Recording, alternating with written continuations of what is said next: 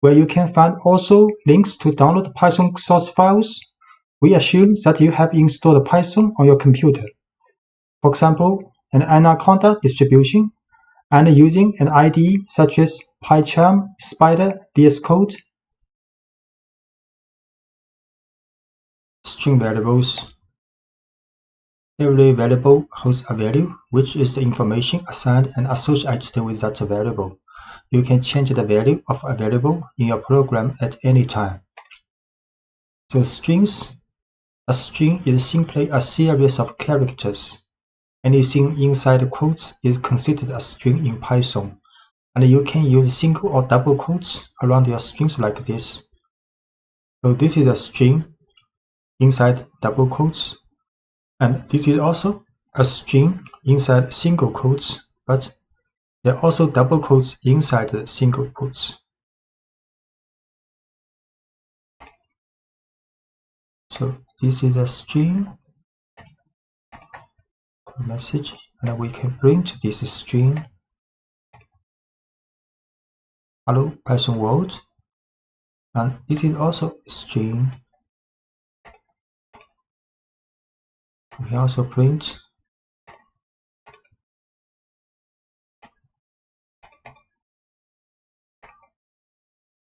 the changing case in a string with methods. So this is a string with all lowercase alphabet. Then you can print name.title. So each word begins with a capital letter.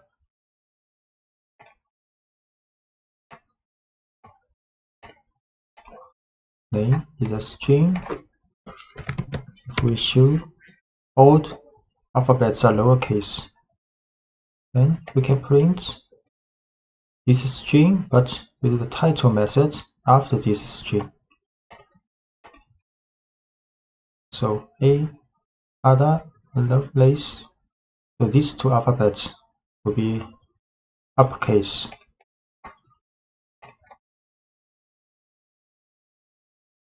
Can also print a name dot up. So all alphabets will be uppercase. Or name dot lower, then all alphabets will be lowercase. So we create string name again. We show name as title case. So we can print with uppercase. All alphabets are uppercase now. And now all alphabets are lowercase.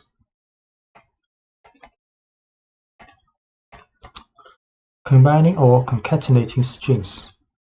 So this is a string first name, and this is a string for last name.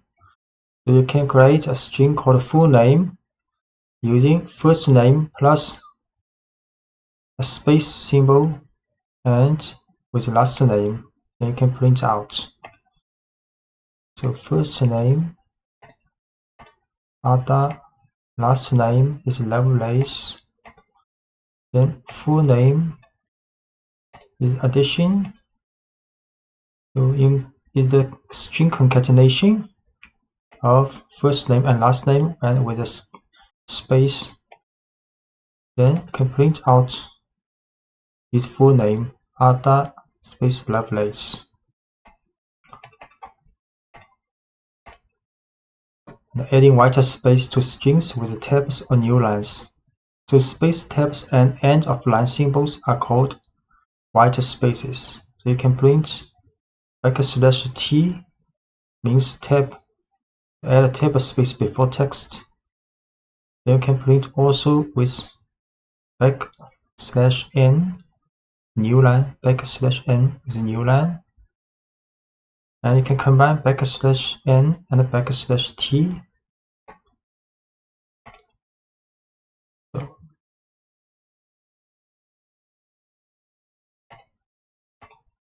this is for the concatenation. Now we can print Python, then print \t Python. So there tab space. Also print with a new line. The language Python, C, JavaScript.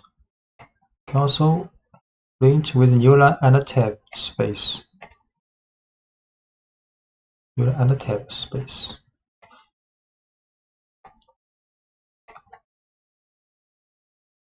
Stripping white spaces. So favorite language is Python with a space. Then favorite language R strip will right side white space removed temporarily. And favorite language L strip will remove white space at the left side. Favorite language dot strip will remove white space at both sides. So favorite language Python, the space, then can print out. You see a space here. And if we use R strip,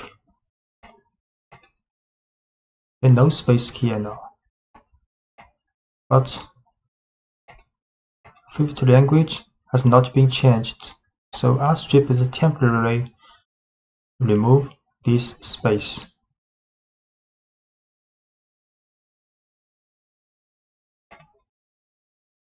So to remove the white space from the string permanently, you have to store the stripped value back into the variable.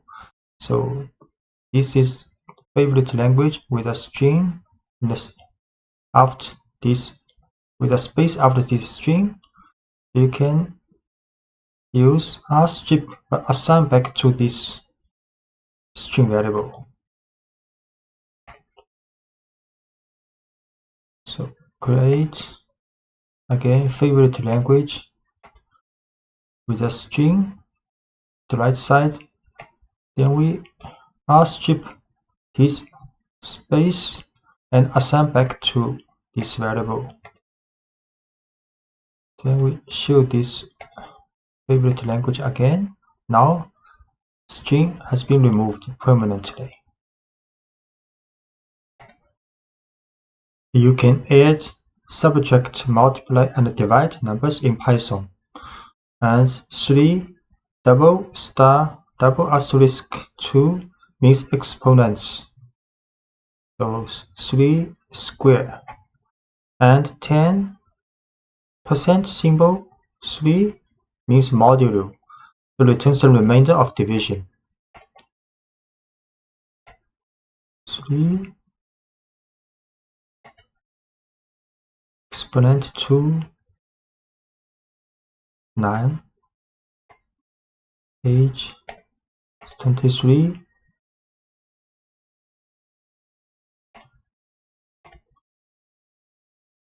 and avoiding type errors with the str function. So age is 23.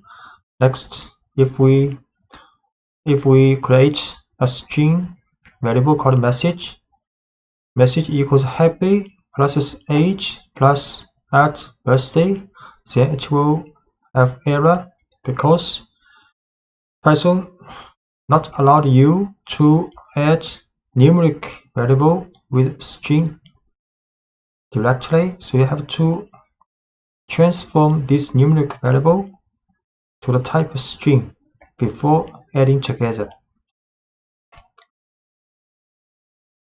So now message happy plus strh and plus best birthday. Then we can print a message happy 23rd birthday. A list is a collection of items in a particular order. In Python, square brackets indicate a list, and individual elements in the list are separated by commas. So we can create a list called bicycles with 4 different types as the elements of this list. So we create another list called number list with 5 numbers in the brackets. So this is a string type list, and this is a numeric list. Create a list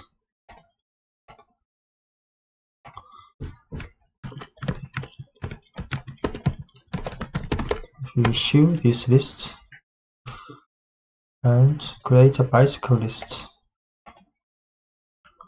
Can print out this bicycle list for bicycles. And accessing elements in a list, you can access any element in a list by telling Python the position or index of the item desired. For example, we can print the first bicycle in this list.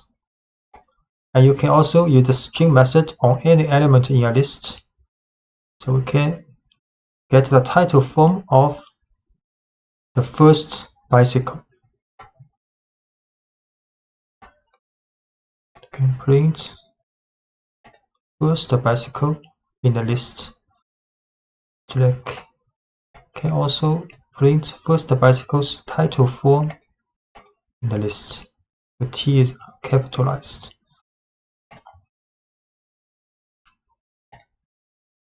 And note that index in the list starts at 0, not 1. And Python considers the first item in a list to be at a position 0, not position 1. The second item in a list has an index of 1. So if we print bicycle bracket 1, then the second item will be pulled out. And if we write print bicycles 3 in the bracket, then the fourth item will be get out. So we can print the second bicycle and print the fourth bicycle. And we can also access items from the end side. So -1 means the last item in a list. -2, the second item from the end of the list, and so on. So we can print the last bicycle. We also print the second item from the end of the list.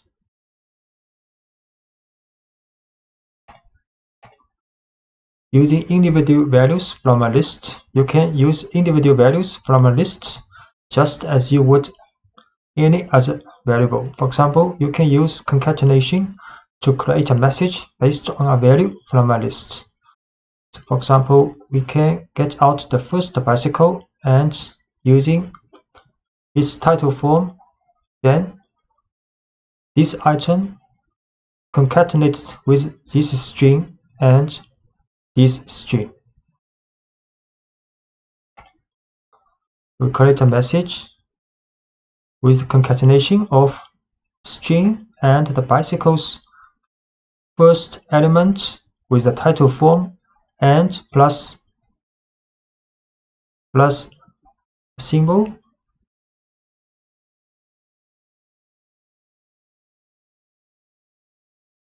Then we print out this message. So this message is my first bicycle with a track. Most lists you create will be dynamic, meaning you will build a list and then add and remove elements from it as your program runs its course. To change an element, use the name of the list followed by the index of the element you want to change, and then provide the new value you want that item to have. For example, this is original list with 4 car brands, and we can change the first element of this list to another value. So this is a list with 4 cars. Print. Then we can set the first value to Ducati, and we print again. Now the first value has been changed. And we can also add elements to a list. Python provides several ways to add new data to existing lists. We can append elements to the end of a list. So this is the original list for the motorcycle. And we can use append function. So motorcycle dot append Ducati. So the Ducati is added to the end of the list. Create this list with 3 motorcycles. 3 motorcycles now. Then we can append Ducati to the end of the list.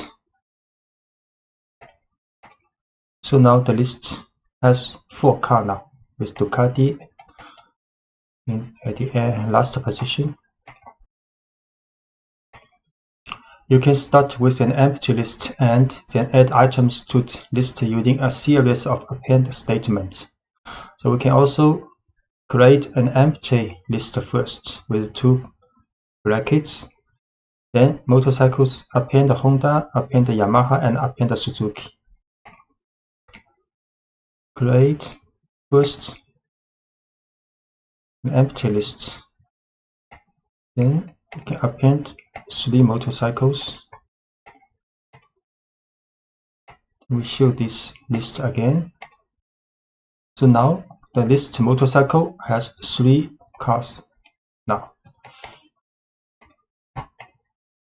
And you can also insert elements into a list. So you can add a new element at any position in a list by using the insert method. You do this by specifying the index of the new element and the value of the new item. So this is a list, and we can insert the first position, a new motorcycle here.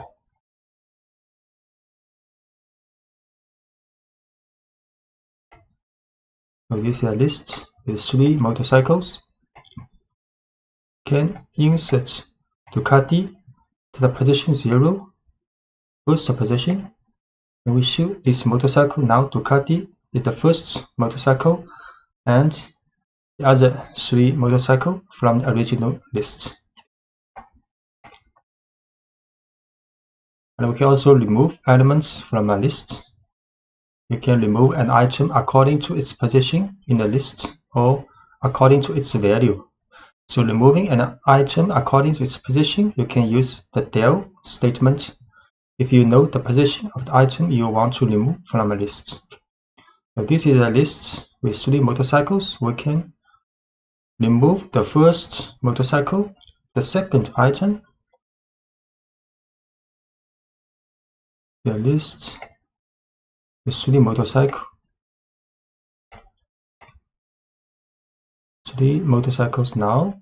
Then we'll del first motorcycle. Show again. Now only the 2 motorcycles left in the list. Can also create 3 motorcycles now. The motorcycle has 3 motorcycles in the list now. We can delete the second motorcycle this time. We show again this list. Only 2 left. A second Yamaha has been removed.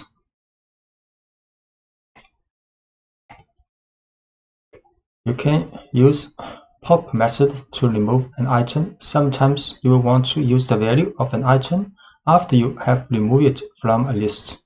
So the pop method removes the last item in a list, but it lets you work with that item after removing it. So this is a list with 3 motorcycles. So we can use pop method to remove the last one of this list. Then put this removed item in this object. So we can print this object later. So this is a list with 3 motorcycles. Then we can use the pop method. Remove the last one of this motorcycle list. Then print again this motorcycles list. Now 2 left. The last one, Suzuki, has been removed. And we can also print this popped motorcycle. Suzuki, that's correct.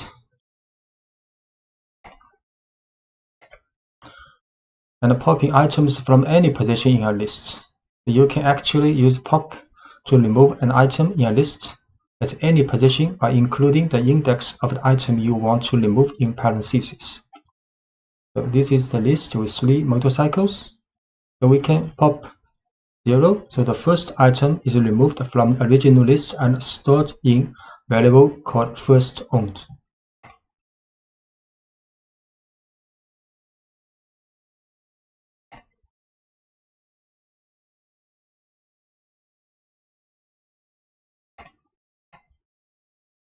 Create this motorcycle list again.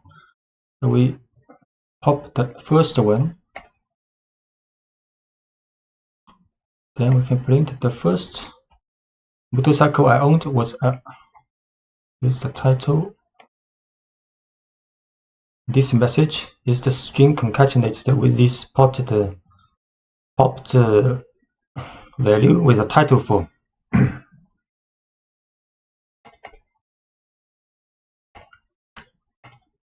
So when you want to remove from a list, if you know the value of the item you want to remove, you can use the remove method. So this is a list with 4 motorcycles. So if we want to remove the item with this value, so we can use motorcycle.remove Ducati. So Ducati is removed, but note the remove method deletes only the first occurrence of the value you specify. So if there is a possibility the value appears more than once in the list, you will need to use that loop to determine if all occurrences of the value have been removed. So this is a motorcycle list with 4 motorcycles. Then we can remove Ducati using remove function. Then print again. Now Ducati has been removed. Sometimes you will want to preserve the original order of your list, and other times you will want to change the order. Python provides a number of different ways to organize your lists depending on the situation. Sorting a list permanently with the sort method. So this is a list with 4 cars, and you can use cars.sort. Then the order of the elements are sorted in the list. So we create a list.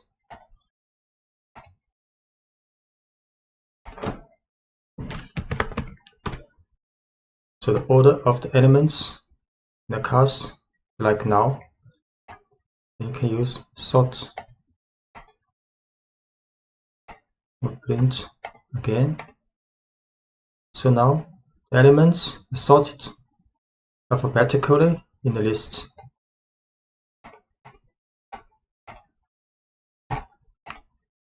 And you can also sort this list in reverse alphabetical order by passing the argument reverse equals true to the sort method. So you can use sort reverse true.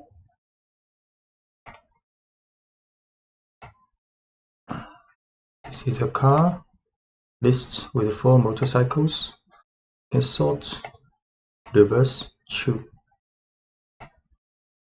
Then print again. So now the elements in the list has been sorted alphabetically with a reverse order. So sorting a list temporarily with the sorted function. The sorted function lets you display your list in a particular order but doesn't affect the actual order of the list. So this is a list of 4 motorcycles. You can use sorted cars. So it will show the list in a sorted order. But if you print this car again, the order has not been sorted. It has the original order. We'll create again this list for the motorcycle. So this is the original order. Copy again. So here is the original list. Print with the sorted function. So this is the sorted list alphabetically. Okay, again, print. Here is the original list again. We'll choose. So the original order in the list has not been changed. We can also print the sorted cars in the reverse order. So this is the reverse alphabetical list if we use sorted.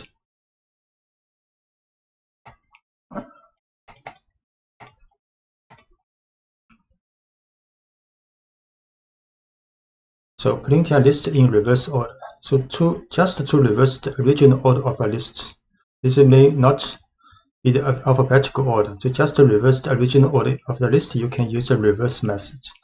So this is the original list. If we use cast reverse and print a cast, then the order of the elements are reversed. So the last one will be printed first. So the reverse method changes the order of a list permanently, but you can revert to the original order anytime by applying reverse to the same list a second time. So we print. This is the. Okay, we create again this motorcycle list. This is the original order, and we use cars dot reverse, then print again, then order of elements are reversed in the list. Okay, finding the length of a list. You can quickly find the length of a list by using the len function. So we can use len cars and it will return the number 4. So note that Python counts the items in a list starting with 1, not from 0. So this is the list for cars with 4 elements. We use len cars. That will be 4. Looping allows you to take the same action or set of actions with every item in a list.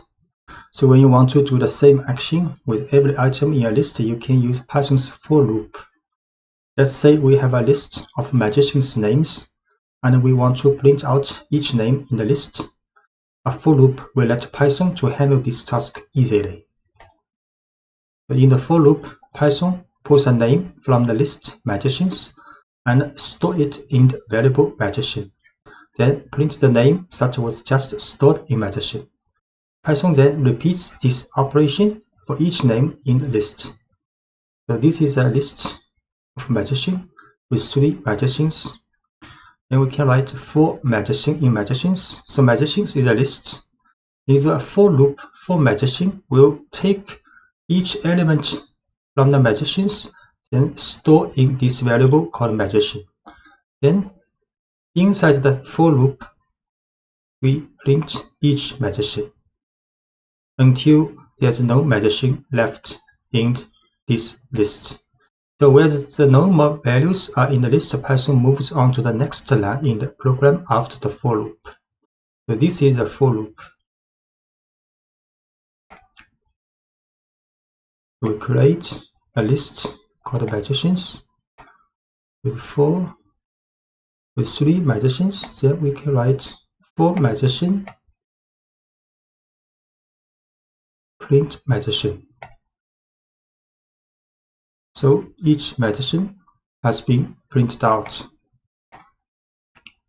It is helpful to choose a meaningful name that represents a single item from the list. For example, here is a good way to start a for loop for a list of cats, a list of dogs, and a general list of items. We can write, for example, for cat in cats, for dog in dogs, or for item in list of items.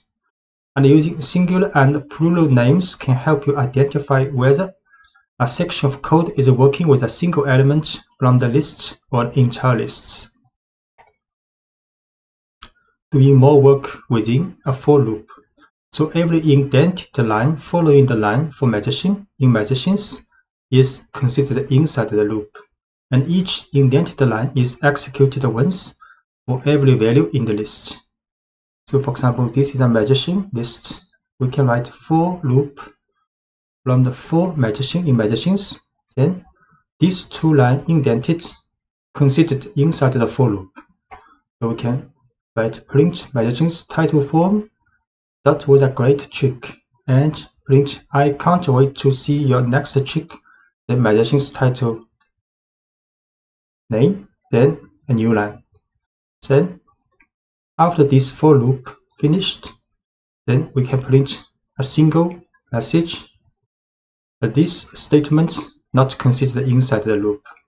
So any lines of code after the loop that are not indented are executed for once without repetition. We create a magicians list again.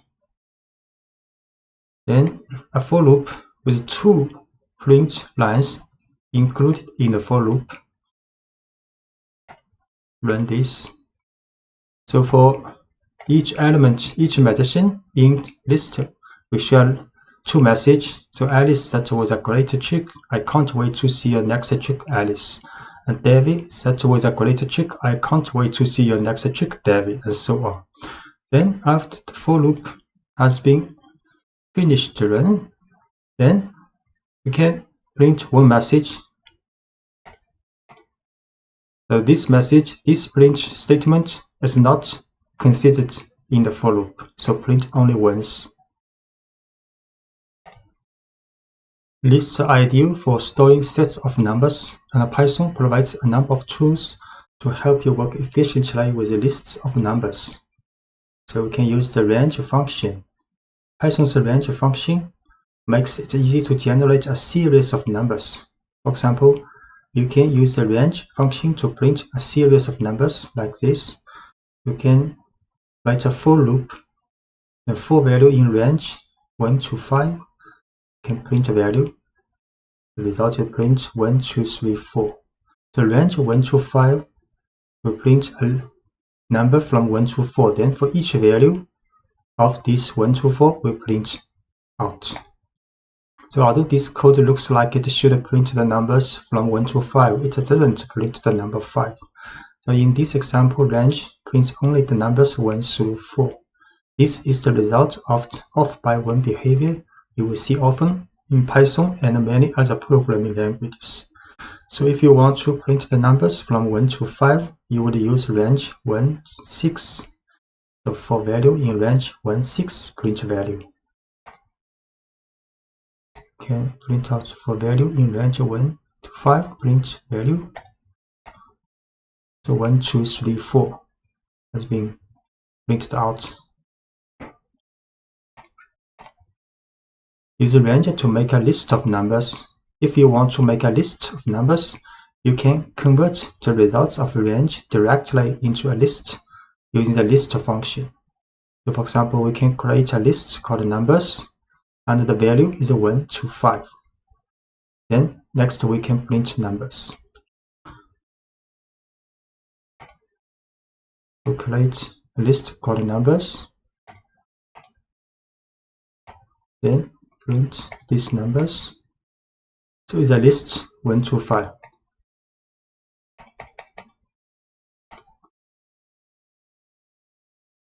And we can also use the range function to tell Python to skip numbers in a given range. For example, here is how we would list the even numbers between 1 and 10. We can write even numbers is a list, create is a list, and the value is from 2 to 11, not including 11, and with a gap of 2. So the result will be 2, 4, 6, 8, 10. So even numbers is a list in the range 2 to 11 with a gap of 2. Then we print out this list.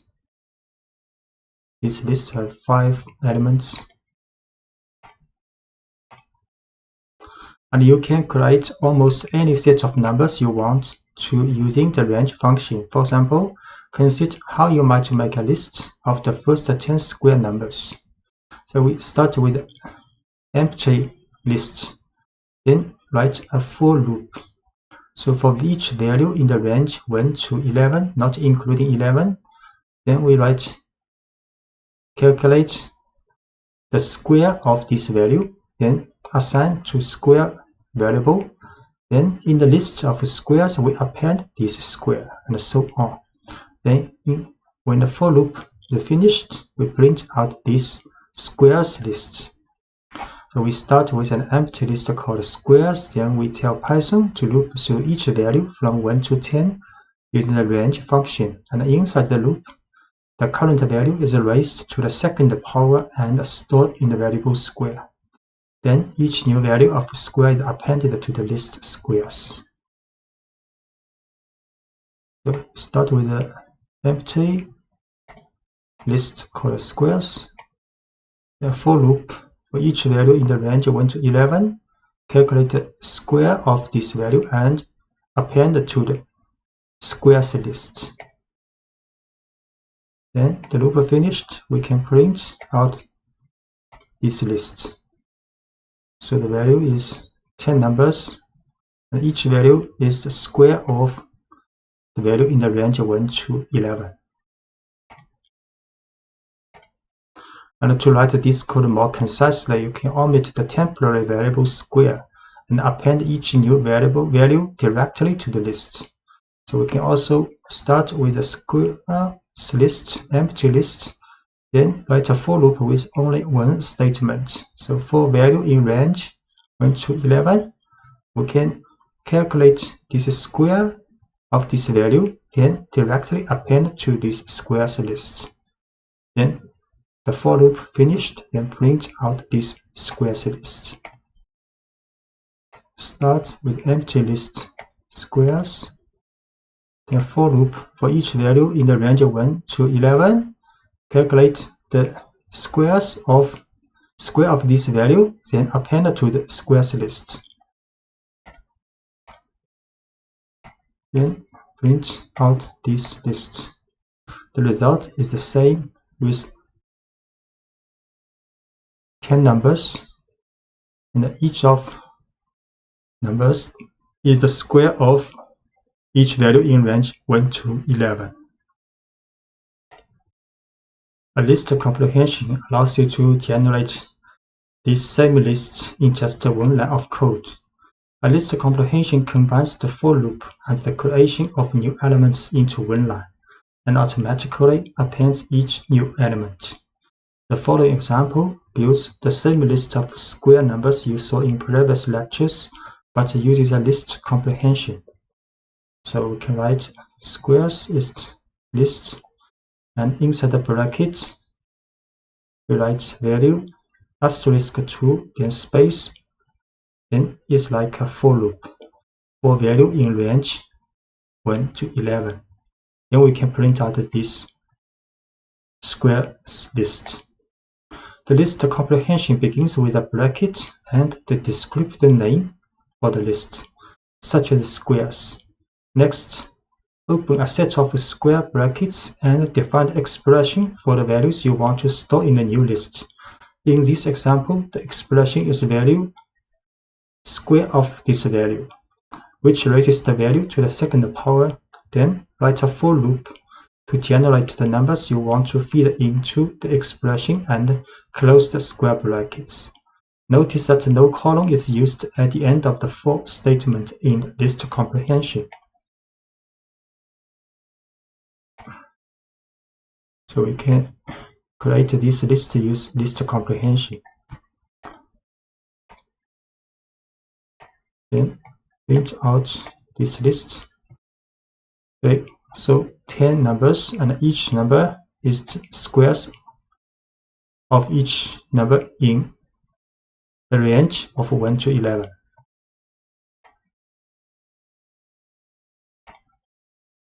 You can also work with a specific group of items in a list, which Python calls a slice. To make a slice, you specify the index of the first and the last elements you want to work with. As with the range function, Python stops one item before the second index you specify.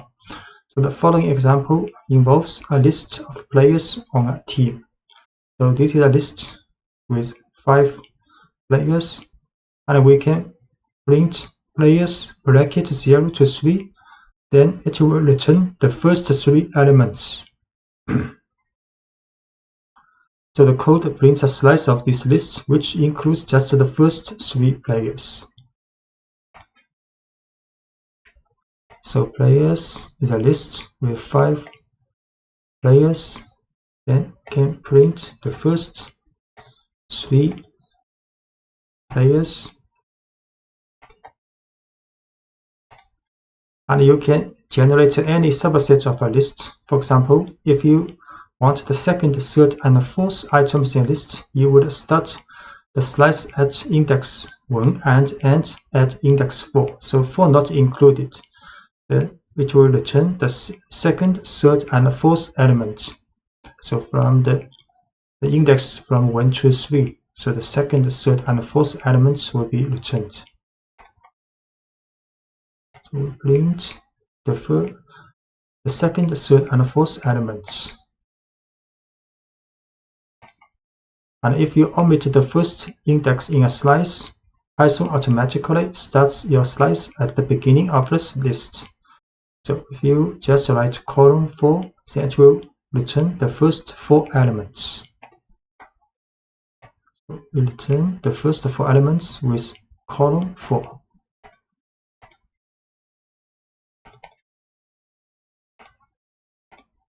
And a similar syntax works if you want a slice that includes the end of a list. For example, if you want all items from the third item through the last item, you can start with index 2 and omit the second index in the bracket.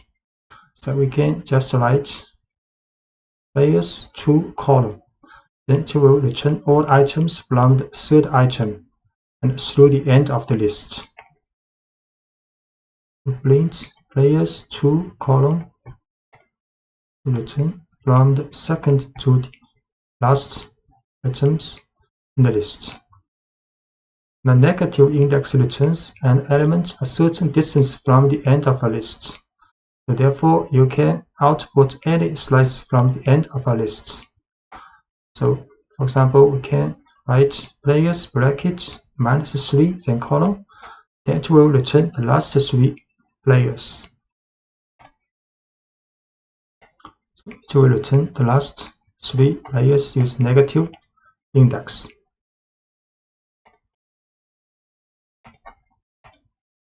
And the looping through a slice.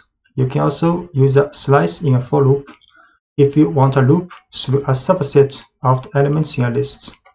In the next example, we loop through the first 3 players and print their names. For example, can write for player in players. The slice with column to 3, then from the first to the third element of this list. Then for each element of these 3 elements, we can print each element's title for. So players 5 elements, print. So here are the first 3 players on my team. Then we can use a for loop for the slice of a list. So the first 3 elements played. And a copy a list. To copy a list, you can make a slice that includes the entire original list by omitting the first index and the second index. So we just use a bracket and a column inside the bracket to copy all the elements of the list. Now this tells Python to make a slice that starts at the first item and ends with the last item, and producing a copy of the entire list. For example, imagine we have a list of our favorite foods and want to make a separate list of foods that a friend likes. This friend likes everything in our list so far, so we can create the list by copying ours. So this is my foods list, and we can also create a friend's foods list with using the bracket or column. So the list of my friend's foods have the same items of my foods list. So my foods list pizza, Faro, carrot cake. Then we can create my friends foods list. Then we print out. So my favorite foods are this one, these three. Then my friends favorite food lists. Also these three items lists. To prove that we actually have two separate lists, we will add a new food to each list and show that each list keeps track of the appropriate person's favorite foods. So in the My Foods list, we append cannoli, and in the My Friends Foods list, we append ice cream. Then we print out to see. The My Foods append a new food, and My Friends Foods also append a different food. Then we print to see my favorite foods. So this one is appended to in the My Favorite Foods. And this one appended to the My Friend's Favorite Foods. So which means these two lists are independent, separate lists. If we had simply set My Friend's Foods equal to My Foods, we will not produce two separate lists.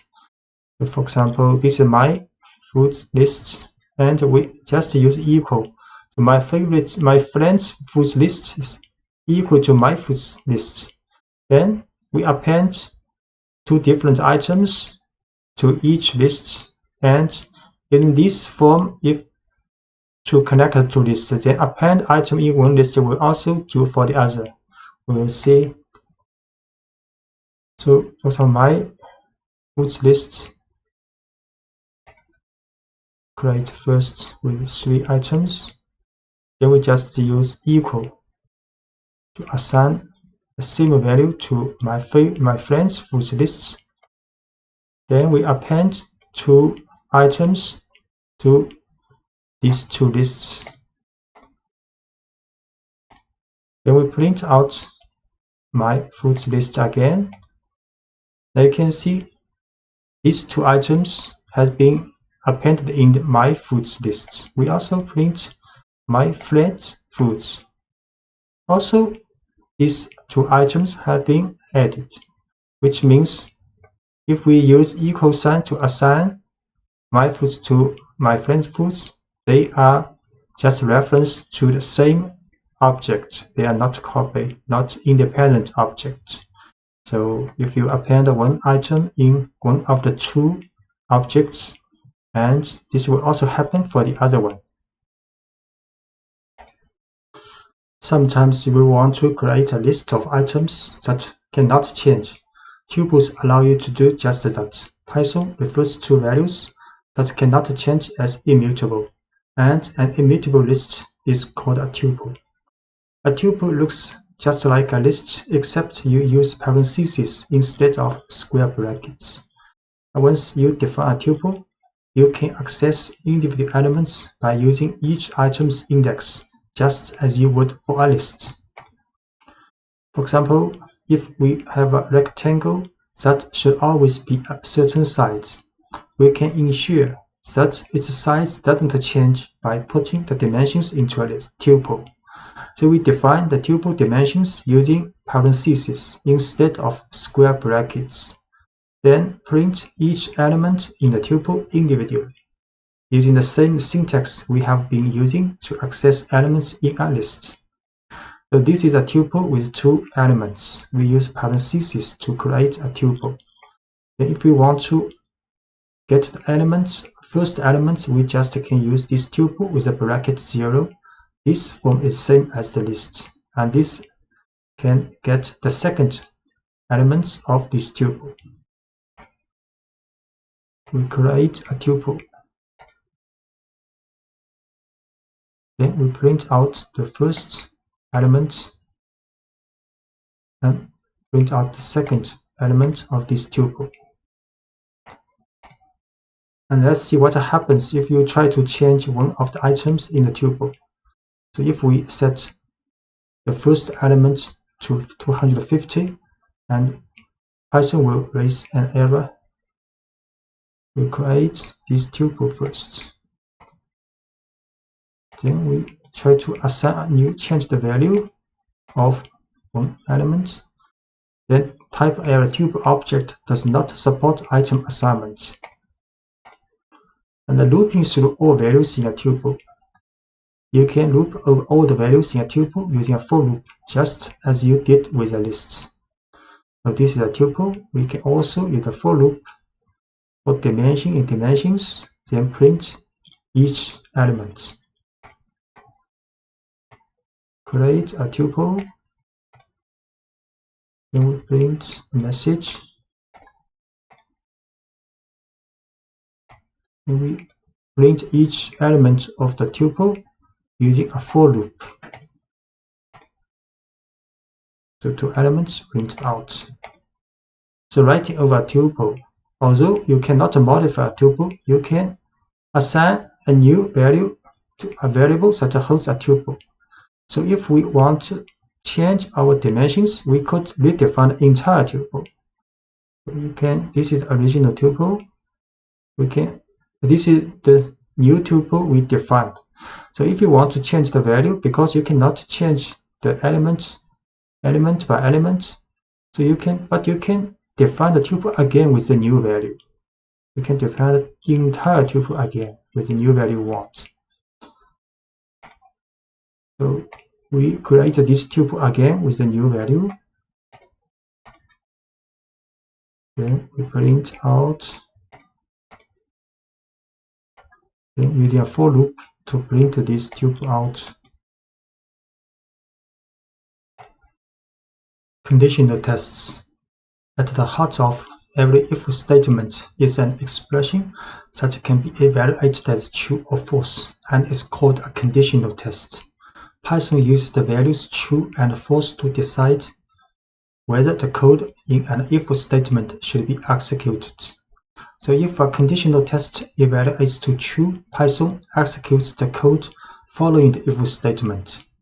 If the test evaluates to false, Python ignores the code following the if statement.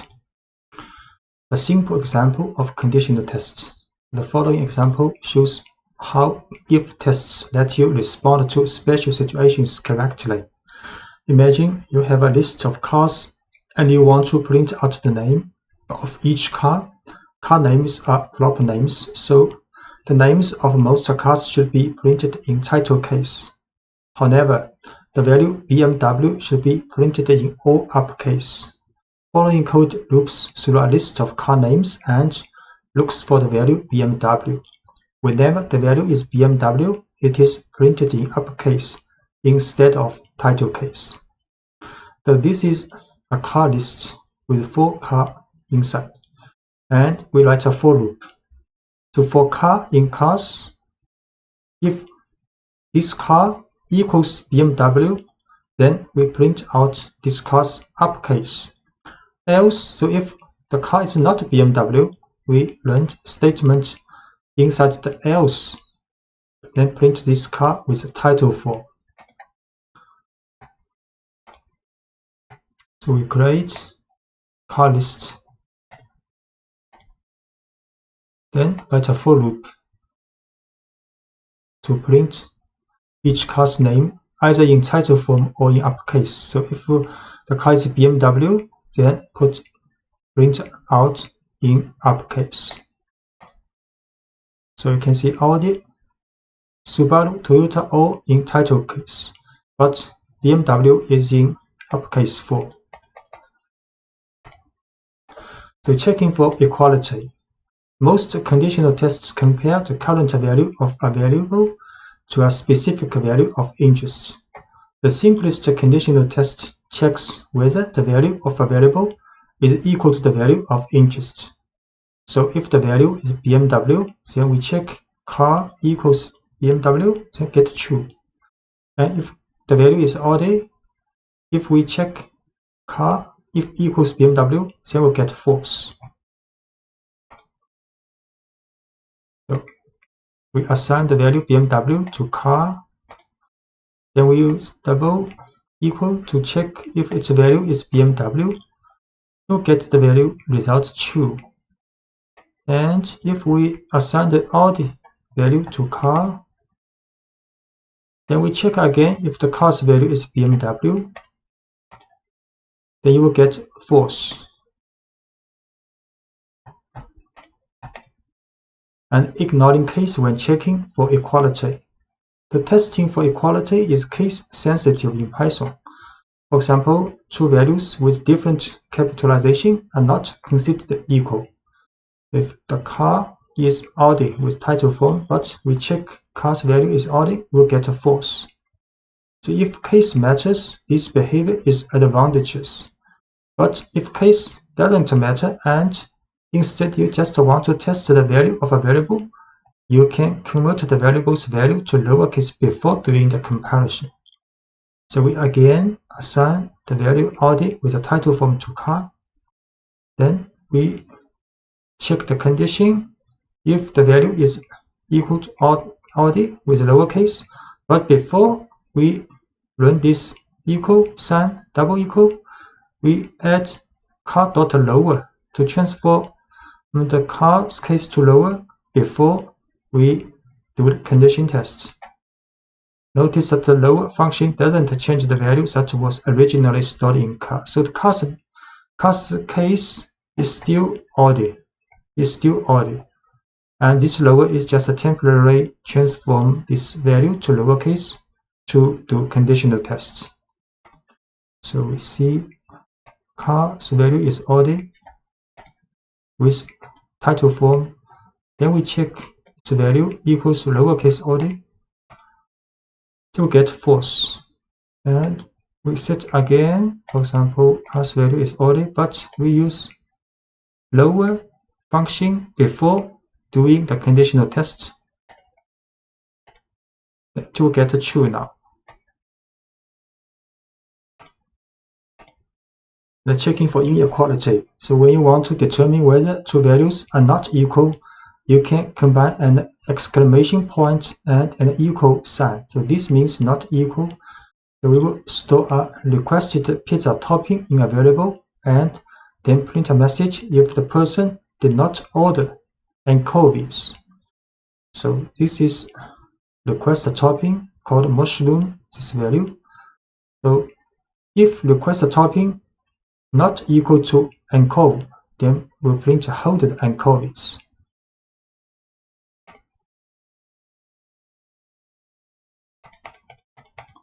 So request a topping is mushroom.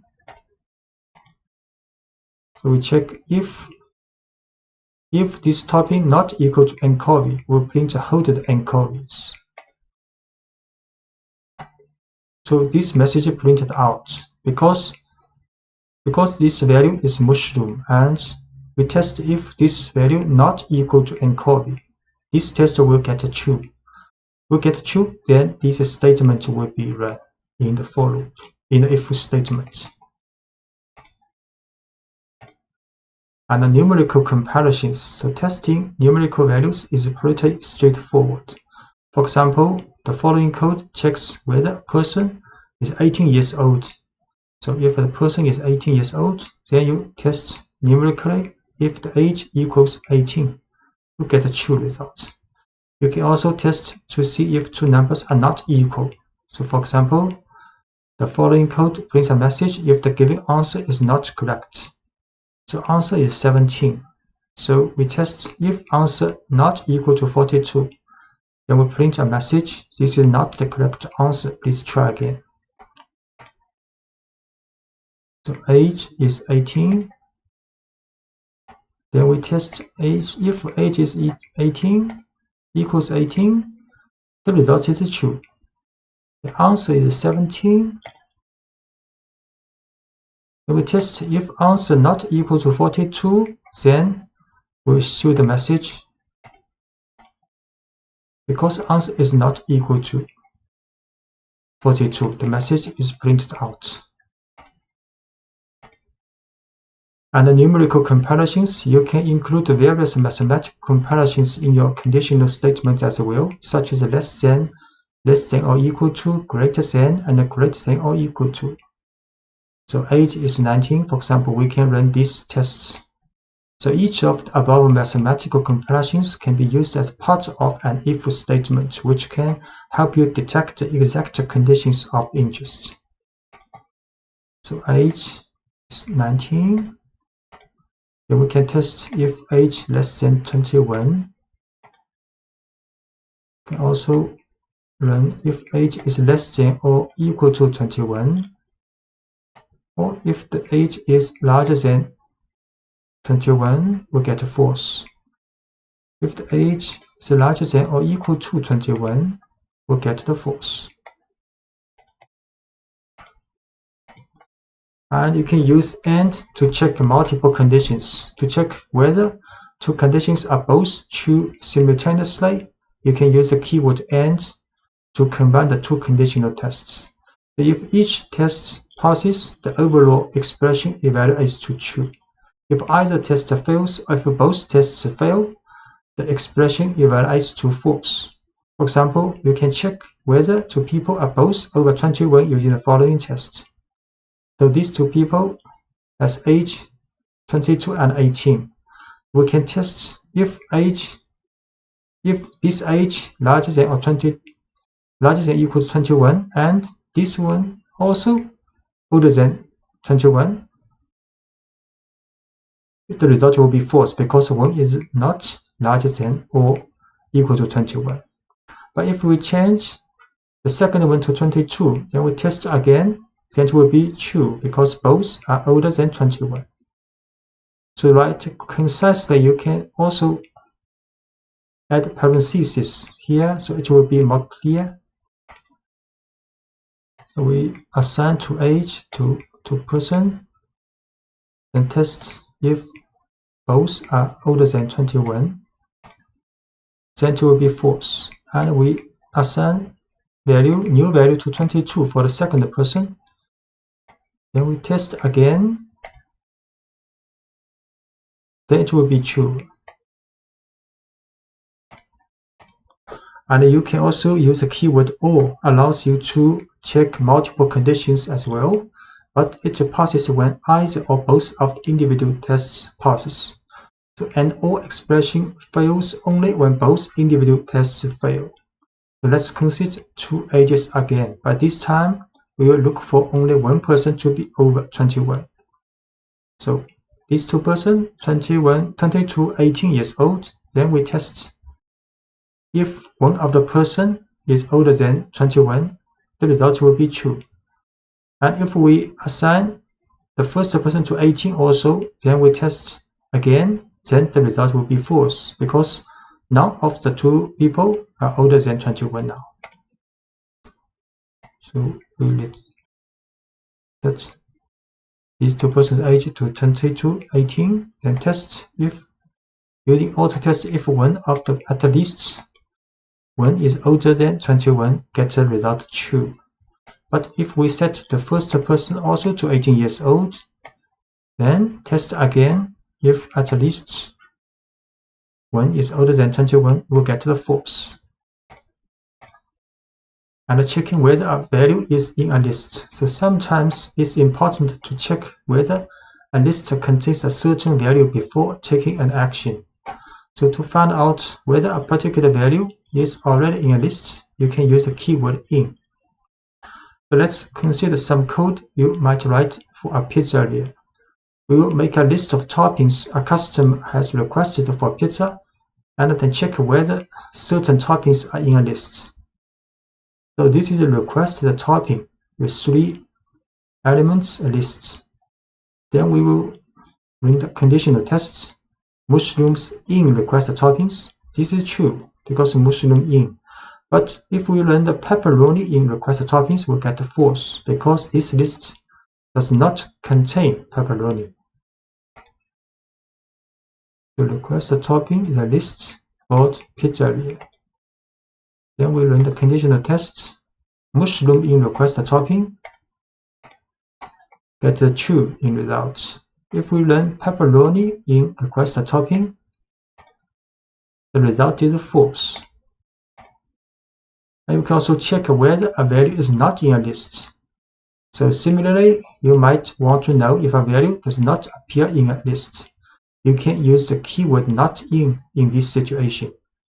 For example, consider a list of users who are banned from commenting in a forum. You can check whether a user has been banned before allowing that person to submit a comment. So this is a list for the banned user with 3 people. So another user called Mary. So if user not in banned user will print user's title form, you can post a response if you wish. So because this Mary, user's value is Mary not in this list. So this conditional test will get the true. So this message will be printed out. So we create a list for the banned user, and we create a value. Object user is Mary. Then we run this conditional test. If she's not in banned user, then it's true because Mary is not in the banned user. So the print out message, Mary, you can post a response if you wish. A simple if statement. The simplest kind of if statement has one test and one action. We can write if, for example, the conditional test to do something. This is the typical form. So if the conditional test evaluates to true, Python executes the code following the if statement. If the test evaluates to false, Python ignores the code following the if statement. So let's say we have a variable representing a person's age, and we want to know if that person is old enough to vote. So the following code tests whether the person can vote. So assign 19 to this age variable. So this if test if age is older than 18, then the message you are old enough to vote will be printed out. And indentation plays the same role in if statement as it did in a for loop. So all indented lines after an if statement will be executed if the test passes, and the entire block of indented lines will be ignored if the test does not pass. So you can assign age is 19. We can test this.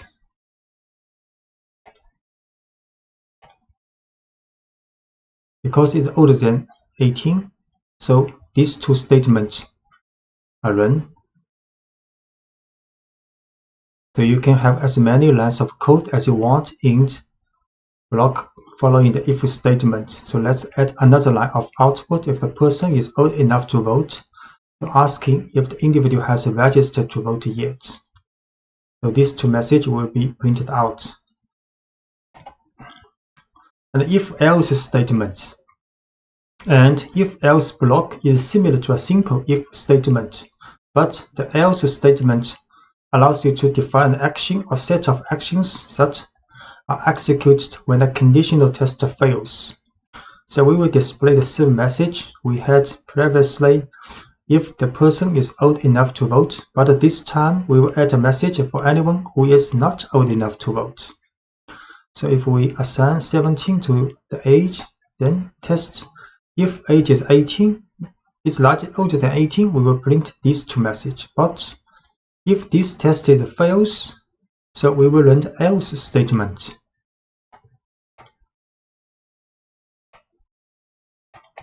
So age is 17. Then we test if age is older than 18, then print this message. Else, if this test is fail, then we will print these two messages. So because age is 17, not older than 18, then these two messages are printed out. Sorry, you are too young to vote, and please register to vote as soon as you turn 18. And if and else chain, often you will need to test more than 2 possible situations. And to evaluate this, you can use Python's if else syntax. Python executes only one block in an if-elif-else chain. It runs each conditional test in order until one passes. So when a test passes, the code following that test is executed and Python skips the rest of the tests. The following code tests for the age group of a person and then prints an admission price message. So for example, age is 12. Then we run if age is younger than 4, then print this message. But this message, if this is fail, then Python will test this conditional test. If it is younger than 18 but older than 4. If this passes, gets a true result, then this message will be run. Then the if test, then the statement after the if test will be run. So if both of these conditional tests fails, then Python will run this message. We see age is 12. We'll test using if, elif, and else. The admission is 5 now because 12 is not younger than 4. Then this gets false. Then Python will test the next. Next will be true because younger than 18. So the statement inside the elif will be run. Then Python will finish this if statement, if, elif, else statement. And you can omitting the else block. Python does not require an else block at the end of an if-elif chain. Sometimes an entire block is useful. Sometimes it is clearer to use an additional if statement that catches the specific condition of interest. So for example, age is 12 again. Then we can run if conditional tests. Then elif another one. Then elif another one. Then elif another one. So we do not use else here. We just use very specific conditional test for each age group.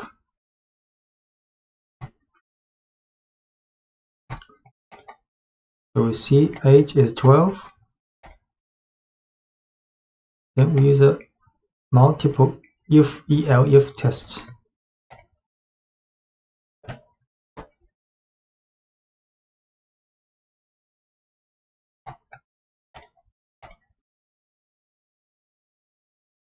So in this if-elif test, price has been assigned one of each value. Then next we print out this value. You see your admission cost is 5. So age 12 for this group, price 5, because not younger than 4 but younger than 18.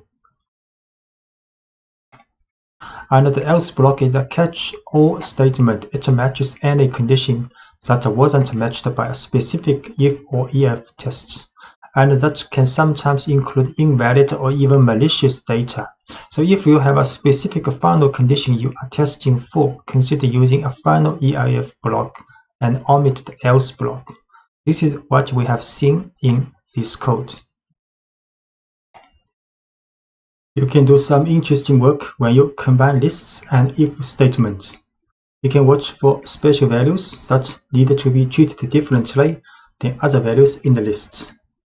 You can manage change conditions efficiently, such as the availability of certain items in a restaurant throughout a shift. You can also begin to prove that your code works as you expect it to in all possible situations. So checking for special items. So let's continue with the pizzeria example. The pizzeria displays a message whenever a topping is added to your pizza. As it is being made, the code for this action can be written very efficiently by making a list of toppings the customer has requested and using a loop to announce each topping as it is added to the pizza. So this is a request a topping list with 3 items. Then we can write a for loop for request topping in request toppings for each element of this list. Then we print adding this request topping. So you can create a list called request toppings. Then you can write for loop for each request topping in request toppings, print add this request topping. So it's very clear: add mushroom, add green peppers, add extra cheese. Then last one, outside of for loop will print a final message.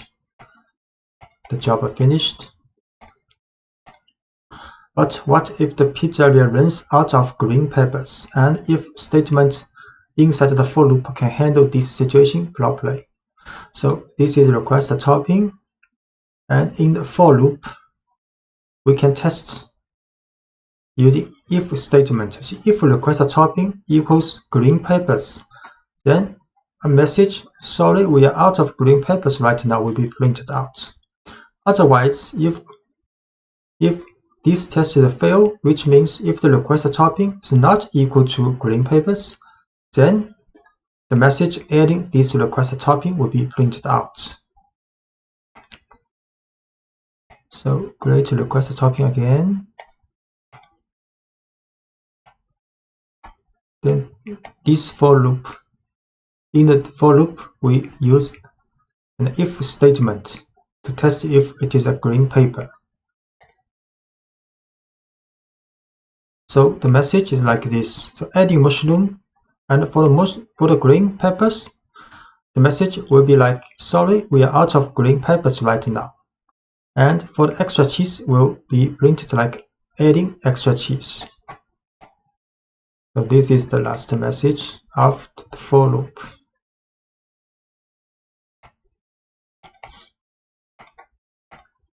And checking that a list is not empty. Sometimes it's useful to check whether a list is empty before running a for loop. So as an example, let's check whether the list of request topping is empty before building the pizza. If the list is empty, we will prompt the user and make sure they want a plain pizza. If the list is not empty, we will build the pizza just as we did in the previous examples. So we first create an empty list to request toppings. So next we will run if request toppings,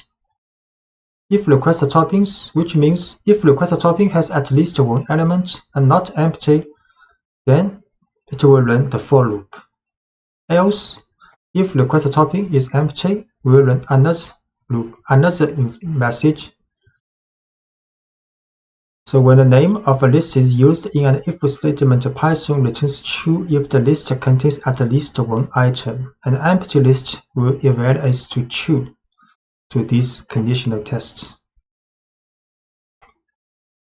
So here we create an empty list for request topping. Then we will run if-else statement. So if request topping is not empty, we will run this for loop. But if it is empty, then this test will fail. Then we run the else statement. So the else statement is run in this case now. Using multiple lists. What if a customer actually wants French fries on their pizza? You can use the lists and if statement to make sure your input makes sense before you act on it. So let's watch out for unusual topping requests before we build a pizza. And the following example defines two lists. The first is a list of available toppings at the pizzeria, and the second is the list of toppings that the user has requested. And this time, each item in request toppings is checked against the list of available toppings before it's added to the pizza. So the code will look like this. Available toppings is a list created, and request toppings is another list which created for the request toppings from the customer. Then we will write a for loop. Then for each request topic in the request toppings, we will check if this request topic in these available toppings list. So if this test gets true, then we'll print add this request topic. Otherwise, if this request topping item is not in available toppings list, then we will run another message. We ask customer, say, sorry, we don't have these toppings. So we run create two lists. One is available toppings and one is request toppings. Then we write a for loop for each request toppings. Then test if this one is in the available toppings. If it is true, then we print this message. If it is not true, then we run the else statement. So you can see the mushroom is in the available topping list. So we're adding mushrooms. The same for the extra cheese, but for the French fries in the request topping, the message, sorry, we don't have French fries, will be run out. A dictionary in Python is a collection of key-value pairs, so each key is connected to a value, and you can use a key to access the value associated with that key. A key's value can be a number, a string, a list, or even another dictionary. In fact, you can use any object that you can create in Python as a value in a dictionary. In Python, a dictionary is wrapped in braces, with a series of key-value pairs inside the braces. So this is a dictionary with two key-value pairs, and the key is color and points, and the value is green and 5. Accessing values in a dictionary. To get the value associated with the key, give the name of the dictionary and then place the key inside a set of square brackets as shown here. So we can access the value of key color. So this will print out the value of color. And similarly, this will print out the value of points in this dictionary. So this is the dictionary with two key-value pairs. So we can get the points value of this dictionary and assign to new points. Next, we can print out these new points with a message. So alien 0 is a dictionary with two key-value pairs. And we can print out the value of this dictionary's color. Its color is green. Then we can print out the value of points. Points is 5. We can create this dictionary again. And we can get out the value of points and assign to this variable called new points. Then we can print out a message using these new points. So you just earned 5 points. So you can add new key-value pairs to a dictionary. To add a new key-value pairs, you would give the name of the dictionary followed by the new key in square brackets along with the new value. So let's add 2 new pieces of information to the alien 0 dictionary. The alien's x and y coordinates. So this is original dictionary has 2 key-value pairs. Then we can add a new key-value pair called x position equals 0 and y position equals 25. So this is the dictionary with 2 key-value pairs. And print out this dictionary, 2 key-value pairs. Then we add another 2 key-value pairs. We print out again. Now the dictionary has 4 key-value pairs, color, points, x position, and y position, and their values. Notice that the order of the key value pairs does not match the order in which we added them. So Python doesn't care about the order in which you store each key value pairs in a dictionary. It cares only about the connection between each key and its value. And you can start with an empty dictionary. It's sometimes convenient or even necessary to start with an empty dictionary and then add each new item to it.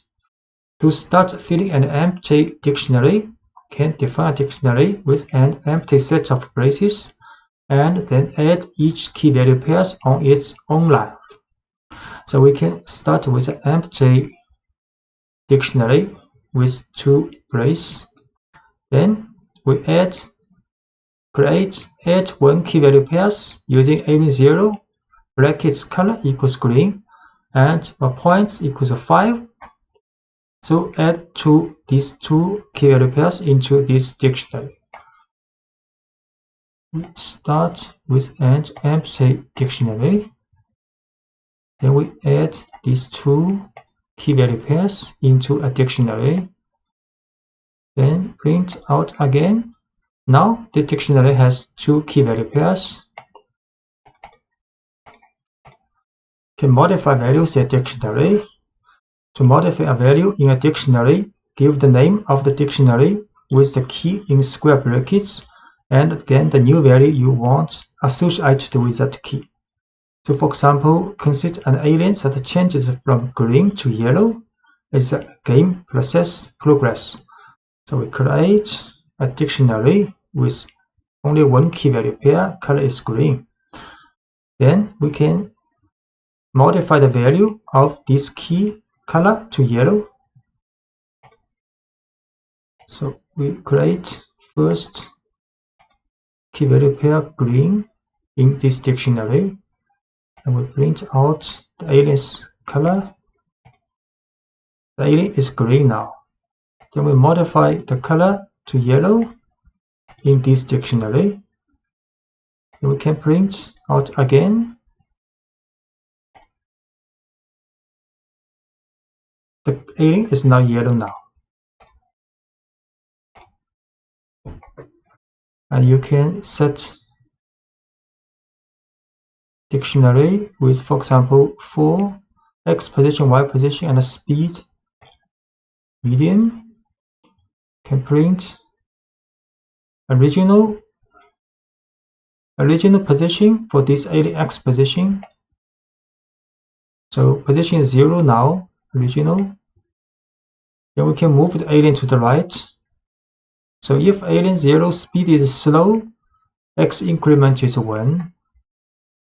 And else if speed is medium, then increment is 2, and else increment is 3. So because x speed is medium now, so the increment is 2. And we can also we can run this test first. So x increment will be assigned with a true value now. Then we can modify the position x position with current position plus x increment. So we run this to modify the value of x position. So print new x position. Now we'll see new position 2 because have increment with true value to the x position. And we can also remove key value pairs. So when you no longer need a piece of information that is stored in a dictionary, you can use the del statement to completely remove a key value pair. All del needs is the name of the dictionary and the keys that you want to remove. For example, let's remove the key points from the alien0 dictionary along with its value. So this is a dictionary with 2 key value pairs. Then we can remove the points, the key value pairs with the points.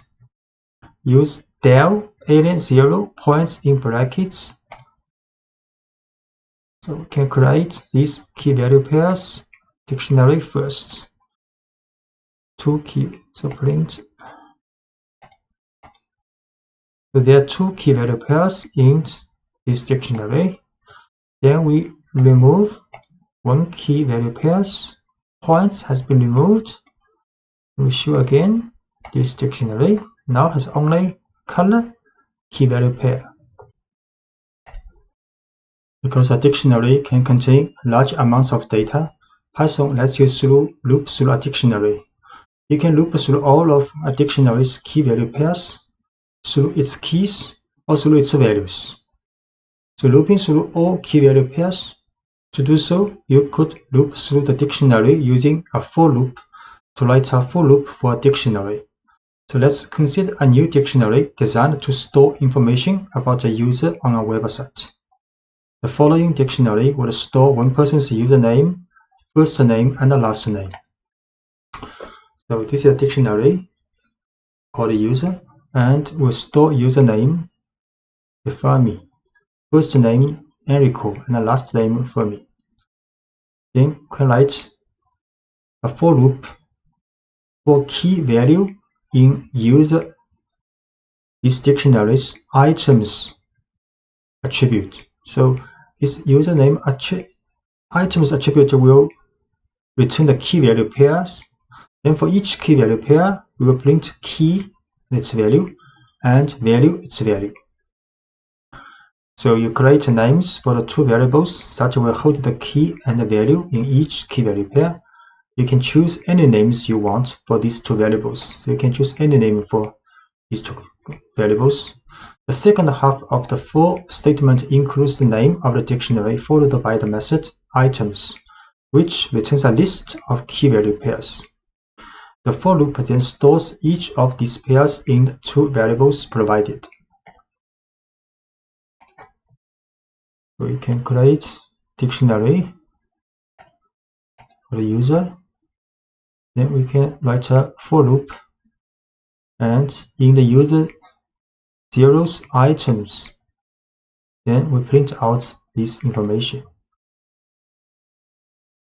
So all the key value pairs in this dictionary are printed out. The username value, first name value, last name value.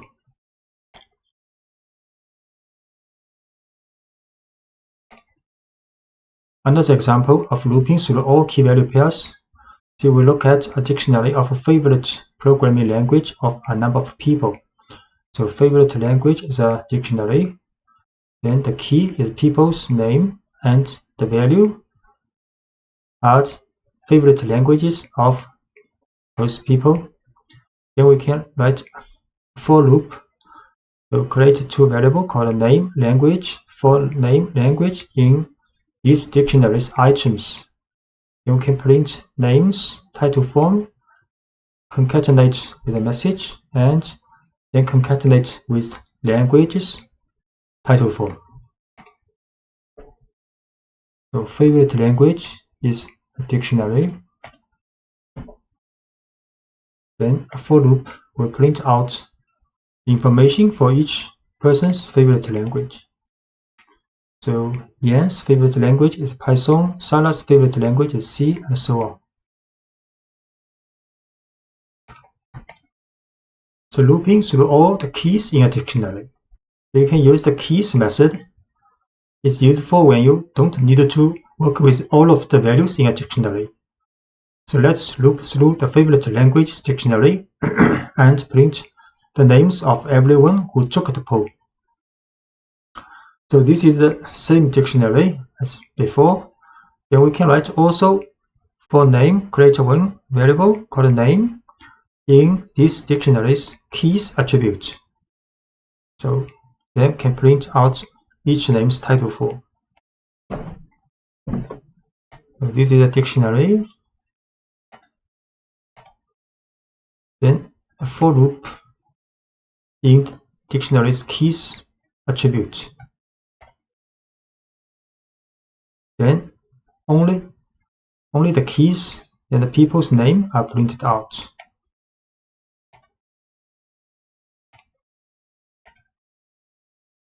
So looping through the keys is actually the default behavior when looping through a dictionary. So the following two codes would have exactly the same meaning. We can write for name in favorite languages. Do not add any methods after this dictionary. Or we can write for name in favorite languages dot keys.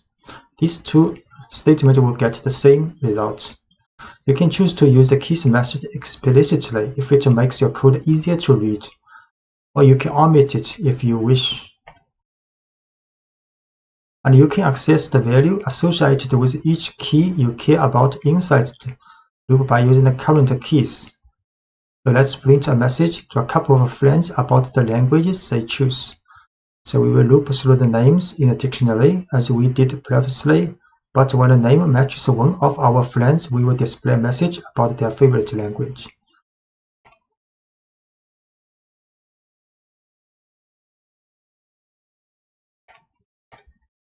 So this is the code.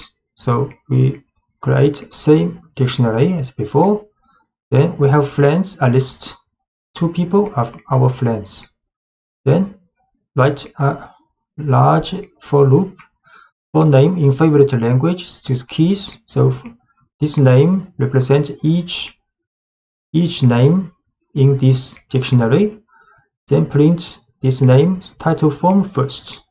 Next, we write an if conditional test. So if this name in friends is this list. So if one of these keys is in this list, then we will print another message, hi, the name's title form, and a message, I see your favorite language is your favorite language's value, which language is title form. So we show this. Create this dictionary first. Then we create another list called friends with 2 items.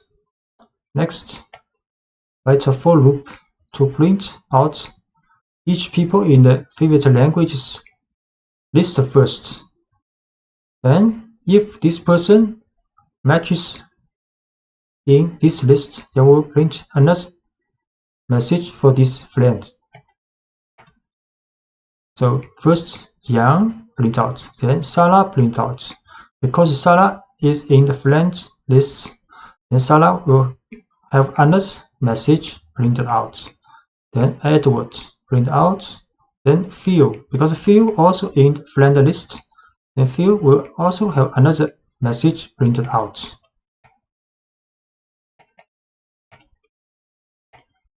And you can also use the keys method to find out if a particular person was polled. So this time, let's find out if Erin took the poll. Same dictionary we produce. Then if Erin not in favorite language keys, we use not in. So favorite language.keys will return a list of these keys in the dictionary. And Erin if not in, so print Erin, please take your poll. And the keys method isn't just for looping, it actually returns a list of all keys, and the line simply checks if Erin is in this list. Because she is not, a message is printed inviting her to take the poll. We can create this dictionary first. Then check if Erin not in this dictionary's keys list, we'll print a message. Because Erin is not in, so the message is printed out.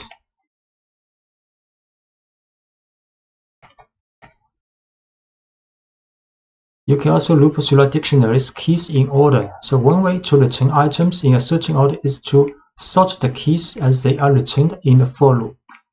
You can use the sorted function to get a copy of the keys in order. So create this list. Then we use naming sorted favorite languages keys, then print out.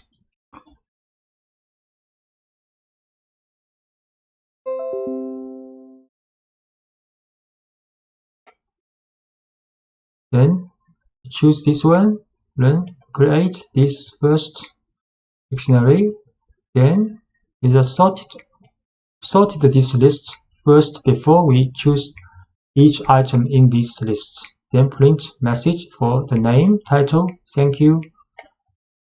You can see. So now the names are sorted in alphabetical order.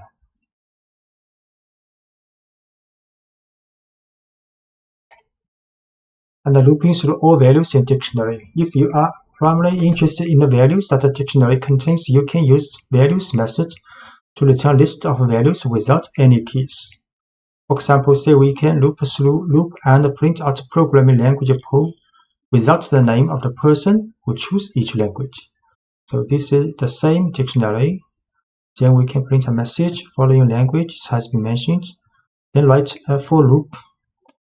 In this time, we use the values method for this dictionary, and then for language, the values method will get all values parts in the dictionary. Then we print out these old languages title for. So create this list, the dictionary first, then print a message. Then we use a for loop to print out all languages in this list. Sometimes you will want to store a set of dictionaries in a list, or a list of items as a value in a dictionary. This is called nesting. You can nest a set of dictionaries inside a list of items inside a dictionary, or even a dictionary inside another dictionary. So first, look at a list of dictionaries. In the last lecture, the Alien Zero dictionary contains a variety of information about one alien, but it has no room to store information about a second alien, so much less a screen full of aliens. How can you manage a fleet of aliens? One way is to make a list of aliens in which each alien is a dictionary of information about that alien. For example, the following code builds a list of 3 aliens. So we create 3 aliens with different information, for example, different colors. Then we can store these 3 aliens in a list called aliens. Then next, we can write a for loop for alien in aliens, print out each alien. Actually, each alien is a dictionary's information with key value pairs. A more realistic example will involve more than 3 aliens with code that automatically generates each alien. So in the following example, we also can use range to create a fleet of 30 aliens. So we can start with an empty list. Then next, use a for loop. For loop in the range from 0 to 30. For each alien number, we create each alien, new alien. Then append this new alien in the aliens list. Actually, each alien's information is the same. So next, we can show the first 5 aliens in this alien list. Print out. We should create 3 aliens first. Each one a dictionary. Then we can put these 3 aliens in a list. Then next, using a for loop for alien in aliens, print out each alien. So each alien is a list printed out. The next, we make an empty list first. Then we create 30 aliens and put them in this list. Then we can print out the first 5 aliens in this aliens list. Actually have the same values, key value pairs for these 5. And we can also print the length of aliens, how many aliens in this list. So the total number of aliens is 30. So these aliens all have the same characteristics, but Python considers each one a separate object, which allows us to modify each alien individually. So imagine that one aspect of a game has some aliens changing color and moving faster as the game progresses. For example, to change the first 3 aliens to yellow, median speed aliens was 10 points each. We can do this. We write a for loop for the first 3 alien in this list. Then the if test, if alien's color is green, then we change it to yellow, and change the speed to medium, and change alien's point to 10. So we can set alien's color speed points to this value if alien's color is green in the first 3 aliens.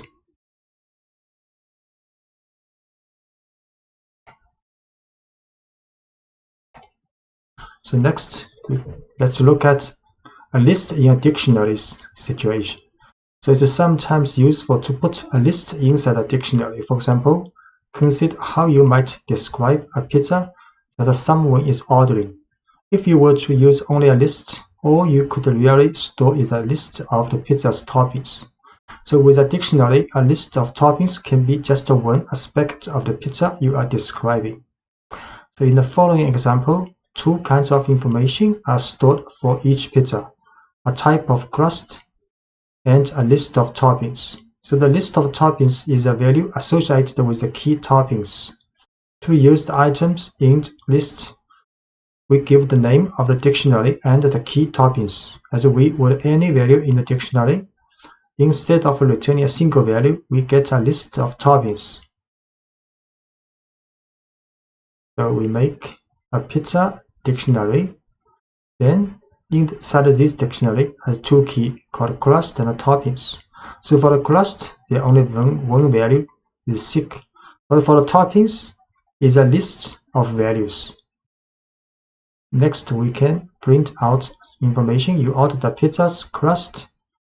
You put this type of pizza with the following toppings. Then inside the toppings, print each topping.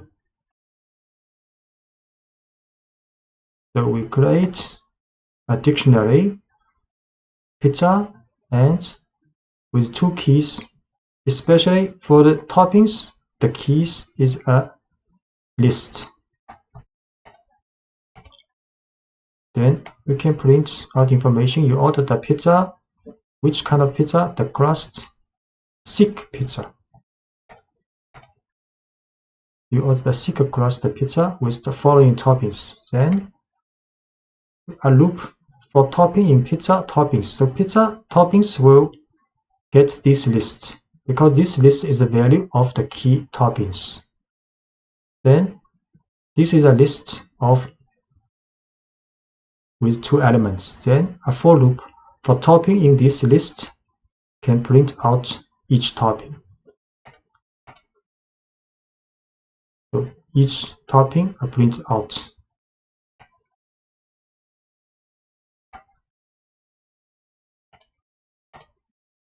You can nest a list inside a dictionary anytime you want more than one value to be associated with a single key in a dictionary. So in the earlier example of favorite programming languages, if we were to store each person's response in a list, people could choose more than one favorite language. So when we loop through the dictionary, the value associated with each person would be a list of languages rather than a single language.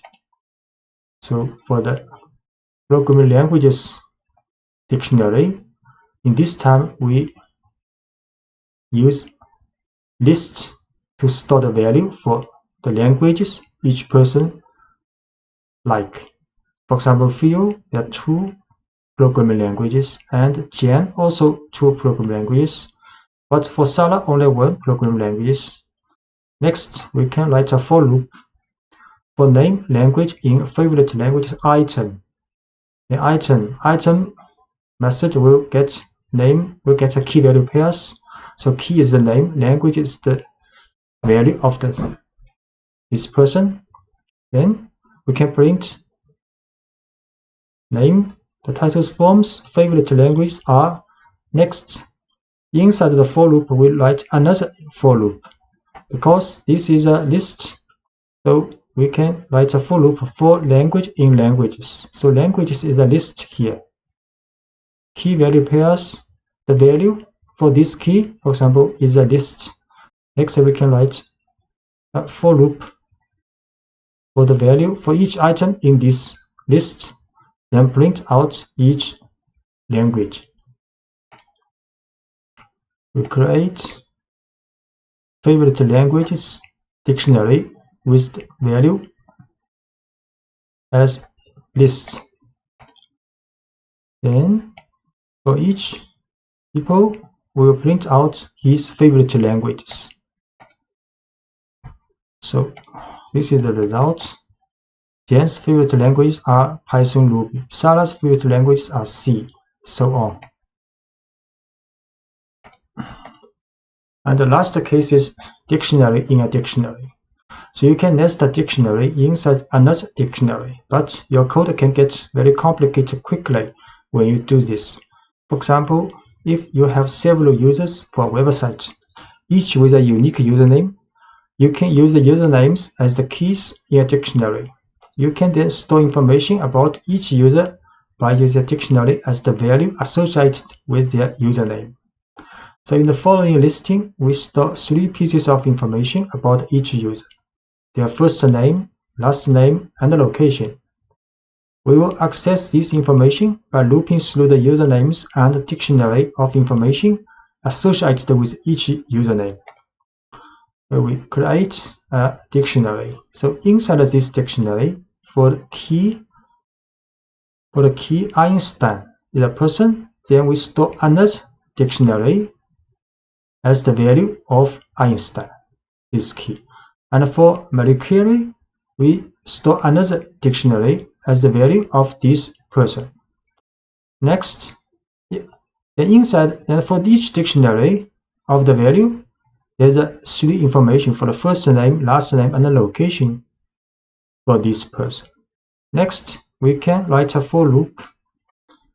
For loop, first use the items method for the users. User is a dictionary, main dictionary. Then items will get the list of username and the user info pair. Then print a message. Then we create variable called full name is user info. User info is a dictionary. User info's first name plus username info's last name concatenated with a space. Then location is user info's location's value. Next, we can print message with full name and the location, title form. So create a dictionary with 2 scientists as the key and dictionary including first name, last name, and location as this person's value.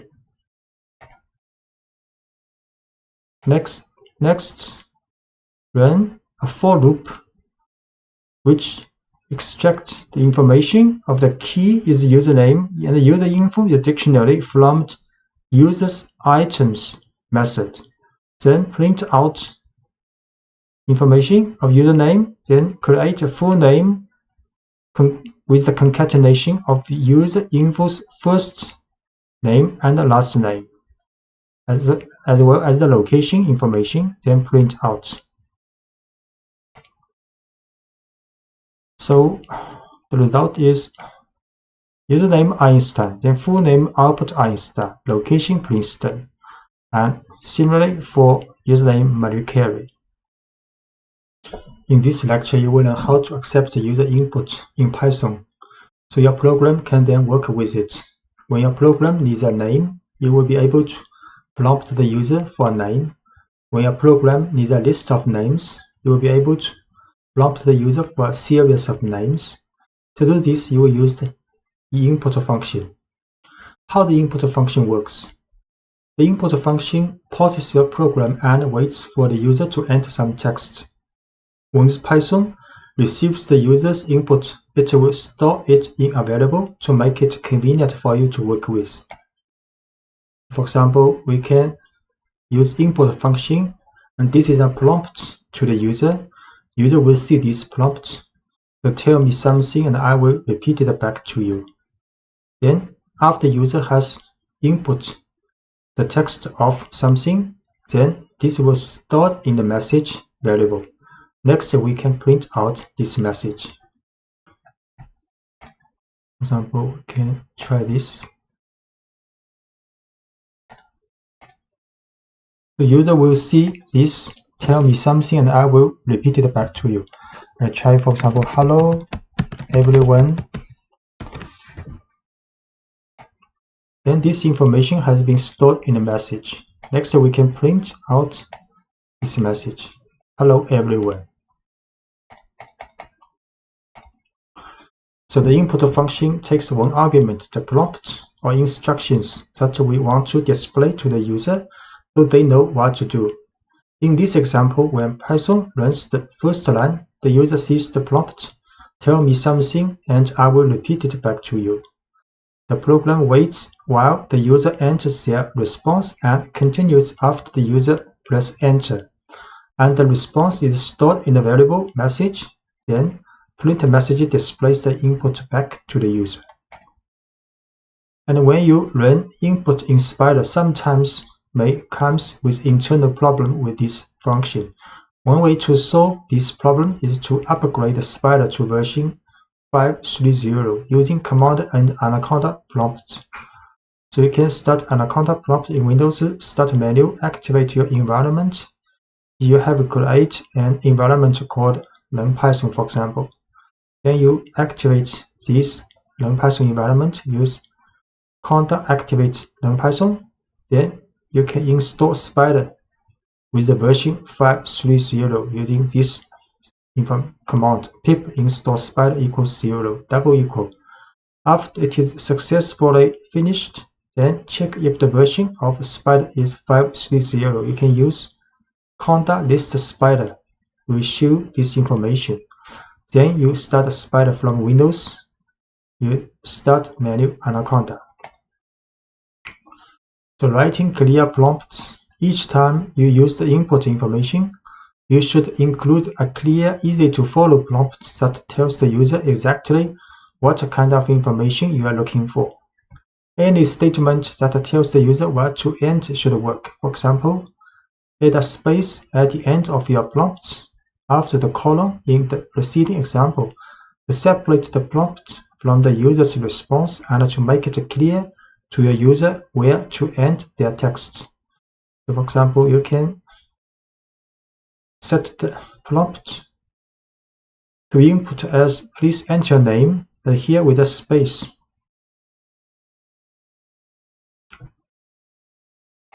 Try.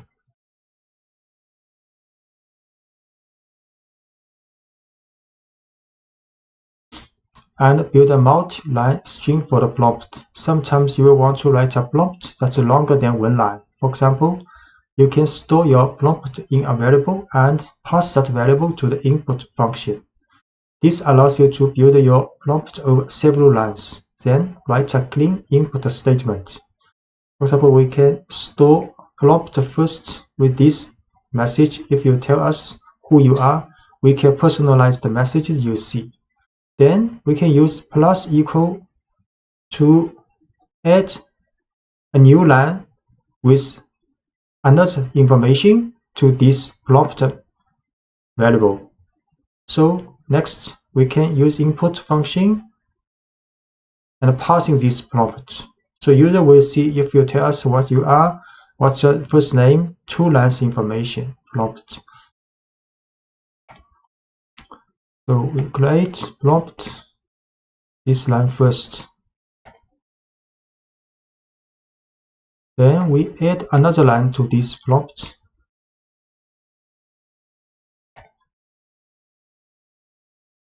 Then we use input and with this prompt to the user. So user will see 2 lines for the prompt. Try a name, Wilson. Then next we can print out this name. Hello Wilson.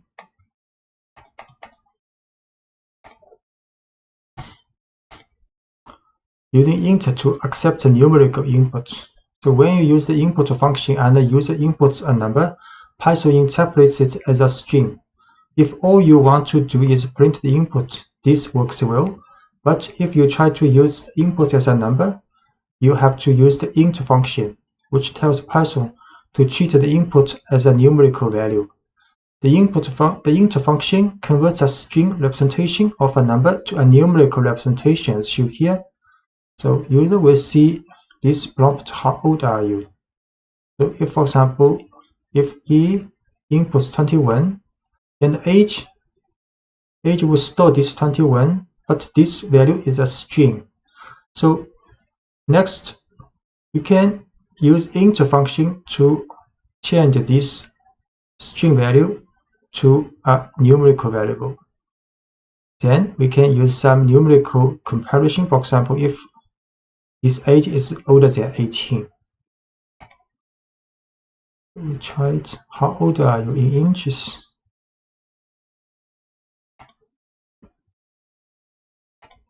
$25, for example. Then we store this height variable and change to int form. Use int function. So now height can be used to do some numerical comparison. For example, if height is larger than 36, print this message. If not, then print else message. So you will be able to write when you are a little older.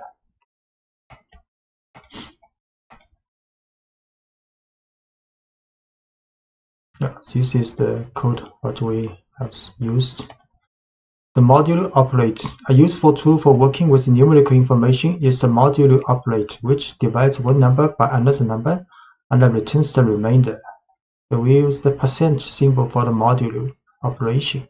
For example, 4 modulo 3 will get 1, and 5 modulo 3 will get 2 here.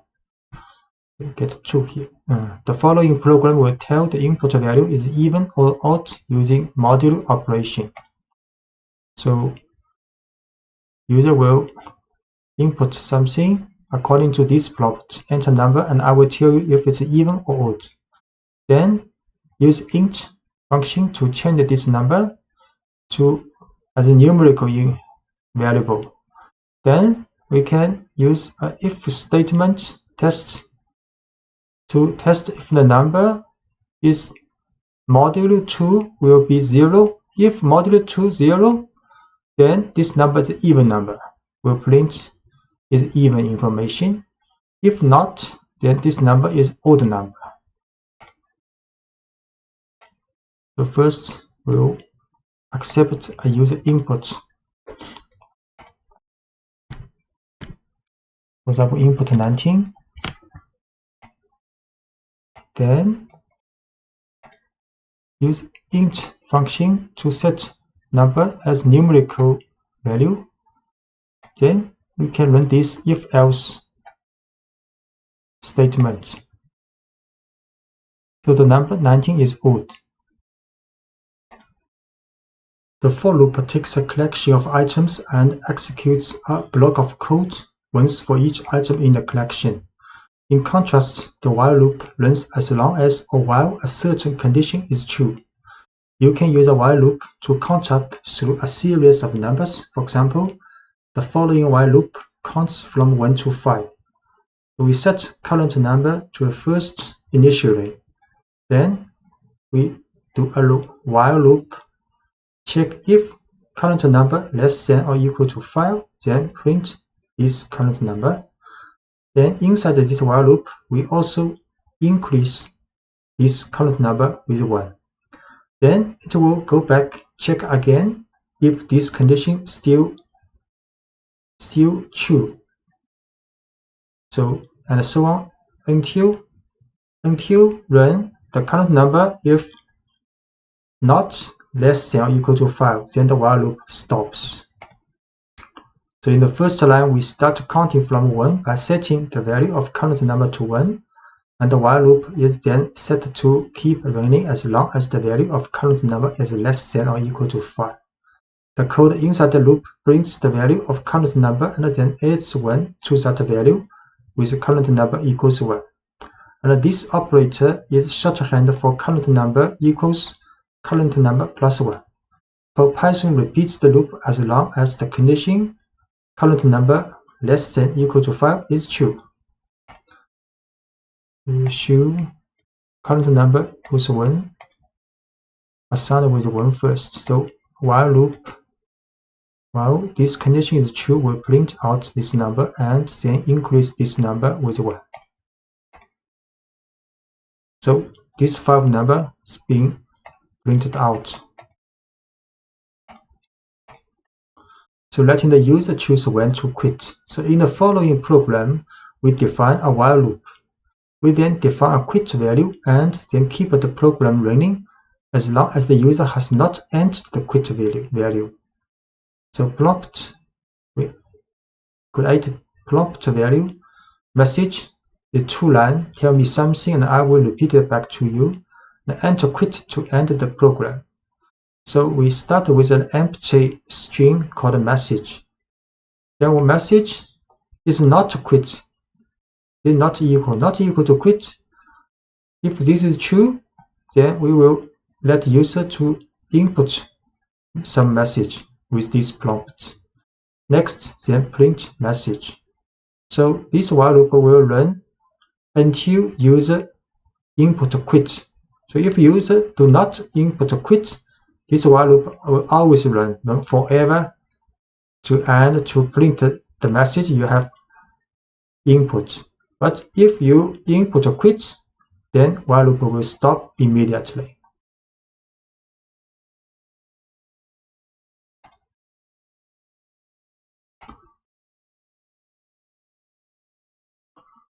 So we create this prompt variable,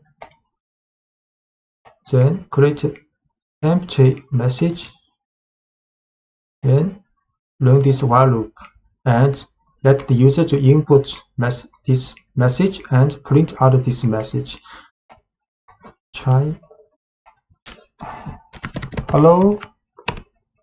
So print out hello has been printed out. Okay. Everyone print out. So now we input a quit. So quit print out and while loop stopped.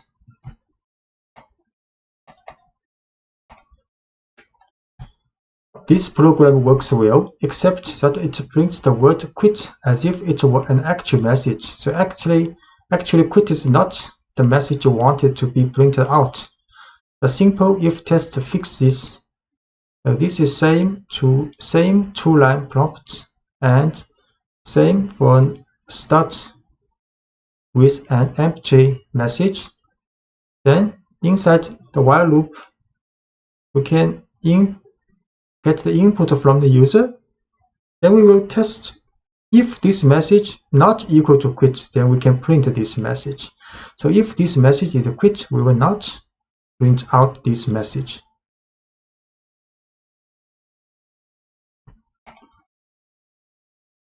So we can try this. This is the same as before. Then the while loop has been changed with adding an if statement. If the message is not quit, then we print out this message. Then hello. Then hello is printed out. Everyone printed out. But we input a quit, message not printed out, and while loop also stopped. Using a flag. So in the previous example, we had the program perform certain tasks while a given condition was true. But what about more complicated programs in which many different events could cause the program to stop running? So if many possible events might occur to stop the program, trying to test all these conditions in one while statement becomes complicated and difficult. So for programs that should run only as long as many conditions are true, you can define one variable that determines whether or not the entire program is active. This variable, called a flag, acts as a signal to the program. So we can write our program so they run while the flag is set to true, and stop running while any of several events sets the value of the flag to false. So let's add a flag to the previous program. This flag, which we will call active, so you can call it anything, will monitor whether or not the program should continue running. So we set create to their message, prompt message. Then we create a variable called active is true. Next, we will run a while loop. Start with while active.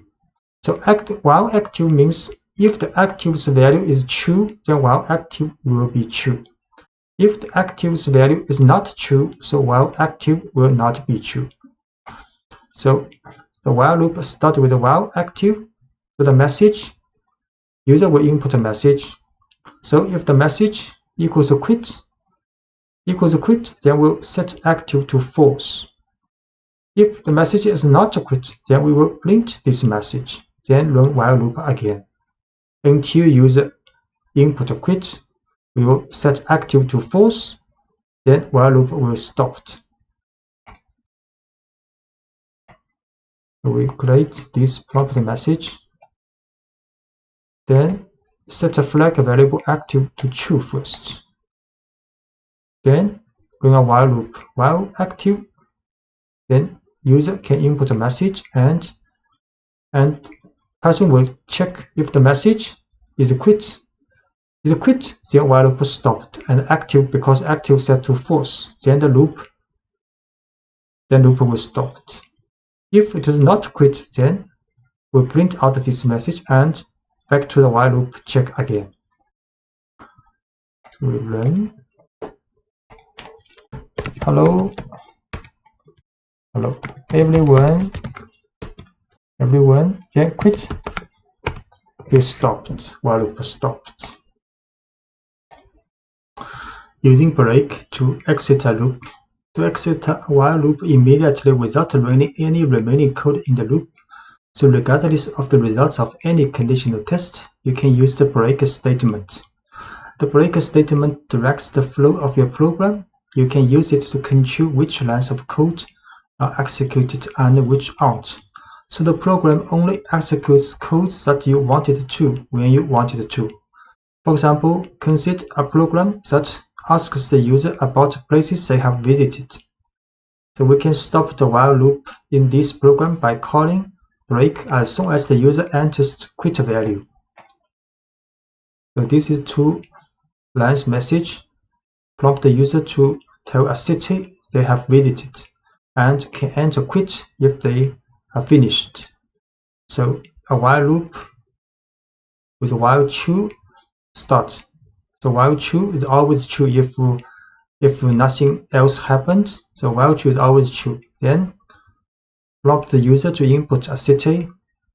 So next is if test. If the city is quit, then break. Then while loop stopped. If the city is not quit, then a message I'd love to go to this city are printed out. The loop that starts with while true will run forever unless it reaches a break statement. You can use the break statement in any of Python's loop. For example, you could use break to quit a for loop also, that's working through a list or a dictionary. So we'll show this code. First, create this prompt message variable. Then we will run this while loop. So user will see this prompt, enter city to New York. Then the message I'd love to go to New York printed out. Next I will input London. Then I'd love to go to London. Then here now I have put input quit.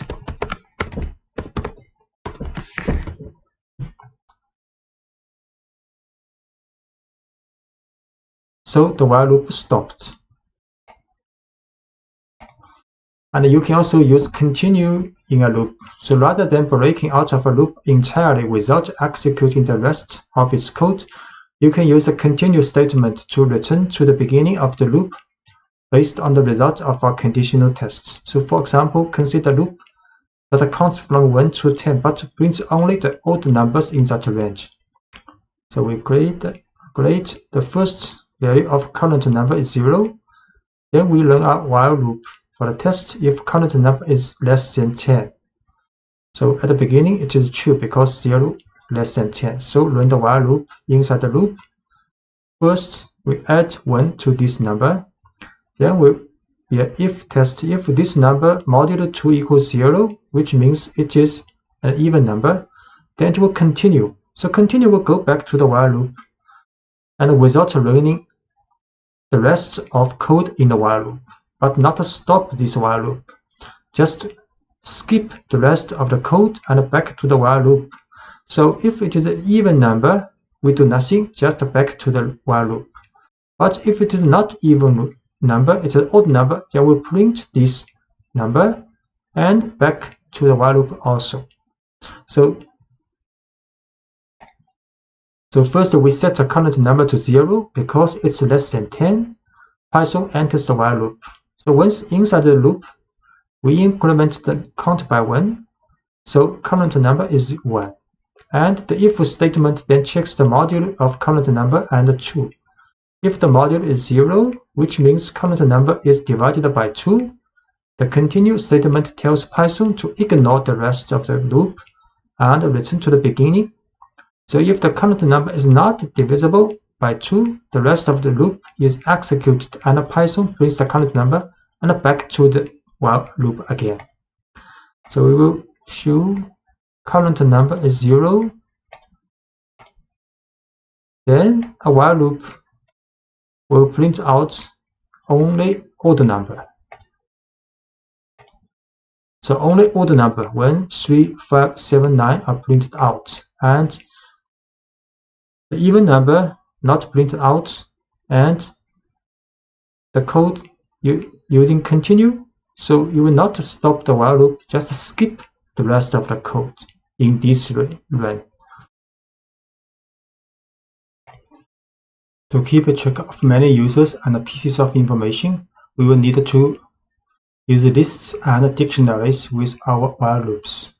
A for loop is effective for looping through a list, but you shouldn't modify a list inside a for loop because Python will have trouble keeping track of the items in the list. To modify a list as you work through it, use a while loop. Using while loops with lists and dictionaries allows you to collect, store, and organize lots of inputs to examine and report on later. So we can move items from one list to another. So consider a list of newly registered but unverified users of our website. After we verify these users, how can we move them to a separate list of confirmed users? One way would be to use a while loop to pull users from the list of unconfirmed users as we verify them, and then add them to a separate list of confirmed users. So this is a list of unconfirmed users. Then we create an empty list called confirmed users. The next use a while loop. So while loop, the purpose of this while loop is to move each unconfirmed users to verify and then to confirm the users list. So while unconfirmed users means if unconfirmed users list is not empty, there are users in this list, then we will run the while loop. So we use a pop function to take the last one of this list, last item of this list out, then store in a current user. Then we print a verifying message. Then in confirmed users list, we append this current user. So this process will run until there are no items left in unconfirmed users. Then next, we can write a for loop to print out each confirmed users from this confirm the user's list. So we set unconfirm the user's list first. Then create confirm the user list with empty. So run a while loop to move every unconfirmed user out, verifying them, and put in confirm the user's list.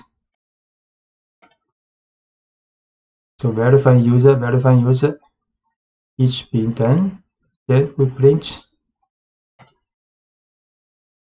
following users have been confirmed. Then for loop for the confirmed users list, each item will be printed out.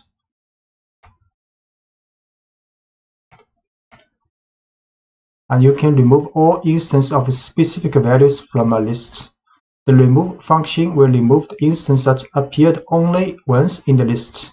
But what if you want to remove all instances of a value from a list? Say you have a list of pets with the value cat repeated several times. To remove all instances of that value, you can run a while loop until cat is no longer in the list. So this is a list with pets. The cat occurs 3 times here.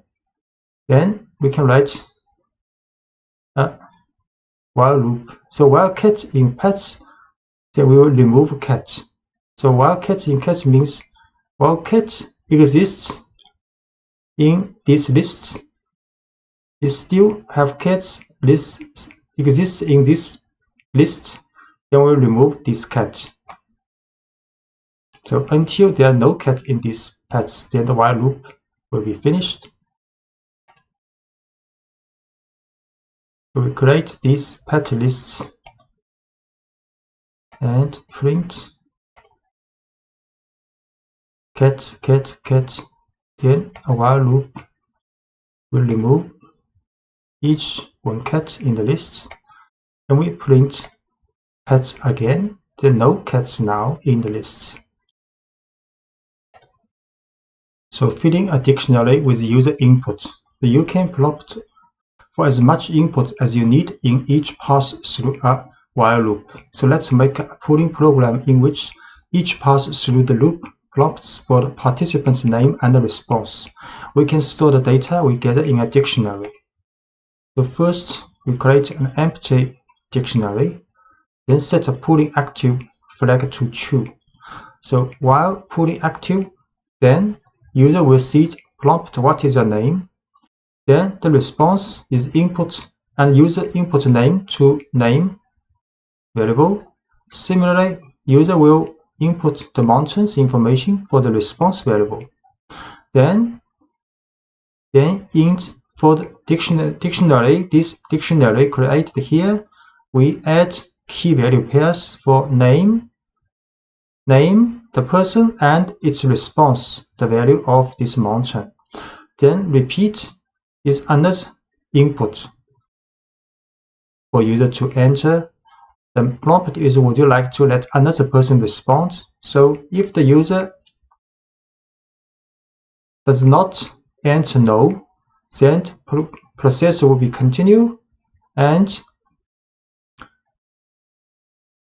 the user can do back to the while loop, and the user can input again the name and the information for the response with mountains, then add another key value pairs in dictionary. So this process will until user enter no in the repeat input.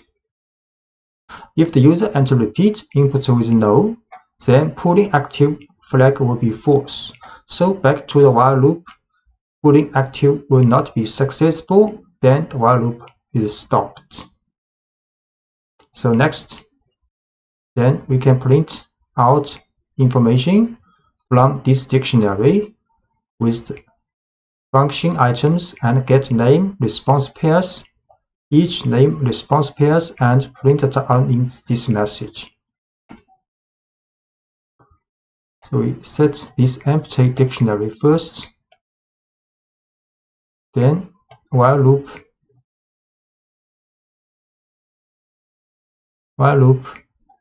in the while loop user will enter name and response of the mountain, and while loop will set key value pairs in this dictionary. Then user will see Anna's prompt. Would you like to let another person respond? If the user does not enter no or enter yes or other input, then the while loop will continue on, and user then enter another name and mountain, and so on until user has entered no here.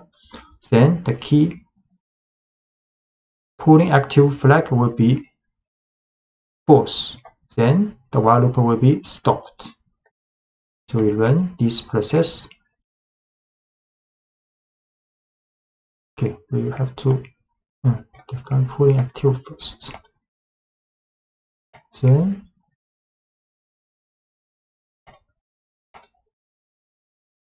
what's your name? Wilson. Himalaya is mountain.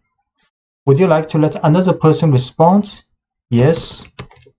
What's your name? Shirley. What the mountain would you like to climb someday? Kilimanjaro. Would you like to let another person to respond? This time enter no. So the while loop stopped. Then we print out the results. Pulling results, and for name items, a for loop to get out all the key value pairs in this dictionary, and print out all information. Wilson would like to climb Himalaya, and Shirley would like to climb Kilimanjaro. In this lecture, you will learn to write functions, which are named blocks of code that are designed to do one specific job. So when you want to perform a particular task that you have defined in a function, you call the name of the function responsible for it. If you need to perform that task multiple times throughout your program, you don't need to type all the code for the same task again and again. You just call a function dedicated to handling that task, and the call tells Python to run the code inside the function. So we define a simple function. Here's a simple function named greet user that prints a greet message. So use diff greet user. Then this is the description of this function. Use triple quotes. Then inside the function, print a message hello.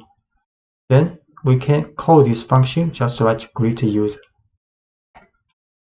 The keyword diff to inform Python that you are defining a function. Then next name of the function is greet user. Then parentheses are empty here, means no more information needed to run this function. And a comment called a docstring enclosed in triple quotes, which describes what the function does. The docstrings are enclosed in triple quotes. Greet users call the function. So we define a function called greet user, and inside the function print hello message. Then we'll call this function just print greet user and parentheses. The function greet user can not only tell the user hello, but also greet them by name. So for the function to do this, you enter username in the parentheses of the function's definition at the diff greet user. So by adding username here, you allow the function to accept any value of username you specify. So if we want to print message with different username, so we can put a parameter here in the definition of function in the parentheses. So inside the function, print message will take this information of username and print a message. So when we call this function, we have to add a name, for example, Jesse here. So the variable username in the definition of greet user is an example of a parameter, a piece of information the function needs to do its job. And the value Jesse in greet user Jesse is an example of an argument. An argument is a piece of information that is passed from a function call to a function. So when we call the function, we place the value we want the function to work with in parentheses. In this case, the argument Jessie was passed to the function greetUser, and the value was stored in a parameter username. Note that people sometimes speak of arguments and parameters interchangeably. So we create again this function greetUser with the username as a parameter. Then we can print out a message using this username. The function defined. Then we call this function and adding a Jessie here in the parentheses. So the message "Hello Jessie" is printed out. Because a function definition can have multiple parameters, a function call may need multiple arguments. You can pass arguments to your functions in a number of ways. You can use positional arguments, which need to be in the same order the parameters were written, keyword arguments, where each argument consists of a variable name and a value, and the lists and dictionaries of values. So positional arguments. When you call a function, Python must match each argument in the function call with a parameter in the function definition. The simplest way to do this is based on the order of the arguments provided. So values matched up this way are called positional arguments. To see how this works, consider a function that displays information about pets. The function tells us what kind of animal each pet is and the pet's name. We define a function called describePet with two parameters needed to run this function. First is animal type, second is pet name. Then in the function definition, we print a new line, then a message "I have this type, animal's type." Then print another line, this animal type's name is this pet name's title form. So when you call this function, you have to write describePet, then the type first, then name second. Or you can run again, call the dog is the type, then Willy is the name. So we define this function first. Then we call this function. Then I have a hamster. My hamster's name is Harry. We call again with this information input. I have a dog. My dog's name is Willy. So order matters in positional arguments. You can get unexpected results if you mix up the order of the arguments your function call when using positional arguments. So for example, if you call this function but write this order, Harry hamster, so this will print the message "not you want." And a keyword arguments. A keyword argument is a name-value pair that you pass to a function. You directly associate the name and the value within the argument. So when you pass argument to the function, there is no confusion. Keyword arguments free you from having to worry about correctly ordering your arguments in function call. So let's rewrite the pets examples using keyword arguments to call describePets. So we can also call this function. Then in the parentheses we write key value. So you can write any order if you input the key value pairs.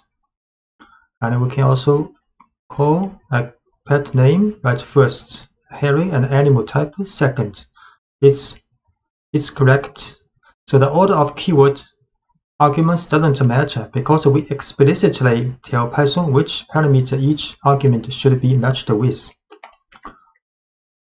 So we call using keyword arguments. So I have a hamster. My hamster's name is Harry. Then call again with this keyword order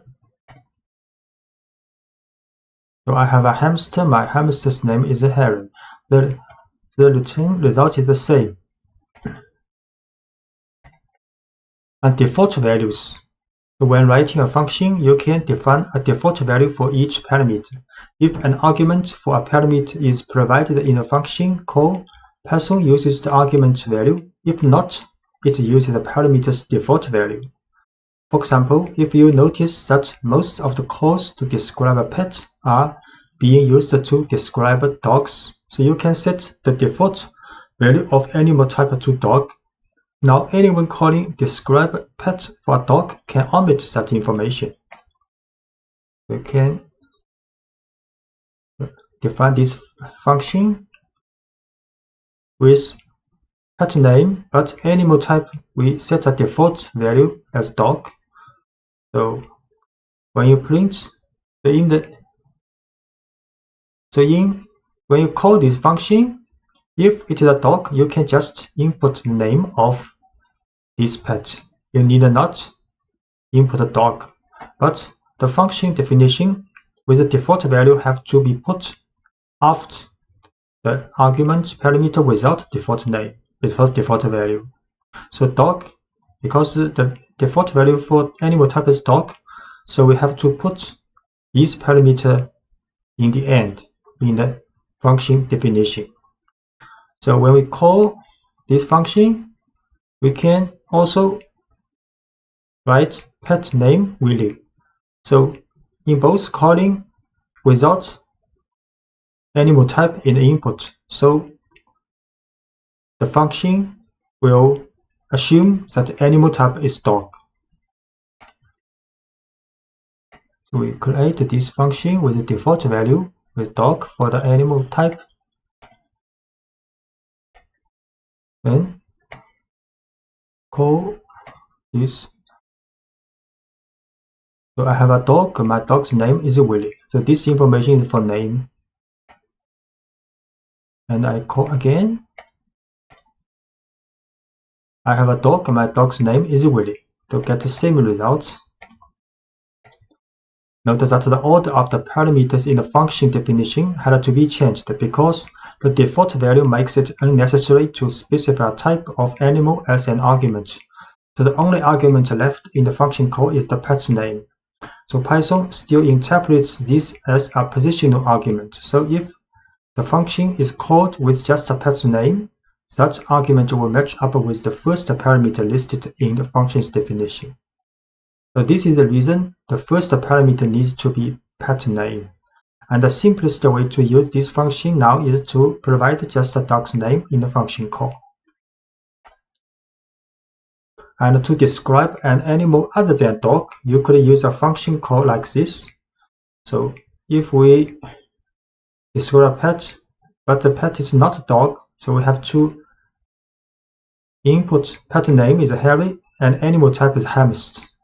Because the position arguments, keyword arguments, and default values call can be used together, often you will have several equivalent ways to call a function.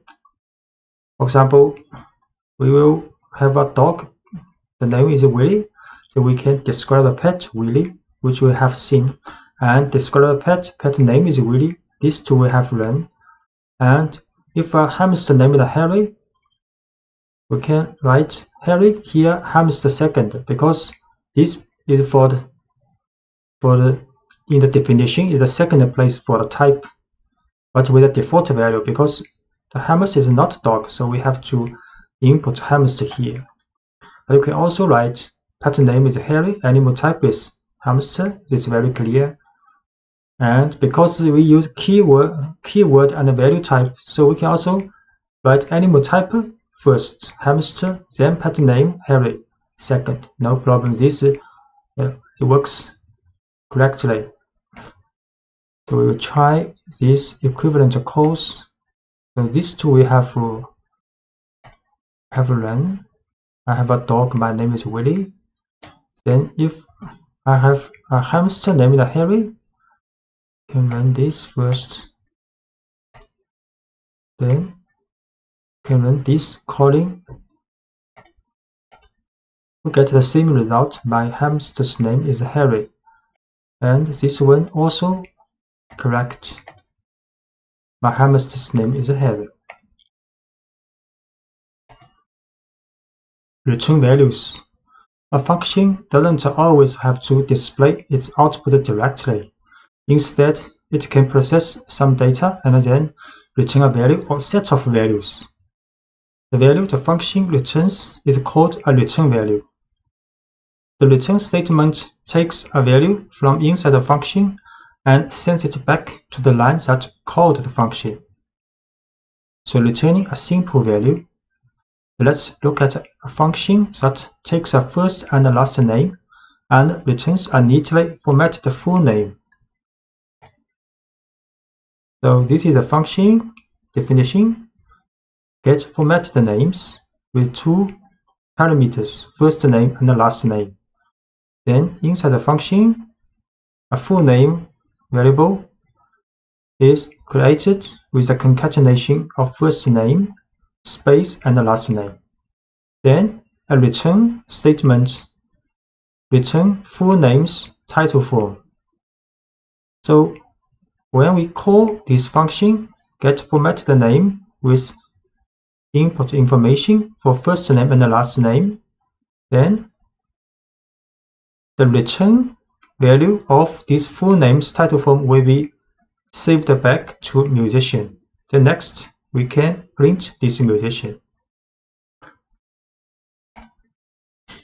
We create this function and call this function and store return value full name to musician. And we print out this musician, Jimi Hendrix, exactly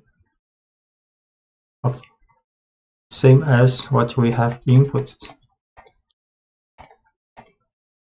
So making an argument optional. Sometimes it makes sense to make an argument optional so that people using the function can choose to provide extra information only if they want to.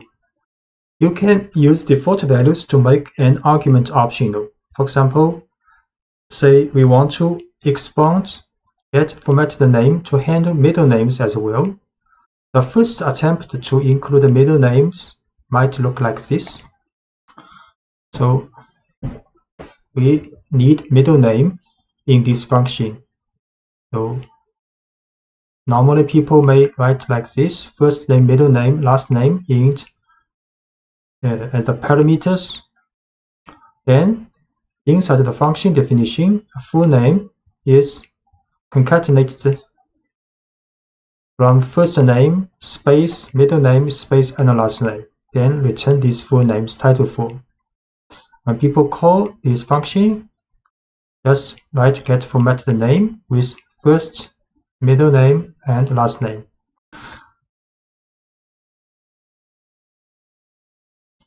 So we try this function definition and call this function with first name, middle name, and the last name. The positional argument. Passing position arguments. So then after calling this function, the musician will get the value of this returned value full name. Then we print this musician. So first name John Hooker Lee printed out. This function works when given a first, middle, and a last name. The function takes in all three parts of a name and then builds a string out of them. But middle names aren't always needed, and this function as written would not work if you try to call it with only a first name and a last name. So this function does not work when people have not middle name to input. The better solution would be to make middle name optional. So we can give the middle name argument an empty default value and ignore the argument unless the user provides a value. So this is a better solution for definition of this function. So inside the parenthesis position, we write first name, last name, then middle name at last with a default value of empty string. Then inside the function, we use if-else test. So if middle name means if the middle name is not empty, which means if user inputs some middle name, then the full name is the concatenation of these three names together. Else means if user did not input the middle name, so full name is only first name concatenated with last name. Then in the end, function will return full name, the title form. So when we call this function, no matter whether the people has middle name or not middle name, this function works. So in this case, we call this function with only first name and last name. Then in this case, we can call function with first name, last name, and middle name. Just note middle name have to be put in the last place, because in the definition, first name, last name, then middle name. We create this function first with middle name as default, has a default empty string. Then we call this function with only first name and last name. Then we print so only first name, last name. And we call this function with first, last, and middle name input. Then print this musician. Now three name, first name, middle name, and last name. A function can return any kind of value you need it to, including more complicated data structures like lists and dictionaries. For example, the following function takes in parts of a name and returns a dictionary representing a person.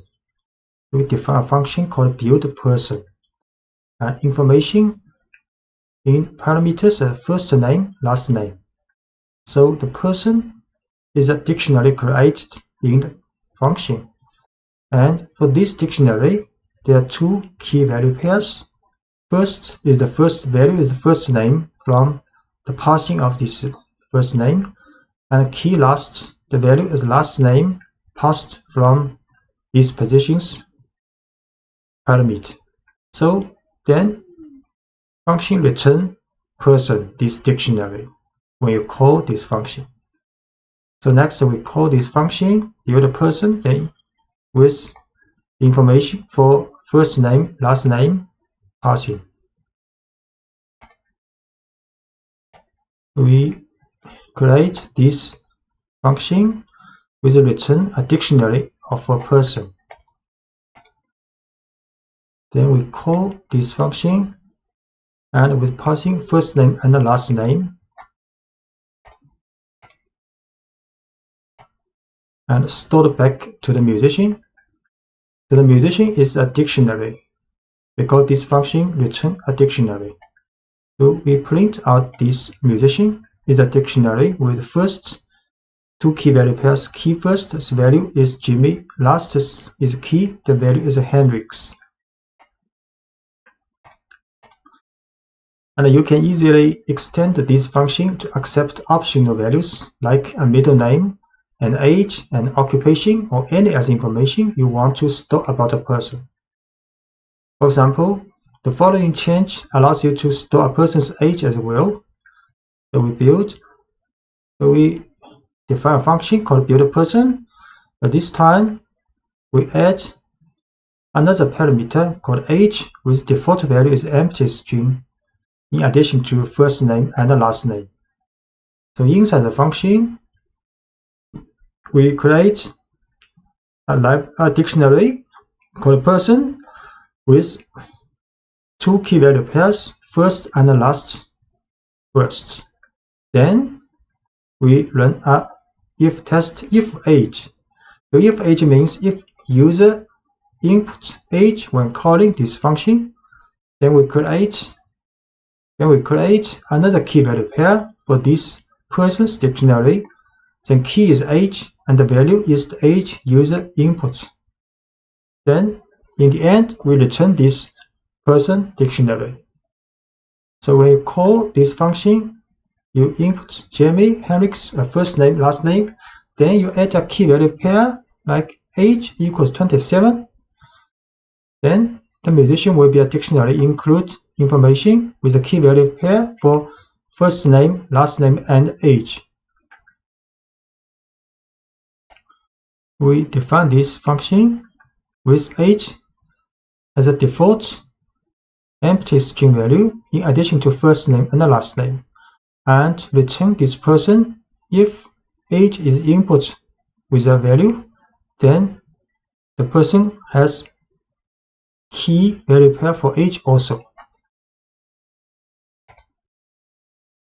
Then we call this function, and the return person's dictionary will be stored in the musician with input Jamie, Hendrix, and age 27. Then we print out this musician. So now musician is a dictionary with 3 key value pairs: first name, last name, and age. Using a function with a while loop. You can use functions with all the Python structures you have learned about so far. For example, let's use the getFormatTheName function with a while loop to greet users more formally. It is the first attempt at greeting people using their first and last names. So you can define a function with 2 parameters, first name, last name. Then inside the function, create variable called full name with the concatenation of first name, space, and the last name. Then return these full names title form. Then we write a while loop. So while true, it will be always true if nothing happens. So in the while loop, print message for the user to input a name, and if user input a Q, then it will be quit. Then the while loop will stop. Then next, create 2 variable called fName, get the information of the first name, the LName get information of last name user input. Then format the name, calling this getFormatTheName function, and store the return value of full name to format the name. Then print message including this formatted name. In the previous example, we use a simple version of getFormatTheName that doesn't involve middle name. And the while loop asks the user to enter their name, and we prompt for their first and last name separately. But there is one problem with this while loop. We haven't defined a quit condition, and the while loop will be run infinitely. We want the user to be able to quit as easily as possible, so each prompt should offer a way to quit. The break statement offers a straightforward way to exit the loop at either prompt. In the following example, we add a message that informs the user how to quit, and then we break out of the loop if the user enters the quit value at either prompt. So the program will continue greeting people until someone enters Q for either name. So we change the while loop here. After user see the input for the first name, after user input, there will be a if conditional test. So if user input Q for the first name, then it will be break. Then the while loop will stop. So if the next for L last name input from the user also will be a if test. If this time user input Q, then also will be break.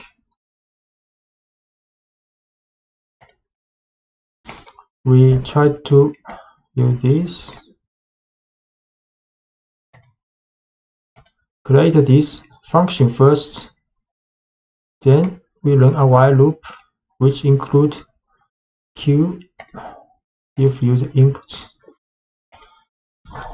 So first name Wilson, last name Shirley, then hello Wilson Shelley, then first name James, last name Wilson, then print it out. Then we input Q, and the while loop stopped. Passing a list to function. You will often find it useful to pass a list to a function, whether it is a list of names, numbers, or more complex objects, such as dictionaries. When you pass a list to a function, the function gets direct access to the contents of the list. Say we have a list of users and want to print a greeting to each. The following example sends a list of names to a function called greetUsers, which greets each person in the list individually. So we define a function called greetUser with parameter called names, and the names is a list. So inside the function, there's a for loop for name in names. So get each element of this names list, then set it to variable name. Next, we create a message with the concatenation of hello and the names title for, then print this message. So when we call this function, we create a user names with 3 names in this list, then call this function greetUsers with passing this user names list. We define this function first, then create a list called usernames, and call this function with passing this list. Then greeting message for each person in the list has been printed out. Hello Hannah, hello Chai, hello Margot. Modifying a list in a function. When you pass a list to a function, the function can modify the list. So any changes made to the list inside the function's body are permanent. Consider a company that creates 3D printed models of designs that the users submit. So designs that need to be printed are stored in a list, and after being printed, they are moved to a separate list. The following code does this without using function. So if we do not use a function, we will use the following codes. So we create a list called unprinted designs with 3 elements, then create a completed models with empty list first. Then we write a while loop. So while unprinted designs, if there's any element left in unprinted designs, then we pop out this element, the last element in this list, then set to current design. Then we print a message, so printing model, printing this current design now. Then we append this current design to this completed models list we created here.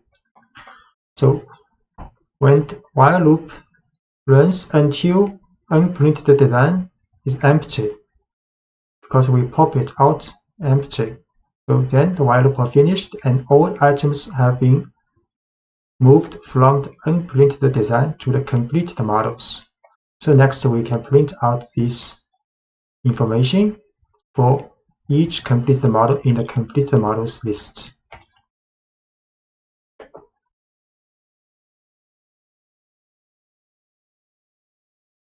So we create these 2 lists, then use a while loop to move all items from unprinted design to completed models. So printing model, so each element has been printed. Then we print a message following having completed, then a for loop in this completed models list, print each model. Each model has been completed. So we can recognize this code by writing 2 functions, each of which does one specific job. The first function will handle printing the designs, and the second will summarize the prints that have been made. So we define the function print models with two parameters, a list of designs that need to be printed and a list of completed models. So given these two lists, the function simulates printing each design by printing the list of unprinted designs and filling up the list of completed models. Then define a function called showCompleteModels with one parameter, the list of completed models. So given this list, showCompleteModels function will display the name of each model that was printed. So this is the code. So we first define a function called printModels. So there are two parameters, unprinted designs and completed models. Both are lists. So then inside the function is a while loop, very similar to the while loop we see in the previous pages. Then the current design is the pop value from the unprinted designs if unprinted design is not empty. Then we print a message, we print this current design now. Then we append this current design to the completed models list. The next, another function called showCompleteModels with one list as parameter, completed models. So we print a message, then for completed models, each completed model in completed models list will print this model. So we call this function, we first define two lists. One is unprinted designs with 3 elements. One is completed models with empty value, initial empty value. Then we call printModels function with unprinted design and completed models as input to the parameter. Then we call showCompleteModels with completed models as input. So we run first define these two functions called printModels and showCompleteModels.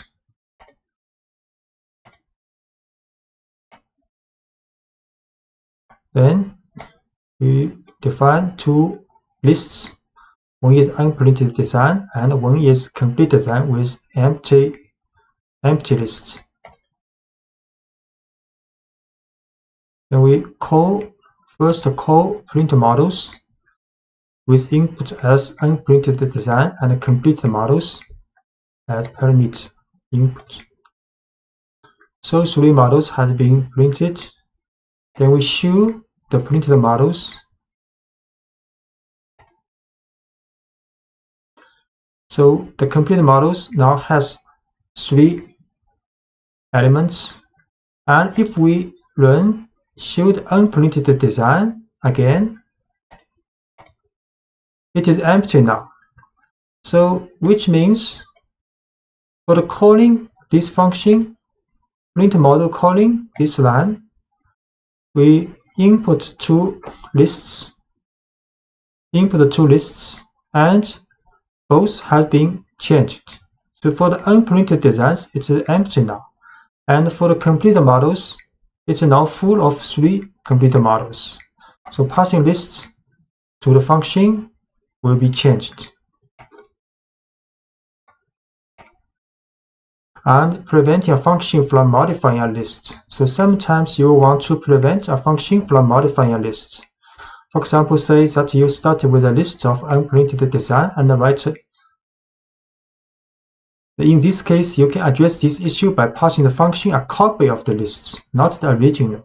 So any changes the function makes to the list will affect only the copy, leaving the original list intact. So you can send a copy of a list to a function like this.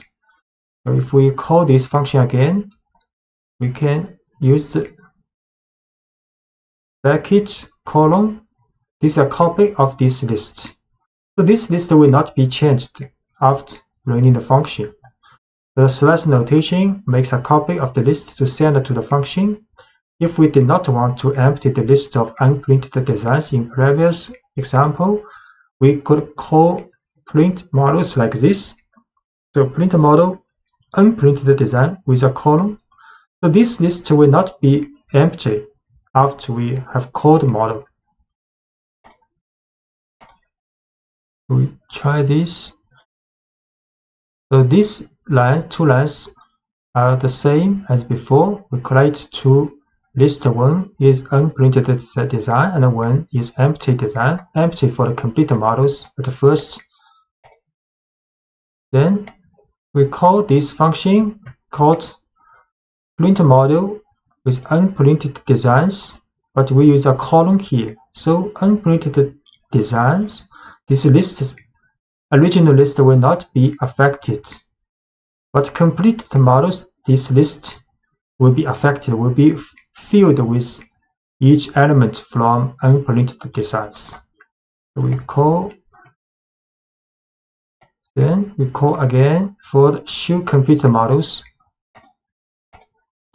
So the complete models has 3 elements now, and we run unprinted design still has 3 elements.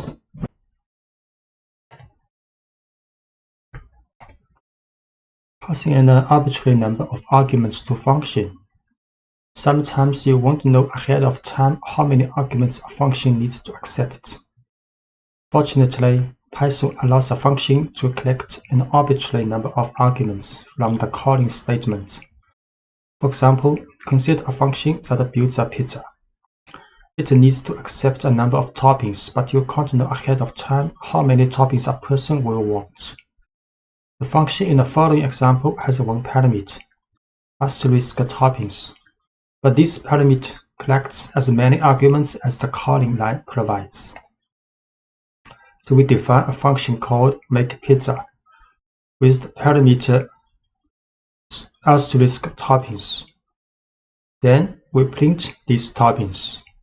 And when we call this function makePizza, we can input one argument pepperoni, or we can input with 3 or many more arguments when we calling this function. So the asterisk in the parameter name toppings tells Python to make an empty tuple called toppings and pack whatever values it receives into this tuple. So in these two cases,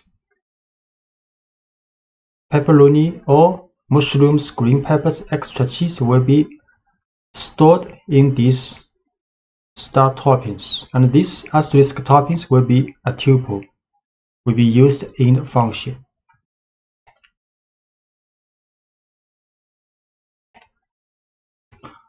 We make function called makePizza with asterisk toppings as the parameter.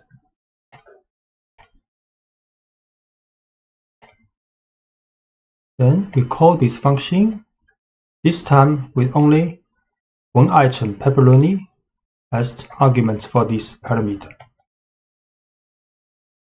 Then it will in output print this one with tuple with only one element. Then this time call this function but with 3 toppings as arguments input. Then Python will print out a tuple with 3 elements.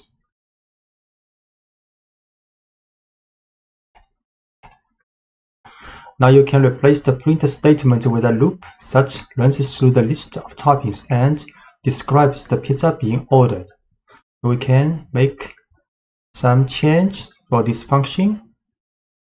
Then we can print a statement and then a loop for each topping inside this toppings list. So this tuple is also a list. Then print out each topping. We create this function again. Then we call with the same argument as before. Now the message, make a pizza with the following toppings, pepperoni. And call this function with 3 arguments passing. Then make a pizza with the following toppings with these 3 toppings. And mixing positional and arbitrary arguments. If you want a function to accept several different kinds of arguments, the parameter that accepts an arbitrary number of arguments must be placed last in the function definition. Python matches positional and keyword arguments first and then collects any remaining arguments in the final parameter. So for example, if the function needs to take in a size for the pizza, such parameter must come before the parameter asterisk toppings. So in the function definition, Python stores the first value it receives in the parameter size. All other values that come after are stored in the tuple toppings. So the function calls include an argument for the size first, and followed by as many toppings as needed. So we make modification for this function definition. Then this time there are 2 parameters. The first is the size for the pizza. The next is an arbitrary number of arguments will be stored in this toppings tuple because there are asterisk here. Then inside the function we print a message using the string value of this size. Then in a for loop, same as before, we print out this topping. So when we call this function, the same form for the calling as before,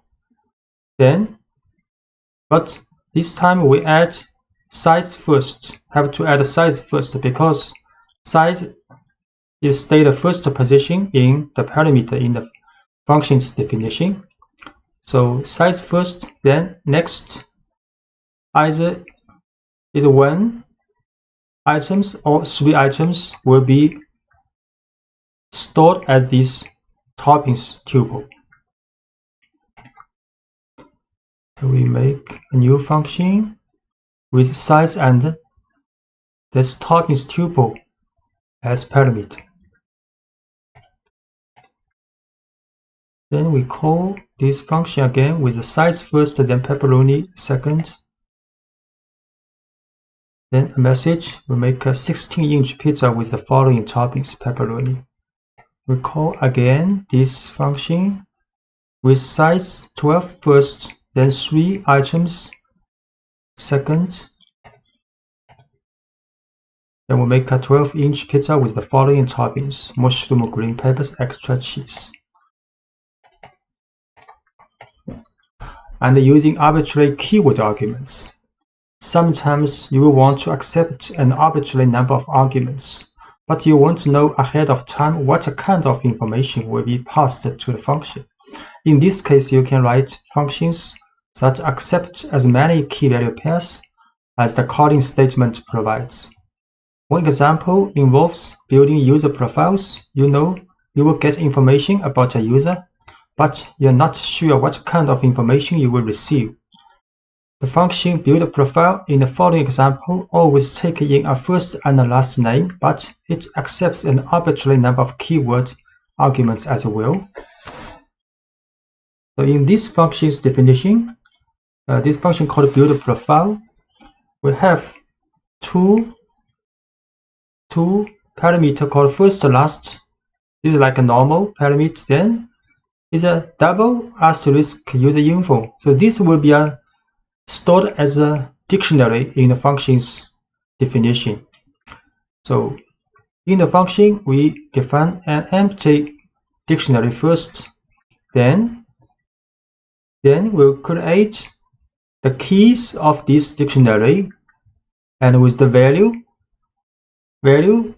coming from the passing of this parameter, same as for the last name. Then next we write a for loop for this dictionary's items. Methods will get a key value pair. That for each key value pair in this dictionary's items, then we will create new key and value pairs and use this information from this user's info. So this user's info is a tuple or is a dictionary when we call this function, and the extra information after first and the last, these two values will be stored in this dictionary. So this for loop will use this dictionary and put these key value pairs in dictionary profile. Then in the end, function returns this profile, the dictionary, which include all the key value pairs from last name, first name, last name, and user infos. So when we call this function, we will add first, last name's value first.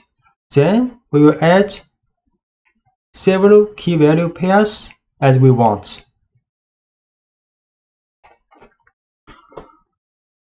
So we create this function with first, last, then a dictionary as parameter.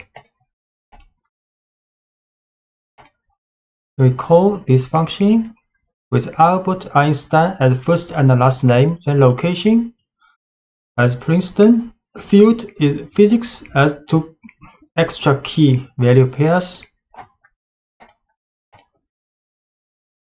Then we print this user file. So the print result will be a dictionary with 4 key value pairs. So first name Albert, last name Einstein, a location Princeton, and a field physics. Once you have created a function or a dozen functions, you can go a step further by storing your functions in a separate file called a module, saved into same directory as your current source file, and then importing that module into your main program. An import statement tells Python to make the code in your module available in the currently running program file. So storing your functions in a separate file allows you to hide the details of your program's code and focus on its higher level logic. It also allows you to reuse functions in many different programs. So when you store your functions in separate files, you can share those files with other programs without having to share your entire program. There are several ways to import a module. So importing an entire module. To start importing functions, we first need to create a module. A module is a file ending in .py that contains the code you want to import into your program. So let's make a module file called pizza.py that contains the function make pizza. So this function is written in the file pizza.py in the working directory. So this function is same as the function we made in the previous lectures, with size and these tuple toppings as input parameter. Then print a message with the size of this pizza and print out each topping.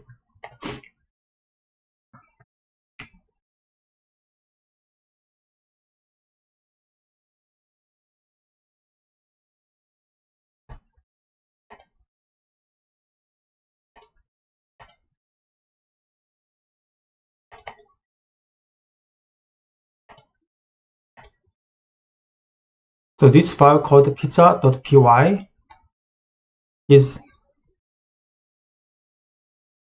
a module file stored in the working directory, and their own function in this file called make pizza. Then first we set the working directory.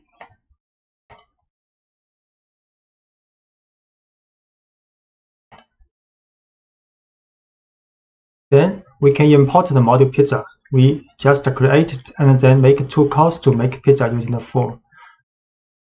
So we can first import this module called import pizza. Pizza is a file pizza.py, but we need not add extension here, just import pizza. Then we can call this function make pizza using pizza.makepizza. Then is the argument for the input. Similarly, we can use pizza.makePizza and input with size, then more than 1 toppings for the pizza. So when Python reads this file, the line import pizza tells Python to open the file pizza.py and copy all the functions from it into this program. To call a function from an imported module, enter the name of the module you imported, pizza, followed by the name of the function makePizza, and separated by a dot. This code produces the same output as in the previous lecture, that without storing function into a module. So we import pizza first. Then we can use makePizza.pizza with argument parsing. So output making a 16-inch pizza with the following toppings: pepperoni. Similarly, we can call this pizza with 3 toppings and 1 size. So that's correct.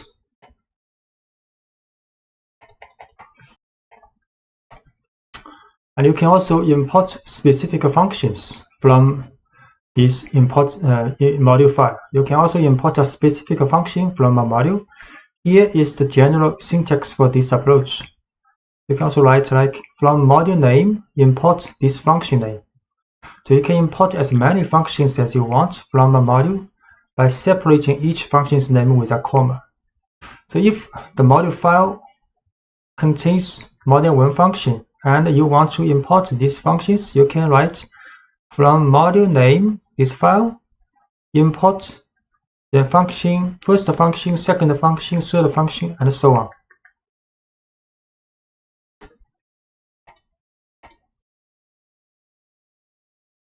So the makePizza example would look like this if we want to import just the function we are going to use. So we can write from pizza import makePizza. Then when we call this function, we just use makePizza with the argument makePizza with this argument. So with this syntax, we don't need to use the dot notation when you call a function, because we have explicitly imported the function makePizza in the import statement. So we can call it by name when we use the function.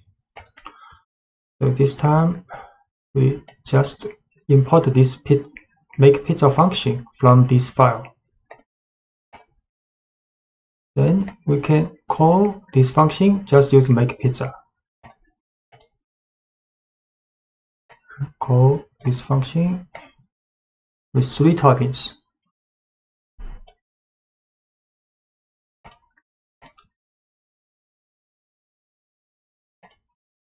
And using s to give a function an alias. So if the name of a function you are importing might conflict with an existing name in your program, or if the function name is long, you can use a short unique alias, an alternate name similar to a nickname for the function.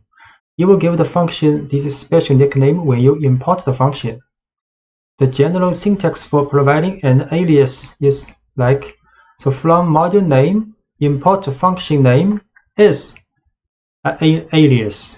So here we give the function makePizza an alias MP. So by importing makePizza as MP, so the s keyword renames a function using the alias you provide. So you can write from pizza import makePizza as MP. Then we can call this function using MP now with the parameter parsing. MP now with the parameter parsing. We can from pizza import makePizza as MP.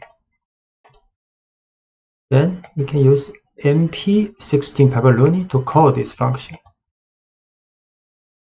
You can make a call with MP12 mushroom, green peppers, extra cheese. So the output of this calling is the same. We use s to give a module an alias. You can also provide an alias for a module name. The general syntax for this approach is import module name as an alias. So giving a module a short alias, like P for pizza, allows you to call the module's functions more quickly. So calling p.makePizza is more concise than calling pizza.makePizza. So we can import pizza as p. So we can call module with p.makePizza. p.makePizza. So we can import module as p. Then call module with p.makePizza 16 pepperoni. P.makePizza 12 and with 3 topping. So the result is the same in the printing. And you can also import all functions in a module. You can tell Python to import every function in a module by using the asterisk operator. So we can write from pizza import this asterisk, means all the function. Next, we can also use make pizza with the parsing. The asterisk in the import statement tells Python to copy every function from the module pizza into this program file. Because every function is imported, you can call each function by name without using a dot notation. However, it's best not to use this approach when you are working with large modules that you didn't write. If the module has a function name that matches an existing name in your project, you can get some unexpected results. Python may see several functions or variables with the same name, and instead of importing all the functions separately, it will overwrite the functions. So this is not a good approach. We write here just to let you know if in the later time you may see such approaches in other people's code.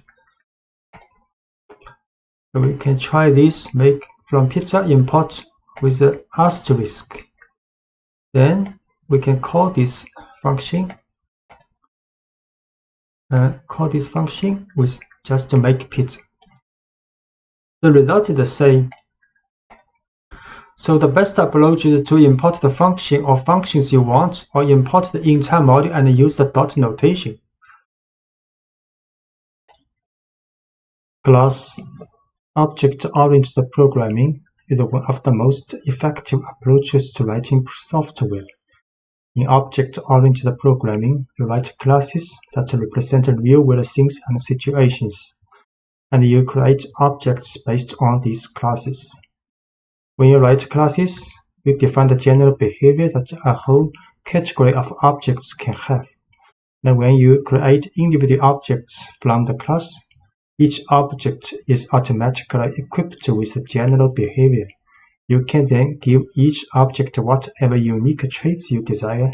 Making an object from a class is called instantiation, and you work with instances of a class. You can also specify the kind of information that can be stored in instances. So creating a dog class. So let's start by writing a simple class, dog, that represents a dog, not one dog in particular, but any dog. So they have all a name and age. We also know that most dogs sit and roll over. These two pieces of information, name and age, and those two behavior, sit and roll over, will go in our dog class because they are common to most dogs. After our class is written, we will use to make individual instances, each of which represents one specific dog. So this is a dog class. So class dog. Then this is a description of this class. Then we define df initial method. So every class has an initial method with the parameter self and a name age. Then inside this method function, then we define self.name is a name, because we need a name when we create this class for instantiation, and self-age is the age, these two information. Then we define two functions or called methods of this class. So sit, inside the sit parentheses, we pass self. So this means all the dog will have this sit method, same as roll over. Then inside these two function method, then we print the name of this dog and is not setting a message. And similarly, for rollover, we print this dog is rollover. So by convention, capitalize the name referred to classes in Python. The parentheses in the class definition are empty because we are creating this class from scratch. So the initial method, a function that's part of a class, is a method, so everything you learned about the functions applies to methods as well. The initial method is a special method. The Python runs automatically whenever we create a new instance based on the dog class. Now, this method has two leading underscores and two trailing underscores. So there are two underscores here and two underscores. We define the initial method to have three parameters: self, name, and age. The self parameter is required in the method definition, and it must come first before the other parameters. And it must be included in the definition because when Python calls the initial method later to create an instance of dog, the method call will automatically pass the self argument. And every method call associated with a class automatically passes itself, which is a reference to the instance itself. It gives the individual instance access to the attributes and the methods in the class. So when we make an instance of dog, Python will call the initial method from the dog class, and we will pass dog a name and an age as arguments. The self is passed automatically, so we don't need to pass it. Whenever we want to make an instance from the dog class, we will provide the values for only the last two parameters, name and age. And the two variables defined each have the prefix self. So any variable prefixed with self is available to every method in the class. And we will be able to access these variables to any instance created from the class. So self name equals name takes the value stored in the parameter name and stores it in the variable name, which is then attached to the instance being created. The variables that are accessible through an instance like this are called attributes. And the dog class has two other methods, defined sit and rollover, because these methods don't need additional information like a name or age. We just define them to have one parameter self. They all be able to sit and roll over. For now, sit and roll over don't do much. They simply print a message saying the dog is sitting or rolling over. So we create a class now.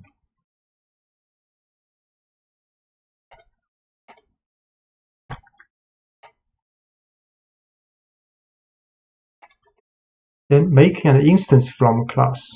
The class dog is a set of instructions that tells Python how to make individual instances representing specific dogs. So let's make an instance representing a specific dog. So we can create a specific dog, use dog equals, then this dog is the class name, and inside parentheses is the name and age, two parameters needed when we define initial function in the class definition. So we tell Python to create a dog whose name is Willy and whose age is 6. When Python reads this line, it calls the initial method in dog with the arguments Willy and 6. The initial method creates an instance representing this particular dog and sets the name and age attributes with the values we provided. The instance is stored in variable myDog. We create an instance myDog with Willy and 6 age old. And we can create another dog called your dog, name is Lucy and 3 years old. Then we can access attributes. To access the attributes of an instance, you use dot notation. So we can get the name and age of my dog using myDog.name and myDog.age. For example, we can print a message using myDogs.names title4. and print a message of my dog .8 years old. Can print a message. So my dog's name is Willie. Then print message using the attribute of age. My dog is 6 years old. And we can also print your dogs. So your dog's name is Lucy. And print using your dog's age attribute. Your dog is 3 years old.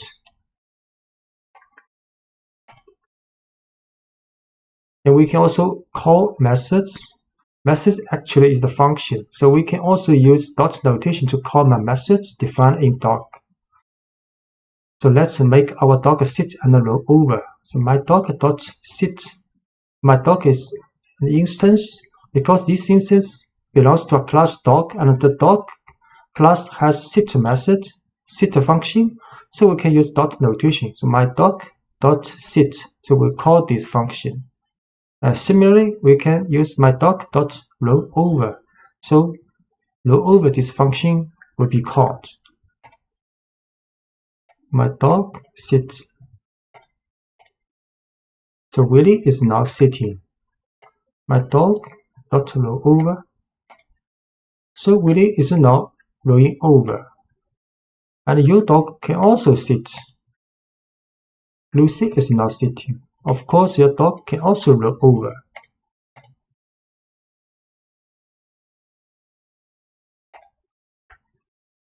So let's write a new class representing a car. Our class will store information about the kind of car we are working with, and it will have a method that summarizes this information. So we defined initial method with the self parameter first. We also give 3 other parameters: make, model, and year. A method called getDescriptiveName that puts a car's year, make, and model into one string neatly describing the car. Then we make an instance from the car class and store it in variable myNewCar. Then we call getDescriptiveName to show what kind of car we have. So this is a class for car, capitalized class for car. Then inside the class definition is an initial method with self first, then 3 parameters: make, model, year. With the information, when we calling this, when we make an instance of this car, we will put and input this information. Then for this initial method, we'll pass this 3 information to the attribute of this car called make, model, and year. Then a method called getDescriptiveName with the parameter self will create a variable called longName, which concatenates the information of year, make, and model together. Then we'll return these names title form.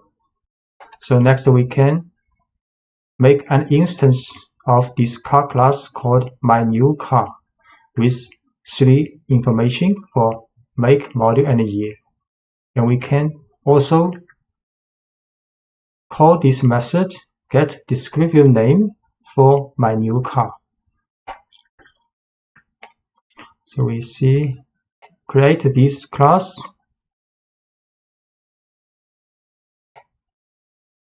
Okay, we can wait.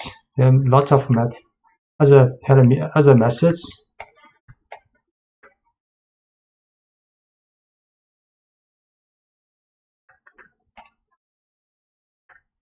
We can also set a default value for an attribute. So every attribute in a class needs an initial value, even if that value is 0 or an empty string. So in some cases, such as when setting a default value, if you do this for an attribute, you don't have to include a parameter for that attribute. So let's add an attribute called odometer reading that always starts with a value of 0. So inside the initial method, we can create another attribute called odometer reading. Odometer reading, but with the initial value 0. So in this function, initial function, we do not need other information for this attribute, which means when we call this class to make an instance, we do not need to add automated reading when we make an instance of this class. So you can see class definition, initial method with make module year coming from the instance information, but automated reading with an initial value 0. Then this is the function for get descriptive name.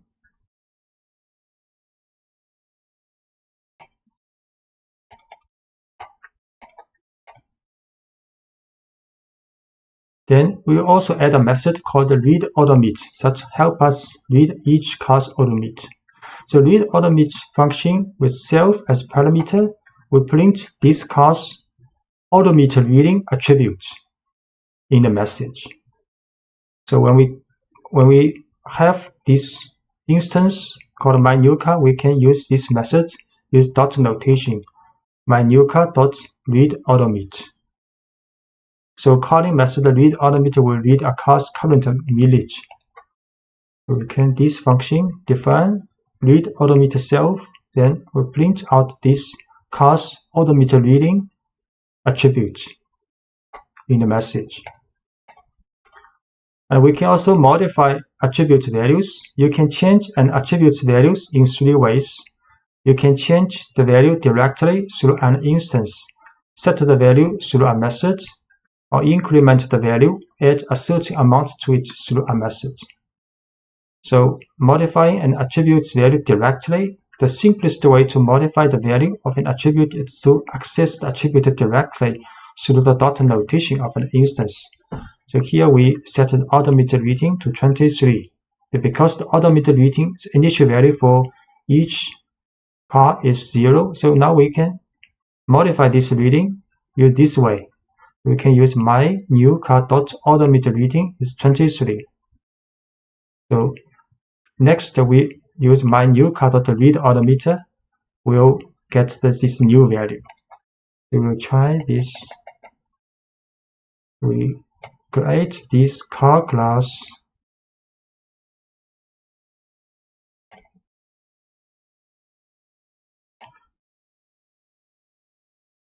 Then create an instance of this car with Audi A4 and 2016 year. Then we can print descriptive names information. This method is dot notation. The dot notation for this car's information. Then we can read automate. So initial value is 0, so this car has 0 miles on it. And we can also make automated reading, modify the automated reading directly using dot notation. So we can read automated reading again now. So this car has 23,500 miles now.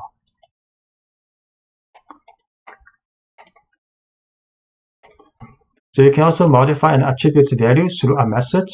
So instead of accessing the attribute directly, you can pass the new value to a method that handles the updating internally. Here is an example showing a method called updateAutomate. So we can also write a method called updateAutomate with 2 parameters. First is self for this car, then the miles. So next, int function definition of updateAutomate. Can write self.automated reading.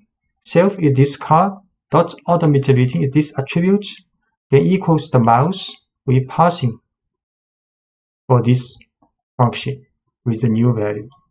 So next, when we make an instance called myUsedCar, post car, put in 3 information, make module year, then we can update this automated reading to a new value.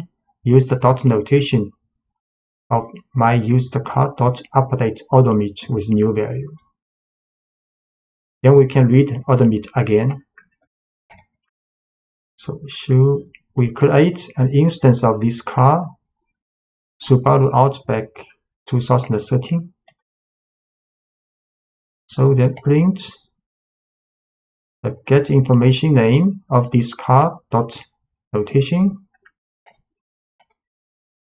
So the information is printed out 2013 Subaru Outback. Next, we can update the odometer reading of this car to 23,500. Use this method. Then we can read odometer reading. So this car has 23,500 miles on it.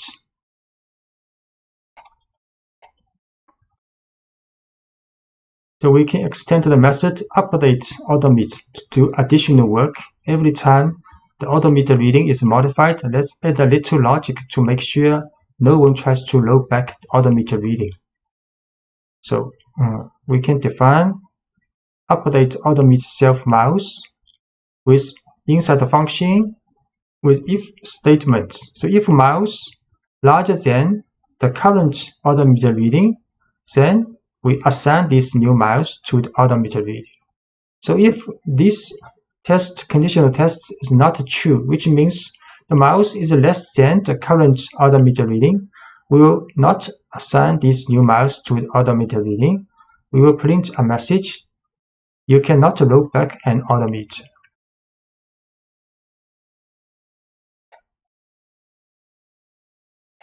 So this is the function for update odometer reading in the class definition. So only the miles larger than the current odometer reading we can update with this value. So for example, when we try my used car dot update odometer with 20,000, you will get a message you can't roll back in odometer because current value is 23,500. So 20,000 is less than this current value. So incrementing an attribute value through a method. So sometimes you will want to increment an attribute value by a certain amount rather than set an entirely new value. Say we buy a used car and put 100 miles on it between the time we buy it and the time we register it. Here is a method that allows us to pass this increment amount and add that value to the odometer reading. We can define a function called increment odometer, with self is the car and miles is increment the value with two parameters. So inside the function, we can write self means that this car dot odometer reading plus equal means odometer readings attribute of this car will be incremented with this value miles, which have been passed for the function. So when we create this instance called my used car of car class with the information Subaru Outback 2013, we can use a function, use dot notation with my used car dot increment odometer this function, and with input value was 100. So then the car's odometer reading will be incremented with 100 miles upon the current value. Then we can also read odometer reading. So we'll try create an instance first called my used car. Then we print out the information of this car. Then we read odometer of this car is 0 miles now. Then we can update this car's odometer reading. Then we read odometer reading again, 23,500 now. Then we increment odometer with 100. Then we read again this car. Now has 23,600 miles on it. Inheritance of classes. The inheritance You don't always have to start from scratch when writing a class. If the class you're writing is a specialized version of another class you wrote, you can use inheritance. So when one class inherits from another, it automatically takes on all the attributes and methods of the first class. The original class is called the parent class, and the new class is the child class. The child class inherits every attribute and method from its parent class, but is also free to define new attributes and methods of its own. So, the initial method for a child class.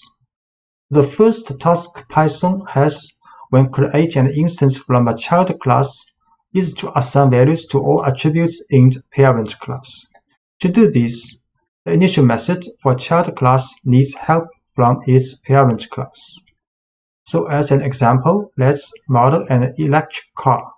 An electric car is just a special kind of car, so we can base our new electric car class on the car class we wrote earlier. Then we will only have to write code for attributes and behavior specific to electric cars. So let's start by making a simple version of the electric car class which does everything the car class does. So this is the car class, part of the car class called is a parent class in this case. We have seen car class with 3 input information for make, model, year when you create an instance of this class, and inside the initial method we also define automated reading with beginning value 0, and there are several methods. We only show 2 methods here. For example, get descriptive name of this class information, and can read automate for this class automate information. So making a simple version of the electric car class which inherits from parent class car, then we can define an electric car class like this. So inside the electric car class, the parameter we have to write car class, which means electric car class inherits from car class.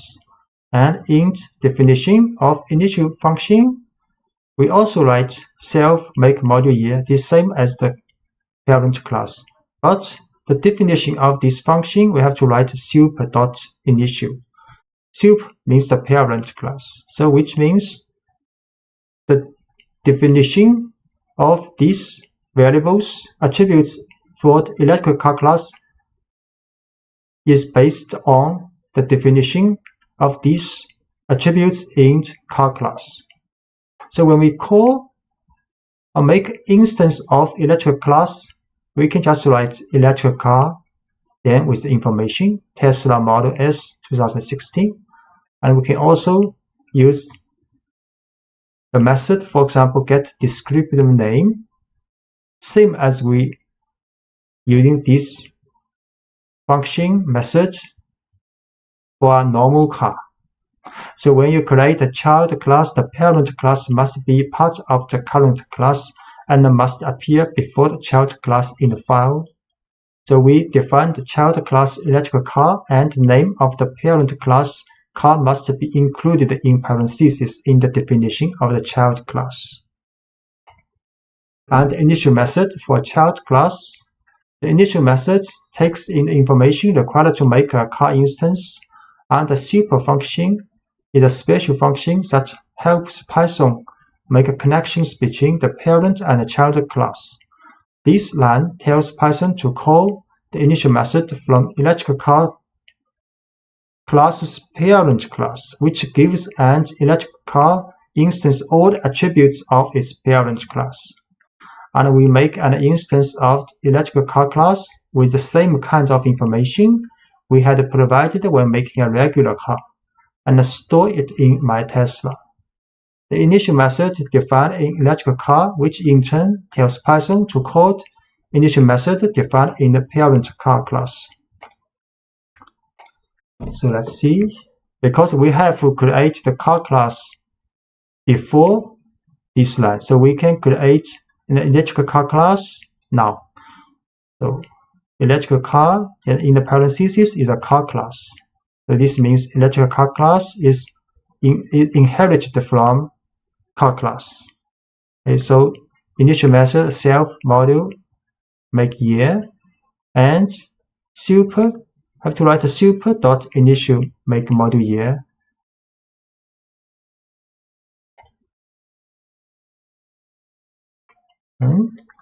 Then we can call and make an instance of electric car now with Tesla Model S 2016. Then we can use this method which defined in the parent class. So get descriptive name. Although we do not need to create this function in electric car class definition because we inherit from car class, and the car class has this method defined in car class definition. So we can use this. The information is 2016 Tesla Model S. Working with attributes and methods for the child class.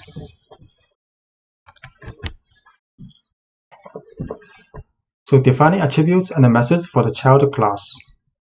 So once you have a child class that inherits from a parent class, you can add any new attributes and methods necessary to differentiate the child class from the parent class. So let's add an attribute that's specific to electrical car, a battery, for example, and a method to report on this attribute. And we will store the battery size and write a message that prints a description of the battery. This attribute will be associated with all instances created from the electrical car class, but won't be associated with any instance of car. We create the electrical car inherits from car class. Then inside its definition of initial function, in addition to make module year, which inherits from the soup of which means from a car class, then we define using self here the battery size attribute. So this attribute is only applied to electrical car class with a 70 initial value. Next, we define a function called describe battery with self, which means this function only applies to electric car also. Then we print out this electric car's batteries information in message. So next we can create an instance of electric car with these three information. Then we can print, and to call this function get descriptive name. Then next we can call this method called describe battery, which can get the battery's information of this electric car. We create this first. Create this electric car class, and make an instance now, and can print out car's information. Then we can also call the describe battery function of this car. So this car has a 70 kWh battery.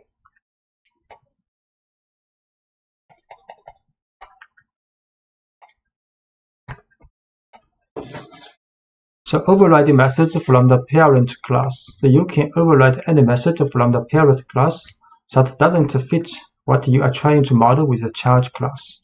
To do this, you can define a method in the child class with the same name as the method you want to override in the parent class. So Python will disregard the parent class method and only pay attention to the method you define in the child class. Say the class car, the parent class, the method called fuel gas tank. And this method is meaningless for an all-electric vehicle, so you might want to override this method. So here is one way to do that. You can define a function with the same name in class electric car here and print a message for this function's definition. Then, if for the electric car instance, when you call this function, then the information will be printed out like this, and instance as attributes. So when modeling something from the real world in code, you may find that you are adding more and more detail to a car. You will find that you have a growing list of attributes and methods, and that your files are becoming lengthy. In this situation, you might recognize that parts of one class can be written as a separate class. So you can break your large class into smaller classes that work together. For example, if we continue adding details to the electric car class, we might notice that we are adding many attributes and methods specific to the car's battery. So when we see this happening, we can stop and move those attributes and methods to a separate class called battery. Then we can use a battery instance as an attribute in the electric car class. So what this means, you can see you can create a battery class. There are lots of information associated with this battery class. So first, define initial method function for this battery class. So there's attribute called battery size created, and battery size initial value is 60. Then we can describe this battery function created, then show the battery size. We can also define a function called getRange. So if battery size is 60, the range is 140. So if the size is 55, the range is 155. Then we can print out the message of the range of this battery. So this is a battery class with battery size as attribute and two functions. Then next we can create an electric car class inside the initial function definition. In addition to this make module year information, we can add an attribute battery, but this time the attribute's value is the instance of battery class now. So this electric car class has attribute make, module year, and battery. And make, module year are the information we input when we make an instance of electric car. But the battery is an instance of the battery class. So next, when we make instance of electric car, we can print information of this car. Then we can use this car's attribute battery to describe a battery function. We can also call this car's battery's attributes getRange function. These two functions defined in class battery in the previous page. So in the electric car class, we now add an attribute called battery. This line tells Python to create a new instance of battery with a default size of 60, because we are not specifying a value, and store that instance in the attribute battery. This will happen every time the initial method is called, and the electric car instance will now have a battery instance created automatically. Then we create an electric car and store it in the variable myTesla. But when we want to describe the battery, we need to work with the car's battery attribute and methods. So these two lines use dot notation. MyTesla's battery dot describe battery is a function defined in class battery. Similarly, myTesla.battery dot getRange, this function defined in class battery. So we show this, create a class called battery.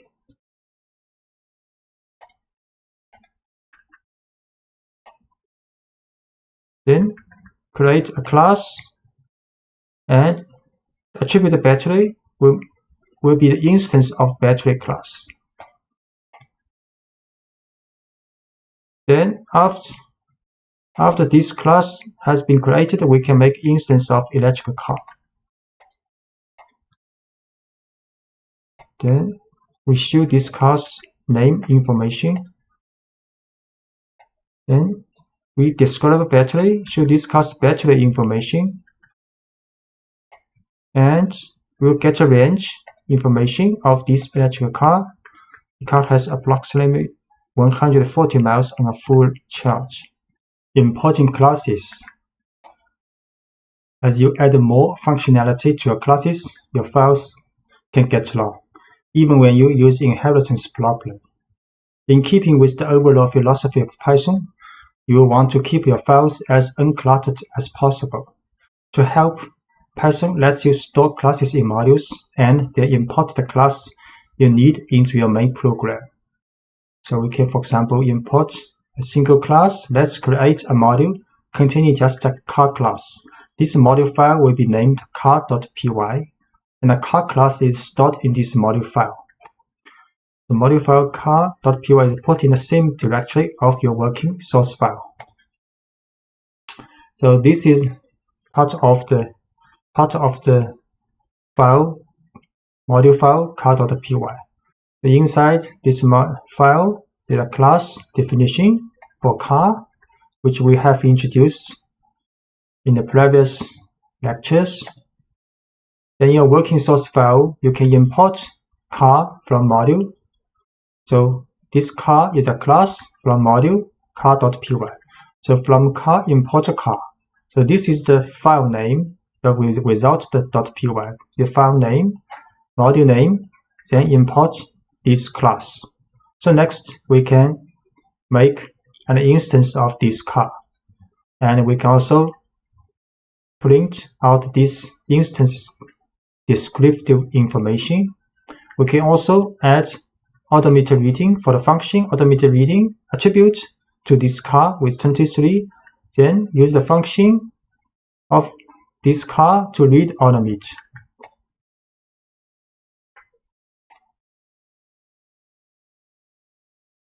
So we first set a working directory because this file called car.py stored in this working directory. Next we import from this car module, import this car class. Then can create an instance of the car class. We can print out descriptive information of this car. Then we can set automated reading attribute of this car to 23. Then we can call this function read automate of this car. So this car has 23 miles on it. We can also store multiple classes in a module, so you can store as many classes as you need in a single module file, although each class in a module should be related somehow. The class battery and electric car both help represent cars, so let's add them to the module car.py. So in the file car.py, we add class battery also, which we have introduced in the previous lectures. And for the battery class, we also has getRange, for example, getRange function. And we also store electric car class in this file, car.py. So when you import multiple classes from a module, you can use from car import car class, then comma electric car class. So next, in our program, we can make instance from car, or we can make instance from electric car. And we can also print out attributes or information of this car and attribution of this electric car. So we see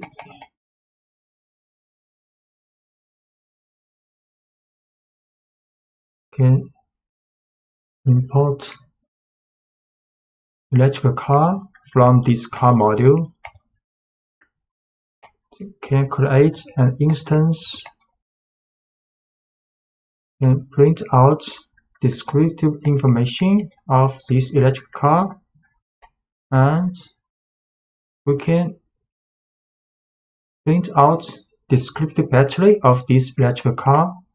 We can also run this, call this function getRange of the battery attribute of this car.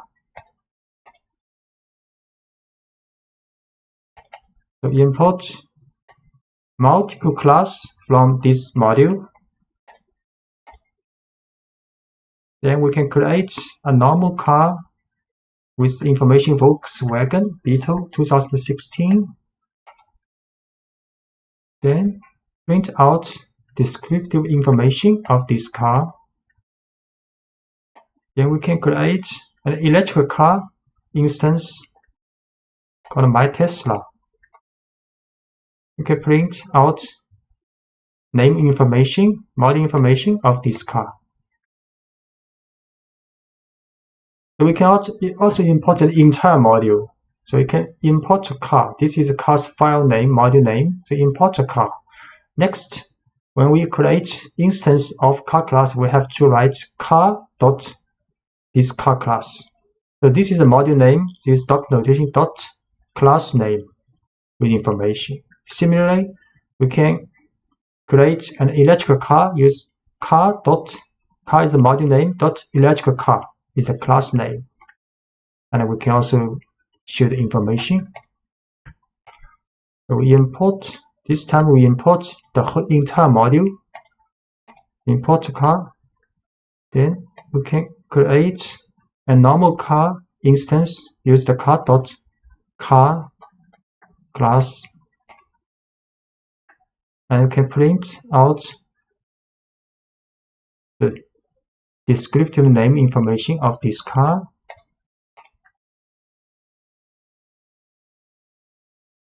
And we can also create an electrical car. Use the car dot notation electrical car. And print out information of this electrical car. Reading from a file. So when you want to work with the information in a text file, the first step is to read the file into memory. You can read the entire contents of a file, or you can work through the file one line at a time. So reading an entire file.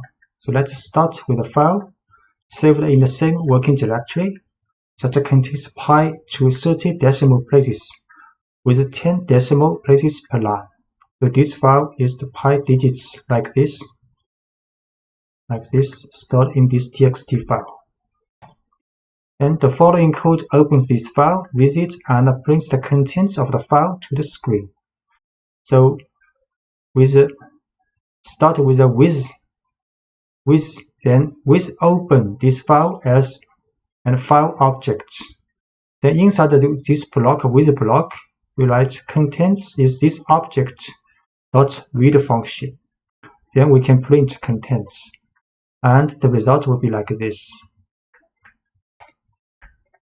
So we first set working directory. Then we read this file. Use with open this file as file object. Then contents is this object to read. Then print this information. But we use rstrip here. We will talk about it later. So output like this. And the open function returns an object representing the file. The read method then reads the entire contents of the file and store it as one long string in variable contents. Notice close is not needed because Python will close it automatically when the time is right. And the only difference between this output and original file is the extra blank line at the end of the output. The blank line appears because read returns an empty string when it reaches the end of the file, and this empty string shows up as a blank line. So if you want to remove the extra blank line, you can use rstrip in the print statement. So that's why we use rstrip here. Rstrip here because we want to remove this blank line in the reading.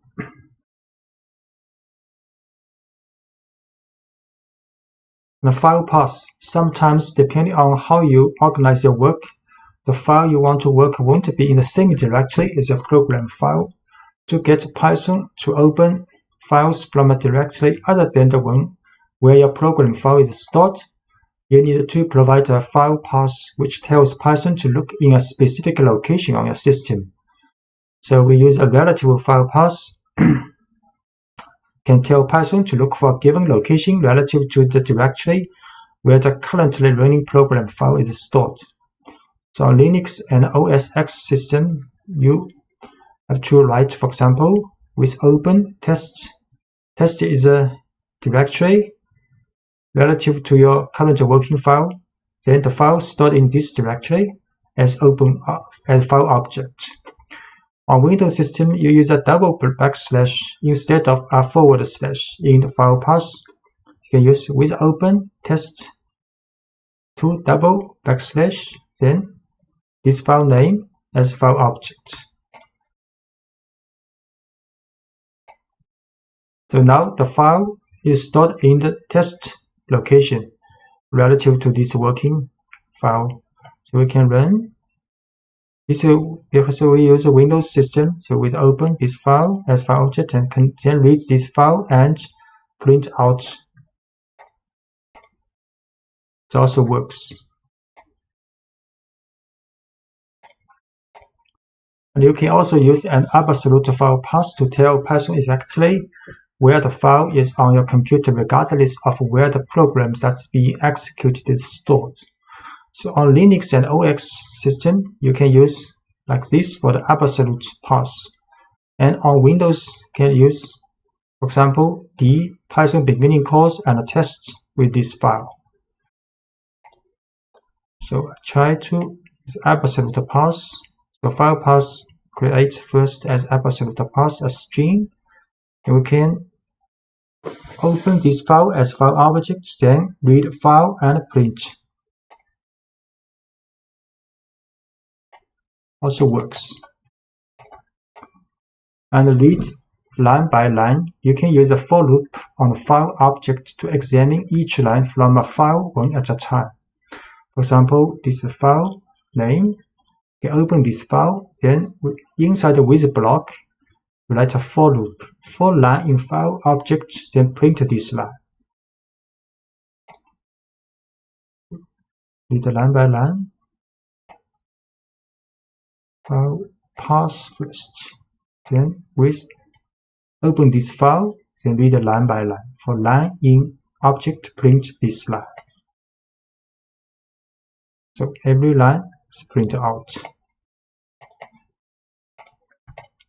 And these blank lines appear because an invisible new line character is at the end of each line in the text file. The print statement adds its own new line each time we call it, so we end up with two new line characters at the end of each line, one from the file and one from the print statement. So we can use rstrip on each line in the print statement to eliminate these extra blank lines. So we can use rstrip here also to remove the extra blank line. Rstrip here this time. So now it's much better.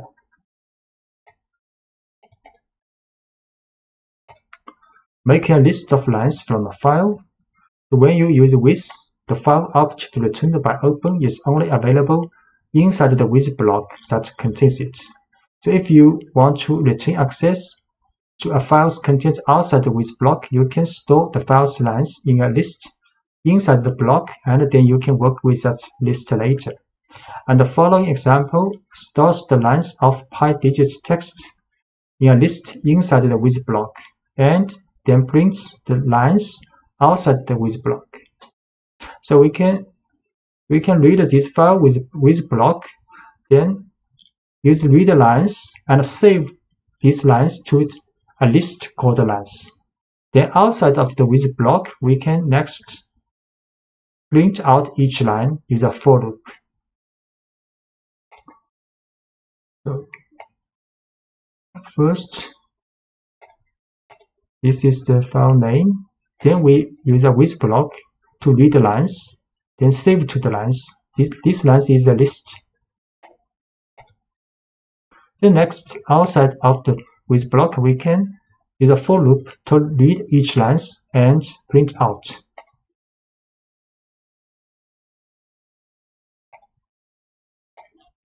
Working with the file's contents, after you have read a file into memory, you can do whatever you want with that data. So let's briefly explore the digits of pi. First, we will attempt to build a single string containing all the digits in the file with no white space in it. So file name, then we open this file, then read the lines and store back to the lines list. Next, we can create an empty string called pi string. Then for line in lines this list, we will use concatenate with odd lines with this string. Then print out a long string. Next, we can print out the length of this string.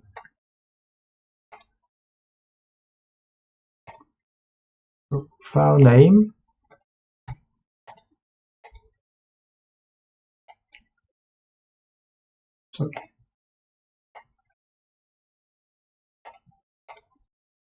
name, then read the lines and store to this list lines, each line. Next, pi string is not a space string. Then for each line, we can take this lines string, then use rstrip, then concatenate the to pi string. Then we print out this long string. And we print out the length of this string. 36 elements. And the variable pi string contains the white space that was on the left side of the digits in each line, but we can get out that by using the strip instead of rstrip. So here we use strip. Strip can get the white space on the left side also. File name, read lines, but use strip this time. Then print pi string. So it is a long string without white space. Then length of this string 32 now. And the larger files, 1 million digits, the code in previous example would work just as well on much larger files. If we start with a text file that contains pi to 1 million decimal place instead of just 30, we can create a single string containing all these digits. We'll print just the first 50 decimal place. The file this time the file name is pi million digits. We open this file and read the lines. Then we create a pi string, empty string, and for each line we will concatenate all the strings for each line. Then we will print out the first 52 decimal place of this string. And we will print the length of all the string.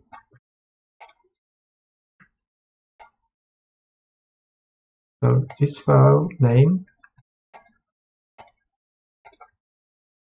Then with open, we read this file for each line to a list. Then create an empty string. Then for each line, we get the string out and concatenate it together. But with the strip for to remove the white space. Then we print out the first 50 decimal places for this long string. And we print the length of the whole string. 1 million 2 because 1 million decimal place. So next we can test, is your birthday contained in pi this string? So let's use the program we just wrote to find out if someone's birthday appears anywhere in the first million digits of pi. We can do this by expressing each birthday as a string of digits and seeing if that string appears anywhere in pi string. So we can use the input for user to input your birthday. Then we test if birthday in pi string will print out this message. If birthday not appear in the pi string, we'll print another message. So great, and read is the same as before. Then next we can let the user to enter birthday. For example, okay, birthday. Then is your birthday in string, and if not in string, we'll get a message. Your birthday appears in the first million digits of pi. So this birthday appears in the first million digits of pi. Write into a file. To write a text to a file, you need to call open with a second argument, telling Python that you want to write to the file. To see how this works, let's write a simple message and store it in a file instead of printing it to the screen. So first, we set a file name in the working directory. Then we open this file with W mode, write mode as file object. Then we can write file object.write this message inside this with block. So the argument W tells Python that we want to open the file in write mode. You can open a file in read mode with R, write mode with W, and append mode with A. One mode that allows you to read and write to the file with R+. If you omit the mode argument, Python opens the file in read-only mode by default. So we set the file name. Then we open this file with the write mode, then write a message.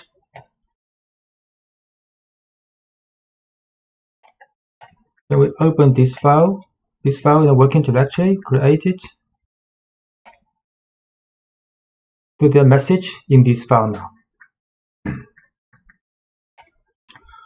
The open function automatically creates the file you are writing to if it doesn't already exist. However, be careful opening a file in write mode W, because if the file does exist, Python will erase the file before returning the file object.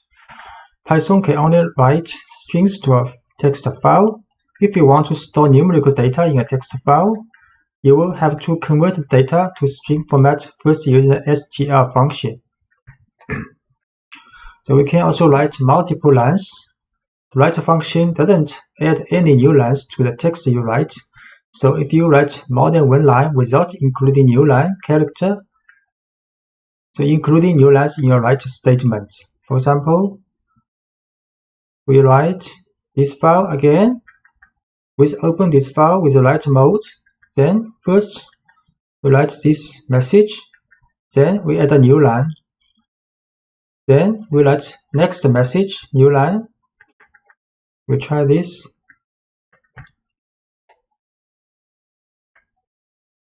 In this file, then write 2 lines message. Then we open this file. Now there are 2 lines message in this file now. And we can also append to a file.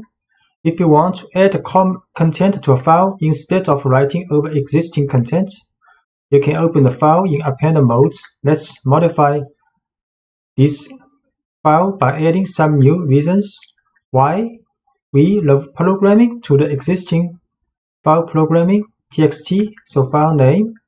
Then open this file with append mode. So we write 2 more lines in this file. try this. We open this file to the same file with append mode, then write to message. And we see this file again. So now there are 4 lines in this file, so 2 lines appended to the first 2 lines. Introducing try except blocks exception. Try except blocks. Python uses special objects called exceptions to manage errors that arise during a program's execution. Whenever an error occurs that makes Python unsure what to do next, it creates an exception object.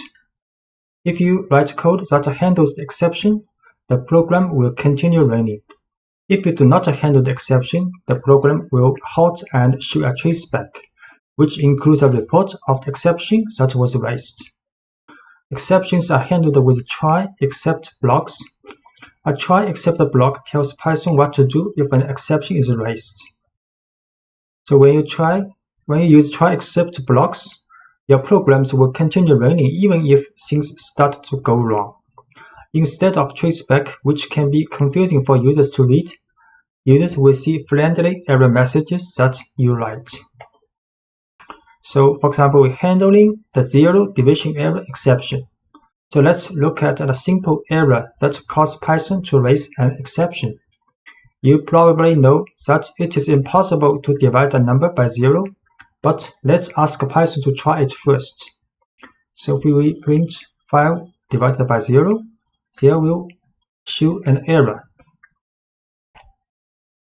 Print file divided by 0.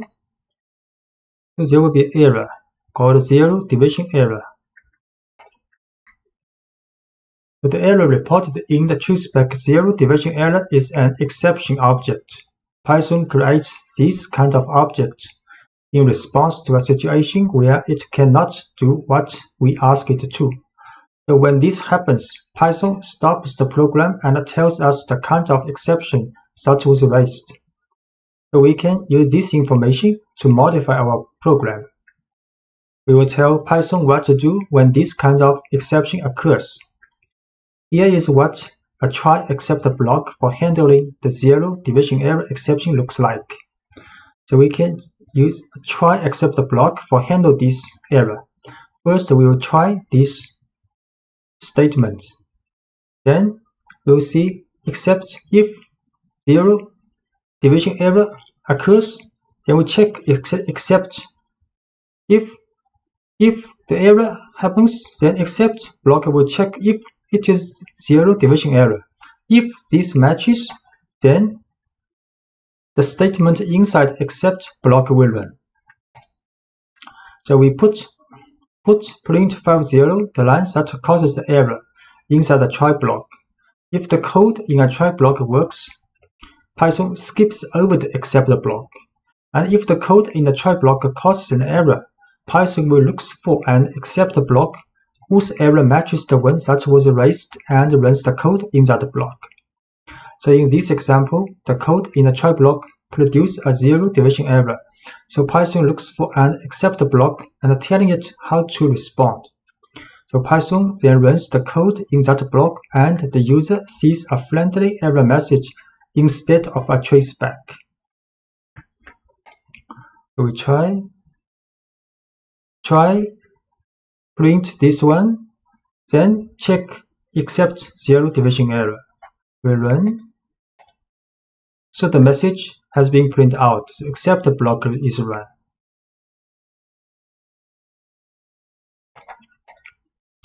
We can use try except else to prevent crashes. So in some cases, we can use try except else block, handling errors smoothly when the program has more work to do after the error occurs. This happens often in programs that prompt users for input. If the program responds to invalid input abruptly, it can prompt for more valid input instead of crashing. So let's create a simple calculate that does only division. We can make this program more error resistant by wrapping the lines that might produce errors in try except else block. So the error occurs on the lines that performs the division, so that's where we will put the try except block. And this example also includes an else block. So any code that depends on the try block executing successfully will go in the else block. We print a message, then print another message, then if while true, let the user to input first number. If user input first number equals to Q, then the while loop will break. Then second number is also an input by user. Next, we'll run a try except else block. So in the try is division between int value of int value first number divided by int value of second number. So if this statement runs successfully, then the else block will run. Print this answer. If it raise an error except block object, then Python will check except statement if this error is zero division error. So then we'll print if matches this error, then we'll print you cannot divide by 0. So we should first we print the two messages on the screen. Then we will run this while true, while loop. So let user to input first number and second number. If user in the first number enters Q, then the while block running will stop. And if user enters 0 in the second number, then the error will come and will print out this message. If both number cause the division runs successfully, then we print answer. First number 10, second number 5. Then the answer printed and while loop runs again. First number 100, second number 3 also runs successfully. Then first number 19, second number 0. Then you can't divide by 0. Message is printed out. Then the while loop is not stopped. You can also try next first number. For example, write Q, then stopped while loop. So handling the file not found error exception. So one common issue when working with files is handling missing files. The file you're looking for might be in a different location. The file name may be misspelled, or the file may not exist at all. You can handle all of these situations in a straightforward way with a try except block. So let's try to read a file that doesn't exist. The following program tries to read in the content of Alice in Wonderland, but file Alice 1 text has not been saved in the same directory as the current working source file. So we try to read this file, but this file does not exist. We'll see how it happens. So file is alice1.txt. We open this file, then try to read this file. The file not found error happens. So Python cannot read a file from a missing file, so it raises an exception. No such file or directory. So to handle it, you can use a try block that will begin just before the line that contains open to look for and accept block that matches that error, and the result is a friendly error message instead of a traceback. We can change with the try except block, then open this file, then read. So if this block successful, the accept block will be skipped.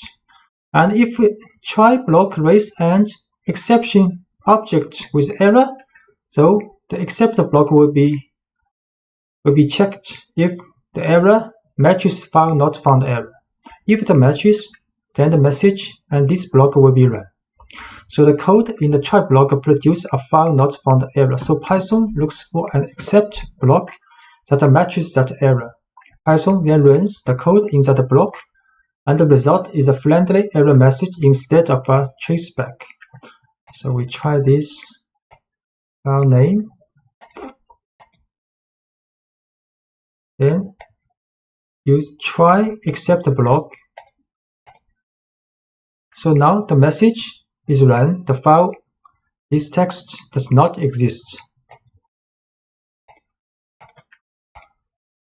So we can also analyze text using try except else block. So for example, you can analyze text files containing entire books. The texts used in the following example come from Project Gutenberg, which maintains a collection of literary works that are available in the public domain. Now let's pull in the text of Alice in Wonderland and try to count the number of words in the text. We will use the string method split, which can build a list of words from a string, then count the items in the list to get a rough idea of the number of words in the text. So this is the file we want to work with, and we write try to read this file. If it's not successful, then except block will be implemented to check if the error is file not found error. And we'll run this message if it matches. If try block successful, then the else block will be run. We'll split the text first, then count the words, then print out the message how many words this book has. We try this. Alice, this book, then try except else block to read and count the words. So to run successfully, this text has about 29,000 words. And we can also create a function holding the whole try except else block. We can move the try except else block to a function called count words. So it will be easier to run the analysis for multiple books. And missing this file has no effect on the rest of the program execution.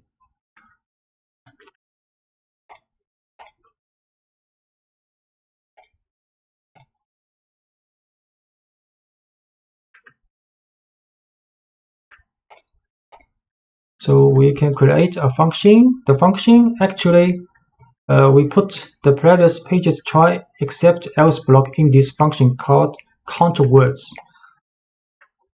Then next we can try to read several books using a for loop and count words. In the working directory, we have these 4 books. So we run this function first. Count words, create this function. Then we create a list with 4 books inside. And we intentionally write a wrong name for this book, Cinderella.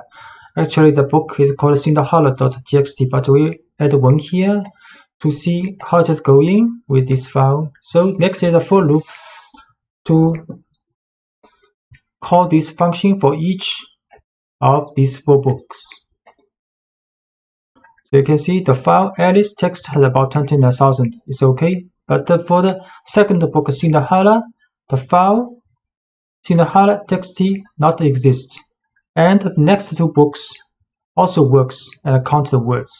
So there's quite a friendly message and smoothing working running for the program with try except else block.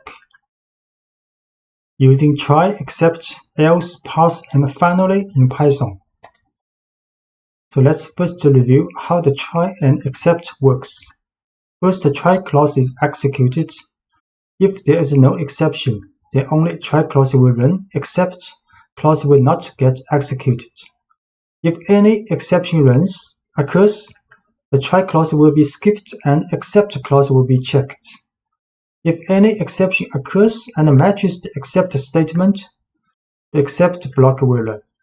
If the exception does not match the except, then the execution stops. A try statement can have more than one except clause. And using try, except, else, and finally in Python. So try, this block will raise an exception if there is an error. Except here you can handle the error if it matches, and else block runs only if the try clause does not raise an exception. Finally block always gets executed either exception is generated or not. So we see an example called division x by y. It's a function called division x by y. Say inside the function, first try this division, then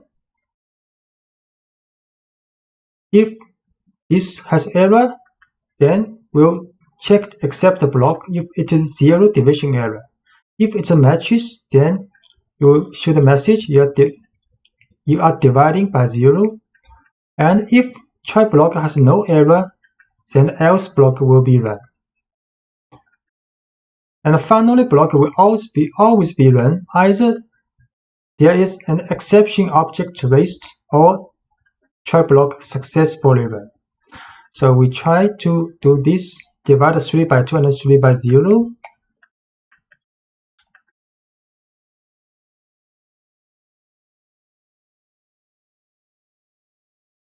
This is called floor division. See, create this function, then try to run this. 3 by 2, the answer is 1, and this always executed. So finally block also run, and the answer is run. So answer is run, else block is run because there's no error in the try block. If we try to divide 3 by 0, the message is sorry, you are dividing by 0. So except block is run, and this is always executed. So finally block is also run.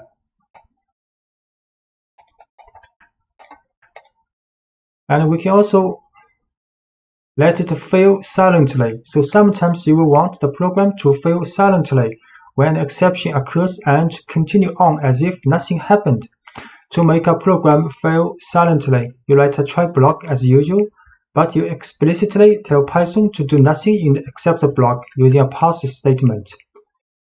So else blocks runs only if the try clause does not raise an exception, and the finally block always gets executed either exception is generated or not. So this is the pass function. So we changed this function called count words in the previous lectures. Count the words of text. So inside this function, I try to read this book. Then int except block if the error is found not found error, and we pass here. Then in the else block, we count the words and print out the message. So we should first create this count words function. Then we create a list of 4 books, but with this name intentionally add 1 here. So this book does not exist in the working directory. Then in a for loop to read each book and count words. So you can see the first book has about 29,000 words working correctly. The second book, because it's not found, so Python runs silently, does not show any information about this book. The next 2 books implementation work correctly. NumPy is a basic package for scientific computing with Python and especially for data analysis. In fact, this library is the basis of a large amount of mathematical and scientific Python packages, and among them the Pandas library, which is specialized for data analysis and fully developed using the concepts introduced by NumPy. And in fact, the building tools provided by the standard Python library could be too simple or inadequate for most of the calculations in data analysis. So having knowledge of the NumPy library is important to being able to use all scientific Python packages, and particularly to use and understand the Pandas library.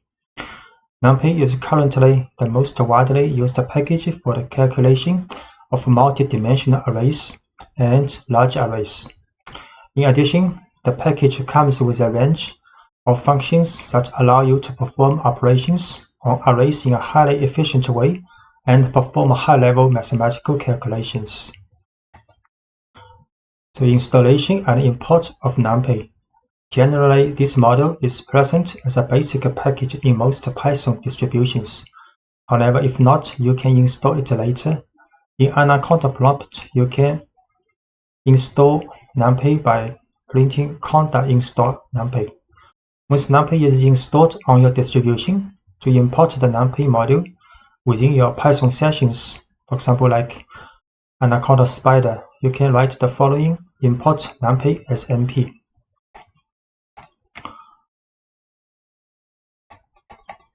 So we can import NumPy.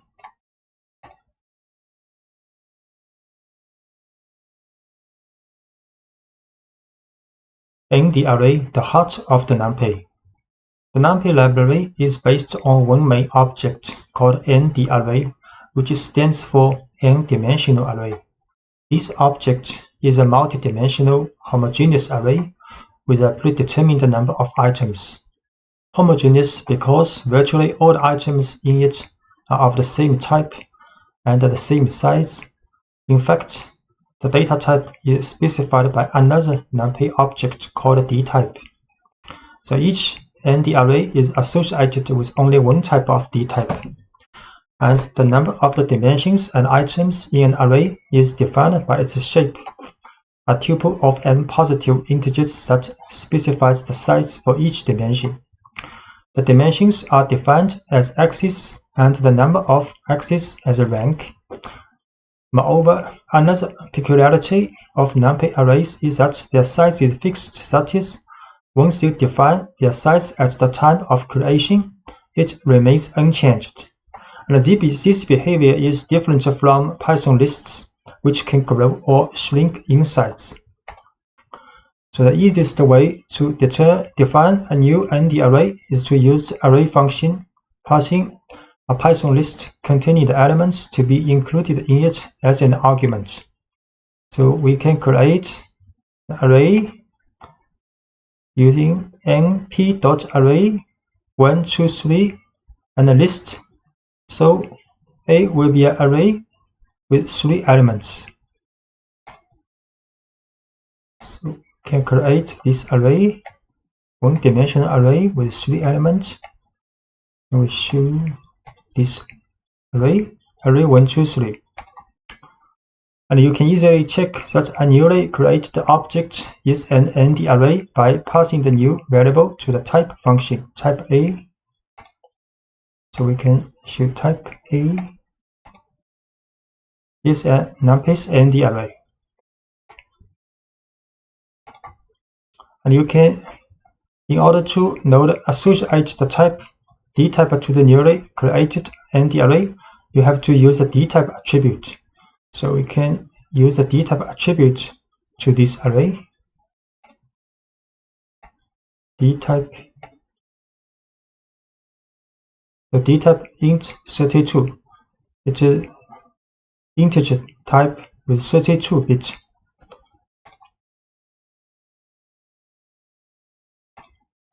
And the just created array has one axis, and then its rank is 1.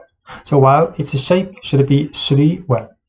To obtain these values from the corresponding array, it is sufficient to use the n_dim attribute for getting the axis, the size attribute to note array length, and the shape attribute to get its shape. So if we use n_dim to this array, only 1, so one-dimensional, a.size 3 elements, and a.shape 3 comma, so one dimension, the first dimension has 3 elements. And define a 2-dimensional array.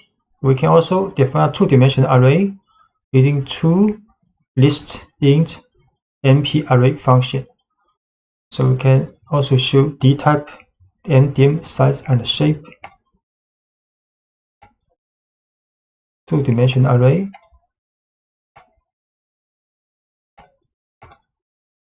And dtype is float number 64 bits. The ndim dimension is 2 now. And the size is 4, because 2 dimension, each dimension has 2 numbers, so total elements is 4. B dot shape 2 by 2, the shape is 2 by 2. To create a new array, you can follow different paths. The most common path is the one through a list or sequence of lists as argument to the array function. So we create a 2-dimensional array with adding 2 lists int np.array function. And the array function, in addition to lists, can accept the tuples and a sequence of tuples. So we can also add 2 tuple in the np.array function, or we can add combined tuple and list in the function. First, create function with adding 2 lists, and we show this nd array 2-dimensional, and can create array using 2 tuples.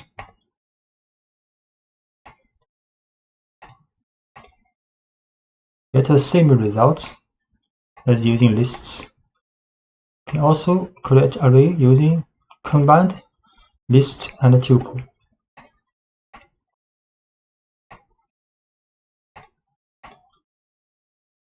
Also a 2-dimensional array.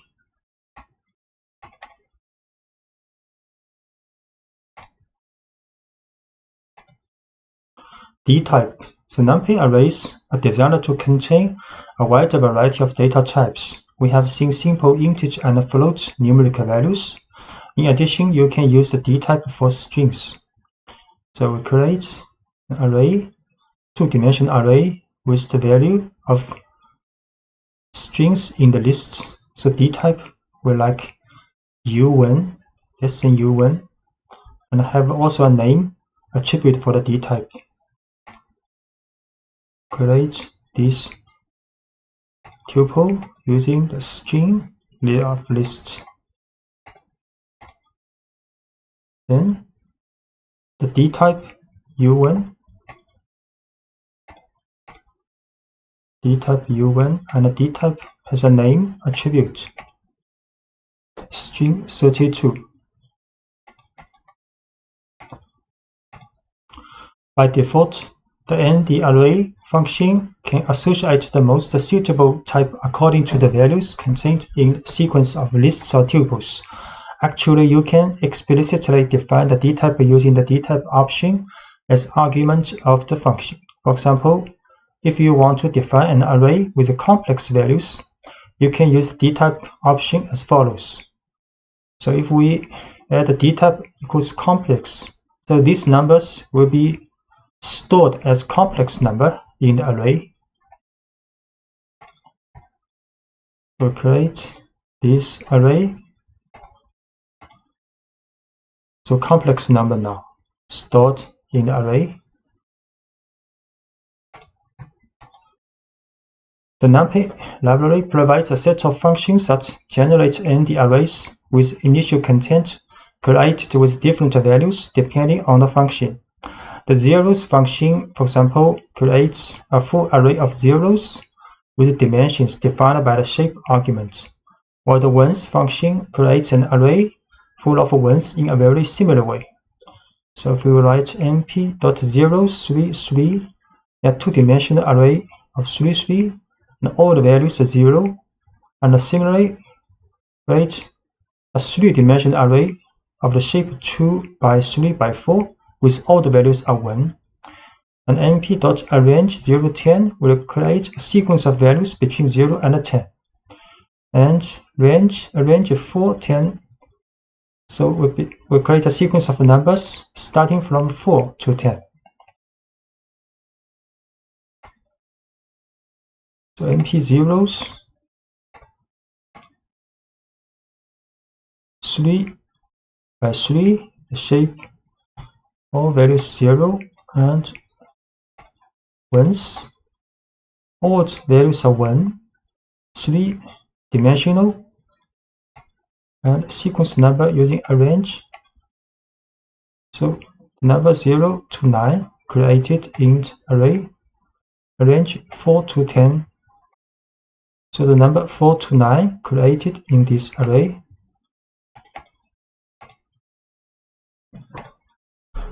And you can also use the gap not equals 1. So here you create a sequence number between 0 and 12 with the gap 3. And this is the gap 0.6. Create number array 0, 3, 6, 9 now. And this array with the gap 0.6. So from 0 to 5.4. And you can also generate a 2-dimensional arrays using arrange and reshape. So we create a sequence number first from 0 to 12, then reshape to a 2-dimensional array with the shape 3 by 4.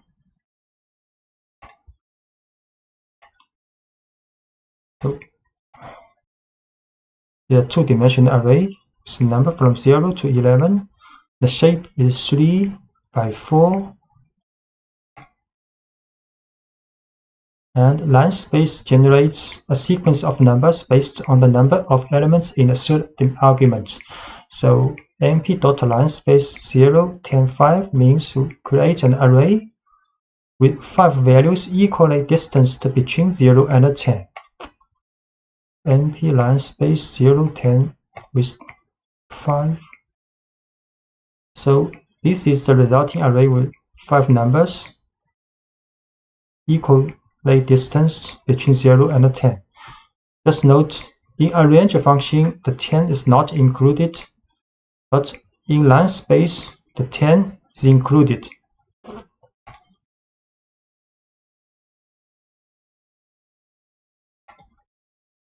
And np.random will generate random float numbers in the interval between 0 and 1. So we can write np.random 3 will generate 3 random numbers between 0 and 1, and np.random 3 by 3 will generate 2-dimensional array with random numbers between 0 and 1. np.random 3. So 3 random numbers in a 1-dimensional array. So this will create 2-dimensional array with a shape 3 by 3 with all the values and random numbers between 0 and 1. Arithmetic operators. The most obvious are adding and multiplying an array by a scalar, and these operations are element-wise. Such as, the operators are applied only between corresponding elements. So this is a NumPy array with the number from 0 to 3. Then we can add a with 4 or multiply a with 2. NumPy array. So a 0 to 3. A plus 4 will return another NumPy array with the elements 4, 5, 6, 7. A multiply 2. So each element will be multiplied with 2 in the new array. And can create another array B with also for elements, then A can plus B or A multiply B. So B is an array with elements 4, 5, 6, 7. So A plus B. So element-wise addition between A and B will return another array with 4 elements. A multiply B will get also another 4-element array with element. Each element is the multiplication between the corresponding elements in A and B. And moreover, these operators are also available for functions provided that the value returned is a NumPy array. So for example, you can multiply the array by the sum or the square root of the elements of array B, and they are also element-wise. So assume A and B here have the same shape. We can A multiply NumPy sum function of B, or A multiply the square root of B. A multiply the sum function of B, and the result is also a NumPy array with 4 elements. A can multiply the square root of B. Also, the result is a 4-element NumPy array. And for multidimensional case, arithmetic operators continue to operate element-wise. So this is a 2-dimensional NumPy array with shape 3 by 3, and B is also a 3 by 3 shape 2-dimensional NumPy array with elements all equals 1. Then A can multiply B element-wise. So create A first.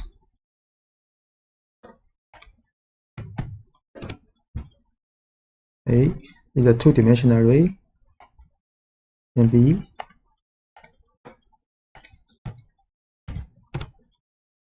also 2-dimensional array. Then A multiply B element-wise a 2-dimensional array. And actually the value of each element in the resulting NumPy array is same as in A, because B, all elements in B is 1. The matrix product in NumPy array, the matrix product is indicated by the dot function. This operation is not element-wise, that is, the result at each position is the sum of the products of each element of the corresponding row of the first matrix with the corresponding element of the corresponding column of the second matrix. So NumPy dot A and B is the matrix production A multiply B. You see, so this is the result of matrix multiplication A and B. An alternative way to write the matrix product is to take dot function as an object function of one of the two matrices. So we can also write NumPy dot A and B. Also A is the first matrix, B is the second one. Or A dot B. So these two is the same. Note that since the matrix product is not a commutative operation, the order of the operands is important. So indeed, A multiply B is not equal to B multiply A in the matrix multiplication. So also show A dot B the same results as this one, but we showed NumPy dot B and A is not the same.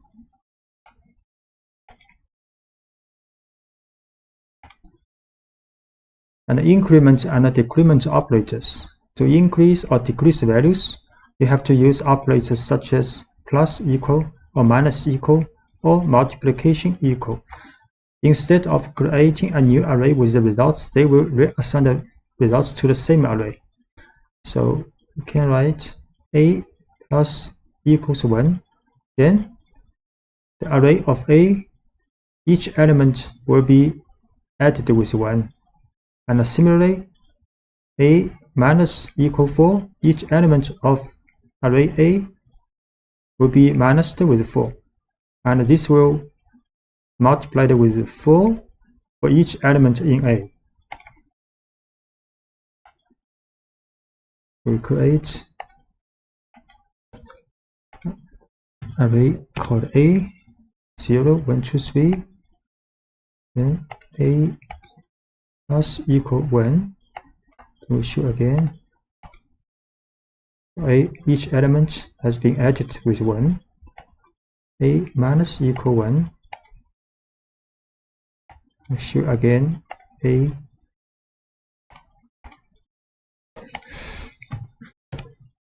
Then the value is being changed back.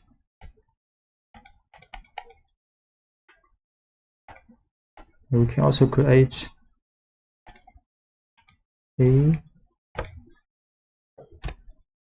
0, 1, 2, 3, a, for example, plus 4, change it to 4, 5, 6, 7, and multiplication to 8, 10, 12, 14 now.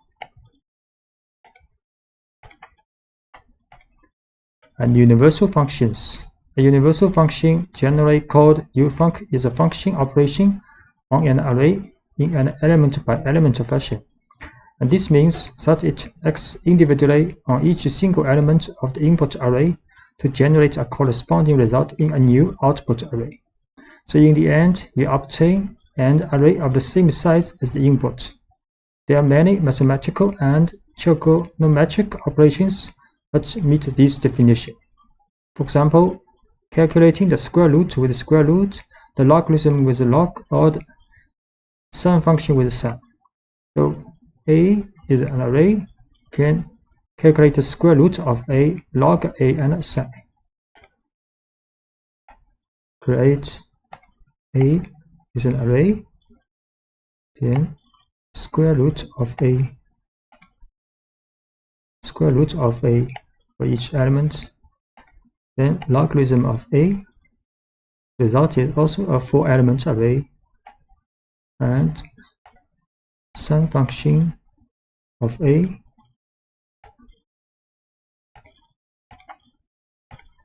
Aggregate function. Aggregate functions perform an operation on a set of values of an array, for example, and produce a single result. So many functions of this kind are implemented within the class and the array.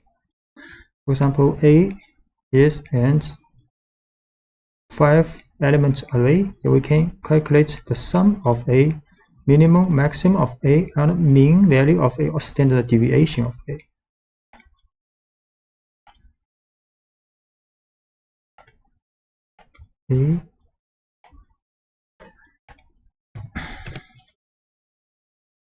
Then a dot summation, the minimum value of a, maximum value of a, and the mean or average value of a, and the standard deviation of a. Indexing. Array indexing always use square brackets to index the elements of the array so that the elements can then be referred individually, or various uses such as extracting a value, selecting items, or even assigning a new value. So when you create a new array, an appropriate scale index is also automatically created. In order to access a single element of an array, you can refer to its index. So this is an array created with 6 numbers from 10 to 15. So we can write a bracket 4. Then the 5th element of this array will be selected. So create an array first.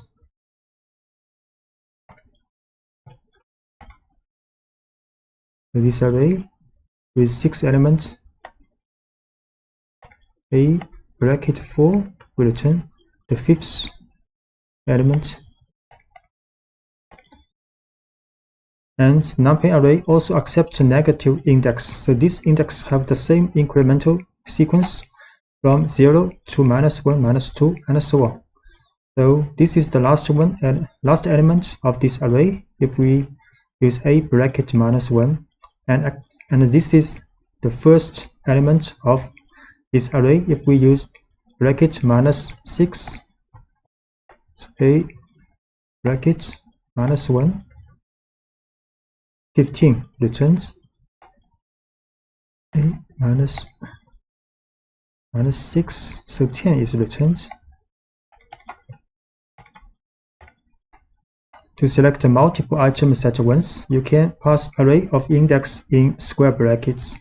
So we can pass an array inside these brackets with 1, 3, 4.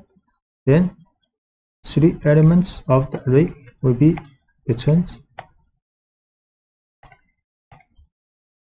The 3 elements 11, 13, 14 of the array are returned.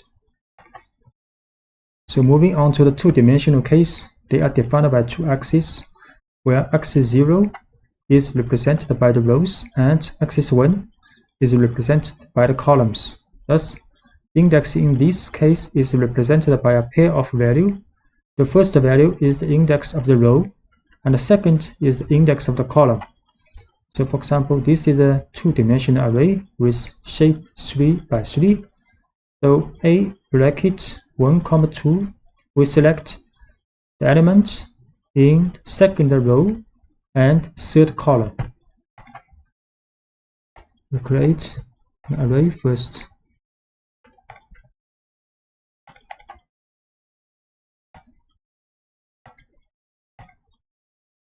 A, the two-dimensional array, then a bracket 1, 2, so the value element of 15 is returned.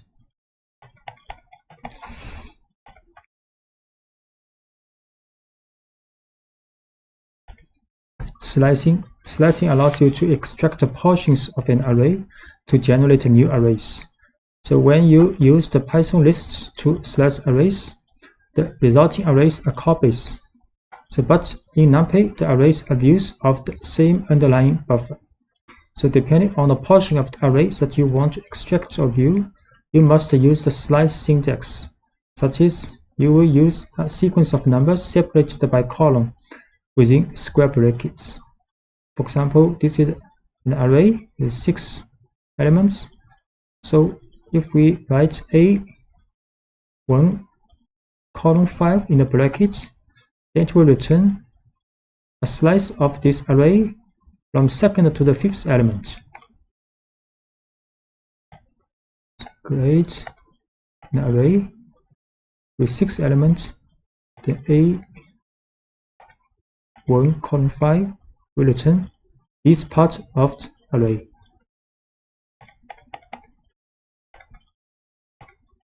And you can use the third number in the bracket to find a gap in the sequence of the elements. So if we write A bracket 1, 5, 1, 2, this last 2 means the gap of the elements returned. So array will return an array with 11, then 13. So the difference between these two are 2 for this element. So A1, 5, 2. This will return 11 and 13. In the slicing bracket, if you omit the first number, NumPy implicitly interprets this number as 0. That means from the initial element of the array. If you omit the second number, this will be interpreted as the maximum index of the array. And if you omit the last number, this will be interpreted as 1 for the gap. So if we do not write the first and second element in the bracket, then it means from the first to the last element of this array with the gap 2. it will return an array with 3 elements 10, 12, 14. Similarly, this will start from the beginning to the 6th element of the array and with a gap 2. Actually, the result is the same as this one, and this will from the beginning to the 5th element but with gap 1. So A column 2 10, 12, 14, A column 5 column 2 also 10, 12, 14, A column 5 column. So from 10 to 14 returns. And in the case of a two-dimensional array, the slicing syntax still applies, but it is separately defined for the rows and columns with comma. For example, if you want to extract only the first row or the first column, so A is a two-dimensional array, then this will return the first row but all the column of this row, and this will return the first column and all the rows of this column.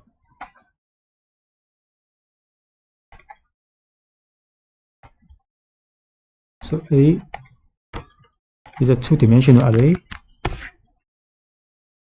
A 0, comma, column, return the first row of this array. And A column 0, return the first column of this array. And if you want to extract a smaller matrix, you need to explicitly define all intervals with an index that define them. So, for example, A 0 to 2 and comma 0 to 2, it will return the first 2 row and the first 2 column of this array. So it's a smaller array.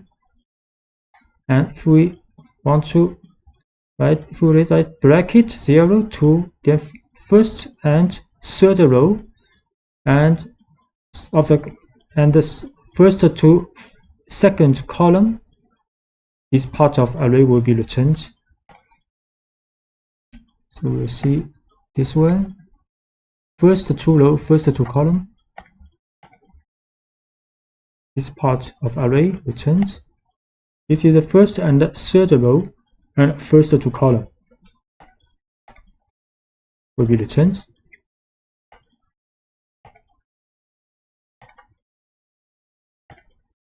Iterating an array, you can use the for constructor to do the iteration of the items in an array. So you can write the for I in A, print I. You can write for I in A, print I, but similar as NumPy's for loop in the list, but similar as the for loop for the file list.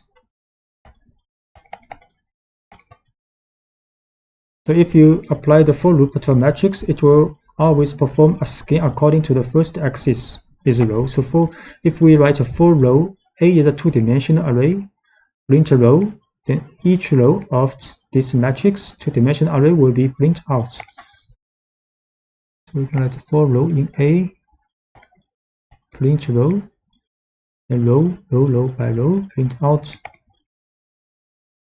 And if you want to make an iteration element by element, you can use the following constructor using the for loop in A.flat.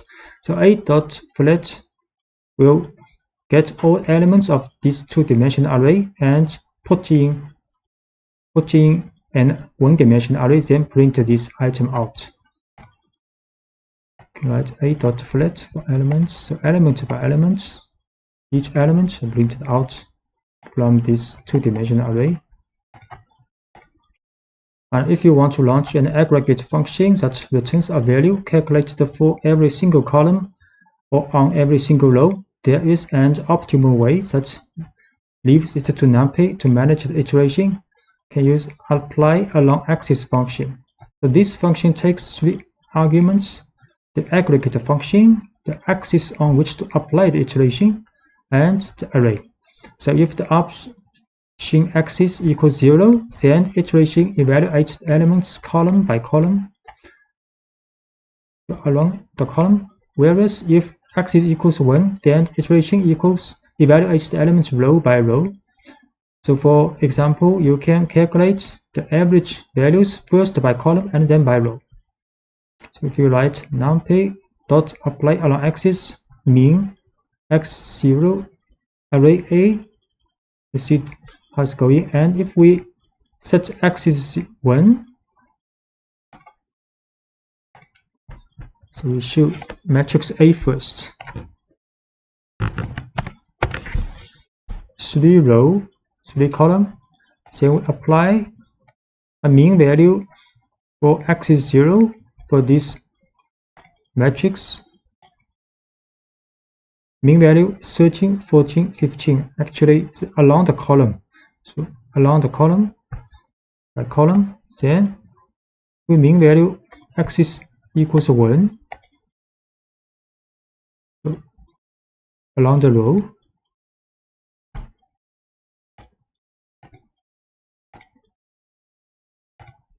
And you can also define your own function in using the apply along axis function. So we can define a function called foo and return the value of the parameter. So next we apply this function to array A along axis 1 or along axis 0.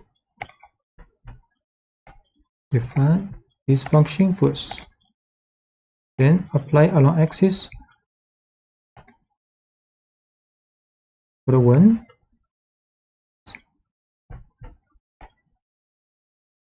And apply this function with 0. Actually, the result will be the same because you divide elements by 2 along the row. It's same as you dividing elements by 2 along the column. And the conditions and the Boolean arrays. An alternative way to selectively extract the elements in an array is to use the conditions and the Boolean operators. Suppose you wanted to select all the values that are less than 0, 5 in a 4 by 4 matrix containing random numbers between 0 and 1. So A is a matrix, 2-dimensional array with a random number between 0 and 1. So we can get a Boolean array with same dimension. Then write A less than 0.5. Next, we can use this condition to select elements of this array. So create this array first, random number between 0 and 1, 4 by 4 dimension, 4 by 4, the shape A less than 0.5, it's the same dimension, Boolean matrix. You can select condition. Now it is a 1 dimension with all the values meeting this condition in array A. Shape manipulation. During the creation of a 2-dimensional array, it is possible to convert a 1-dimensional array into a matrix using reshape function. Reshape function returns a new array and can therefore create new objects.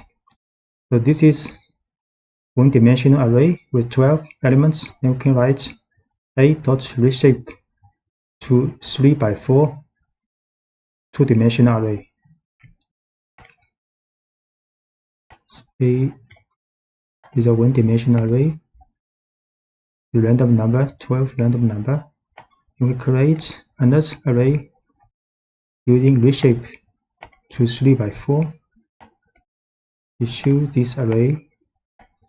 Now the dimension is 3 by 4 2-dimensional array. And you can also use a tuple to modify the shape of an existing array. We can also write A.shape, assign a 2-dimensional array in a tuple. So we assign the shape to A, then we show A again. Now A is 2-dimensional array, and the inverse operation is also possible. That is, you can convert a 2-dimensional array into a 1-dimensional array by using the level function. We use the level function to A and So A is now is one-dimensional again, and even acting directly on the shape attribute of the array itself, you can also write A shape to 12. You can also first create again A as two-dimensional array. Then we assign the shape to 12. So A is one-dimensional array now. And if you want to transpose a matrix which is inverting the columns with the rows, you can use NumPy's transpose function. We can transpose A. So A's value has been transposed, and now the A's dimension is 4 by 3. So 4 rows, 3 columns now. The join arrays, you can merge multiple arrays to form a new one that contains all of the arrays. NumPy uses the concept of stacking, providing a number of functions in this regard. For example, you can perform vertical stacking with the vstack function, which combines the second array as new rows of the first array. By contrast, the edge stack function performs horizontal stacking. That is, the second array is added to the columns of the first array. So A, B are two arrays, both have the shape 3 by 3. So we can vstack AB, then it will be a new array with shape 3 by 6 by 3. And edge stack AB will create a new array with the shape 3 by 6. So A, B are two array. To A, B, both 3 by 3, then NP vstack AB. So the shape in the new array is 6 by 3. So array B has been added to the rows of the resulting array. And edge stack AB, you see the array A and array B is being stacked, and the dimension is 3 by 6 now. Two other functions performing stacking between multiple arrays, a column stack and a row stack. These functions operate differently than the two previous functions. So generally, these functions are used with a one-dimensional array, which are stacked as columns or rows in order to form a new two-dimensional array. So can create 3 array all by one dimension. Then we can use column stack ABC or row stack ABC, row C. So ABC 3 one-dimensional array. Then we can column stack ABC. So they now become a two-dimensional array. The row, each row represents, each column represents these 3 array, and we can also NP row stack ABC. So this also is a 3 by 3 two-dimensional array, and with each row represents ABC.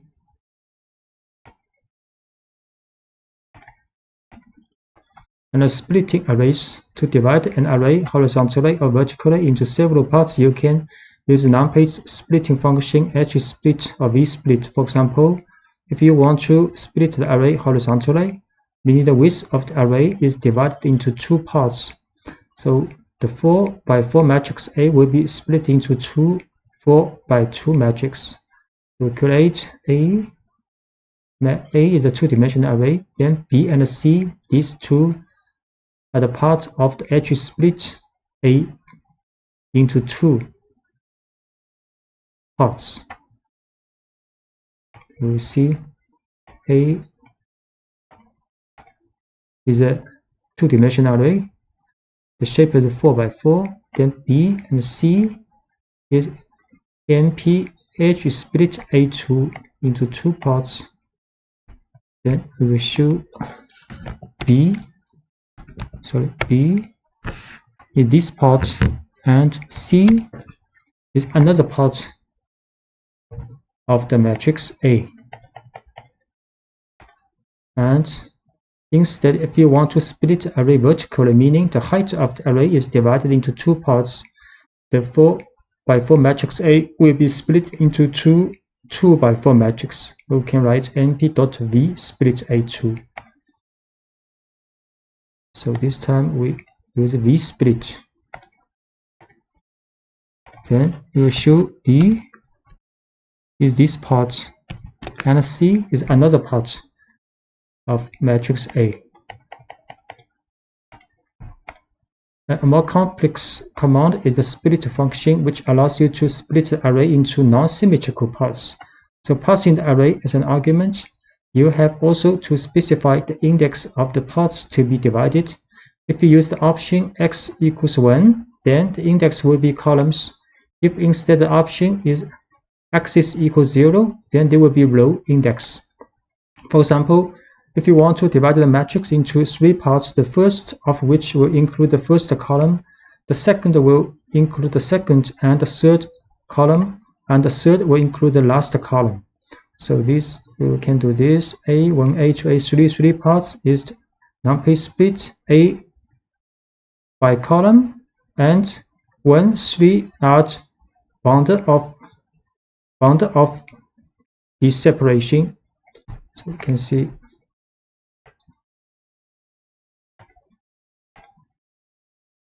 So A1 is this part, A2 is 2 and 3 column, and A3 is the last column of matrix A. And similarly, you can also do the same thing by row. So this time we can split by the row with first row and second to third row, then the last row of matrix A. Copies or views of NumPy arrays. If you assign one array A to another array B, you are not copying it. Array B is just another way to call array A. In fact, by changing the element of A, you change the value of B too, and vice versa. So A is an array, then we assign A to B, B equals A. Now if I change the element of A, then B is also changed. Create an array A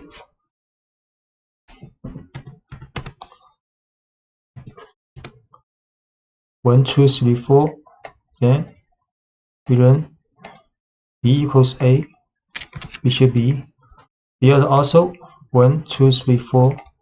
Now we assign the element, one of the elements in A to 0.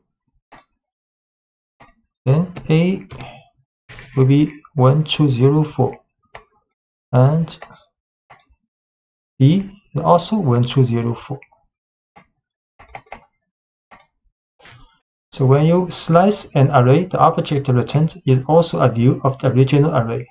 So if we create a C, is a slicing of A, and now we also assign elements, change one of the elements in A to 0, then C is also changed. So C,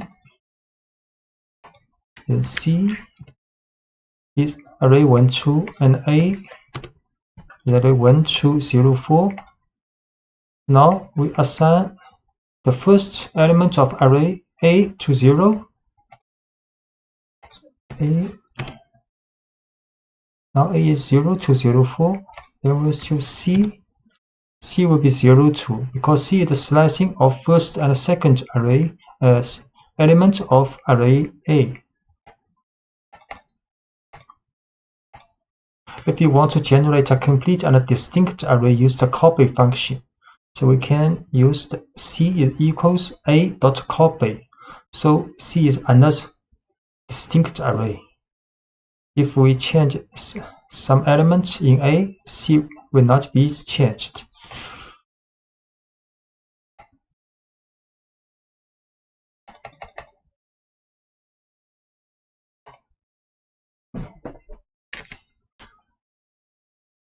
C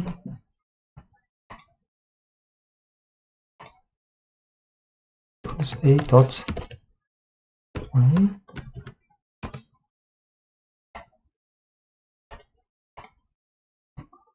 Then A 0 C. If we change A to 100, A changed to 100, but C not changed now.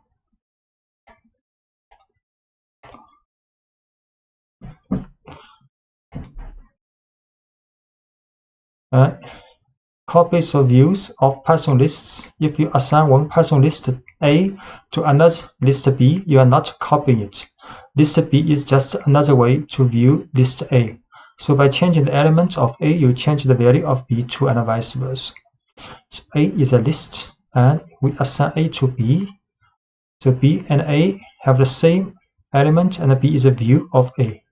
So now if we append one element to B, and A change something in A, then both A and B will also be changed and appended. A is a list. A 1, 2, 3, 4. Then B equals A. B is also a list with the same element as A. Now B append with 5. Then B is 1, 2, 3, 4, 5. Then A also 1, 2, 3, 4, 5. We also change one element in A to 10. A is now 1, 10, 3, 4, 5. Then B also 1, 10, 3, 4, 5.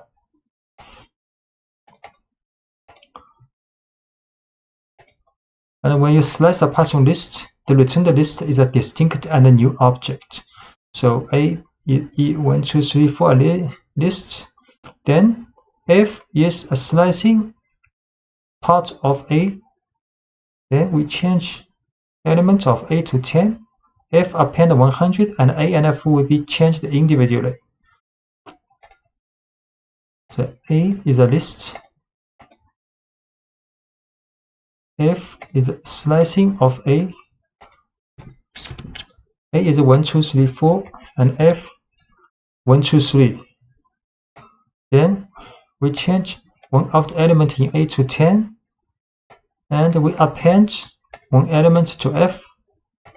So A 1, 10, 3, 4, and F 1, 2, 3, 100. So they are distinct objects. So when you use a copy to a Python list, the returned list is a distinct and a new object. So A is 1, 2, 3, 4 a list. C is the copy of A. Then we change element in A to 10, and C append 10, and A and C will be changed individually. A is a list. C is a copy of A. A is a list 1, 2, 3, 4, and C also 1, 2, 3, 4. Then change second element in A to 10, and append one element to C. Then A the 1, 10, 3, 4, C the 1, 2, 3, 4, 10. So they are independent. Broadcasting of NumPy arrays. Broadcasting allows an operator or a function to act on two or more arrays to operate even if these arrays do not have the same shape. Two arrays can be subjected to broadcasting when all their dimensions are compatible, which means the length of each dimension must be equal, or one of them must be equal to 1. If neither of these conditions is met, you get an exception that states that the two arrays are not compatible. So when the rule of compatibility is met, then the size of the smallest array will be extended to the size of the biggest array, so that the element-wise function or operator is applicable. So we see an example. A is a two-dimensional array, and B is a one-dimensional array. A plus B is compatible, and B will be broadcasted to the size of A, and then get the addition implemented.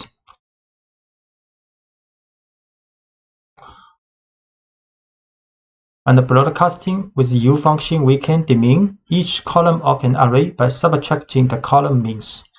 So for example, A is a two-dimensional array with a shape 4 by 3. Then we can write the mean value of this array for each column. So mean 0 means for each column. Then next we can minus this one, minus the mean value of each column from this array. And this matches the broadcasting rules. Next, we can also calculate the mean value of each column for this array. So first we show A is two-dimensional array and B is a one-dimensional array. A is two-dimensional, B one-dimensional. So A plus B will get the same shape with A, and array is a two-dimensional array with shape 4 by 3. You can calculate column mean of this array. 3 value because there are 3 columns. Next, we can calculate the minus array minus the mean of its column.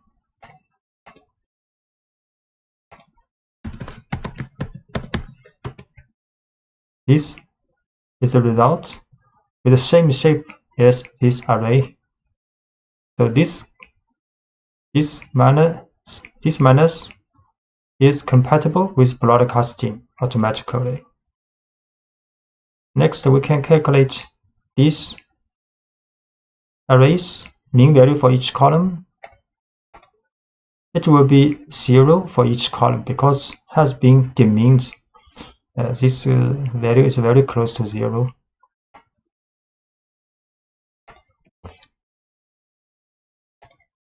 And if we want to demean each row, the mean vector by row should be reshaped first before doing calculation.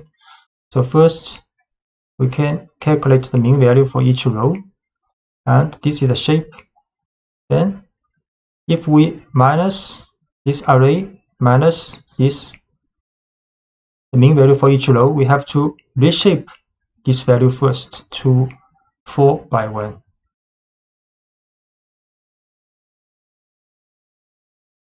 So we'll show again this array 4 by 3. Then the row mean for this array, we have to put 1 here.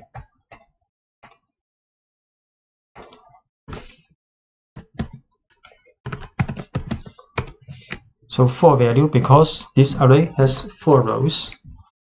And we can also show the shape of this. Shape is one-dimensional array with 4. If we want to calculate, then we have to reshape this row means to 4, 1. Then it is possible with the broadcasting.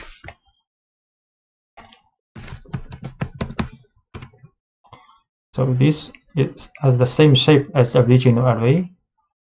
And we have to now calculate the mean value for this array. Have to row mean for this array is 0, very close to 0 because it has been demeaned by row.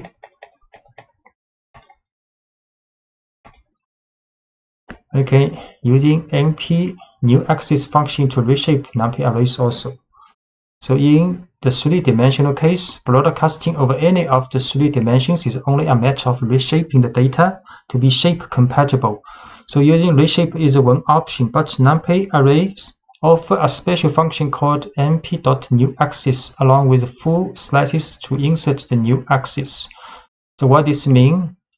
We show one array in 2 dimensions, then we can change the shape of this array to 3 dimensions by adding np.newAxis here.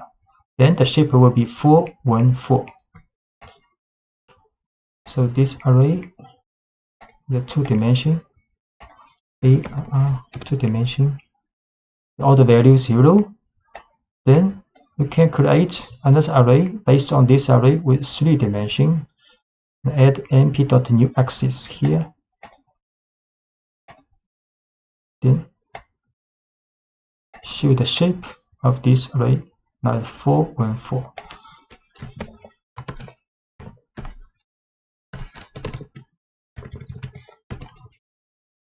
So it has 3 brackets, 3-dimensional array now. And we create another array with random normal distribution for 1 dimension. Then we can change these arrays, can create another array based on this array, but the dimension to 3, 1. We can also create another array based on this array, but dimension is 1, 2, 3. So this is an array with 1 dimension. But if we run this, it will be a 2-dimensional array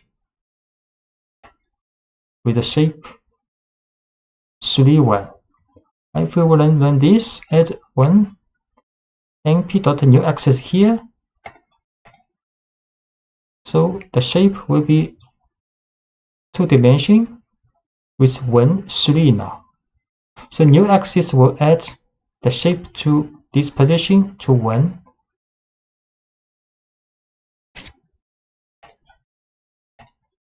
Thus, if we had a 3-dimensional array and wanted to demin axis 2, say we would need to write. So this is a 3-dimensional array, and we want to get the mean for 2 is the last dimension. So this mean array will be 2-dimensional because the last axis has been meaned out. And next, if we want to calculate AR minus this mean value, because this mean value is 2-dimensional, so we have to add 1 axis here with 1 dimension, 1. The shape is 1 for the last axis, then it is compatible for calculation. We'll show. So this is a 3-dimensional array. 3-dimensional, 3 brackets, and we get the means and mean out at the last dimension. Sure. So this mean matrix is 2-dimensional with 3, 4. We show the shape 3 by 4. So if we want to calculate the minus, then we have to add np.newAxis here after for this mean matrix.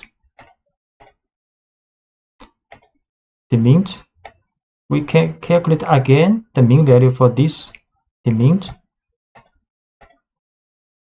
is 0 actually. Every value is 0 now. Random number generation with a Python random model.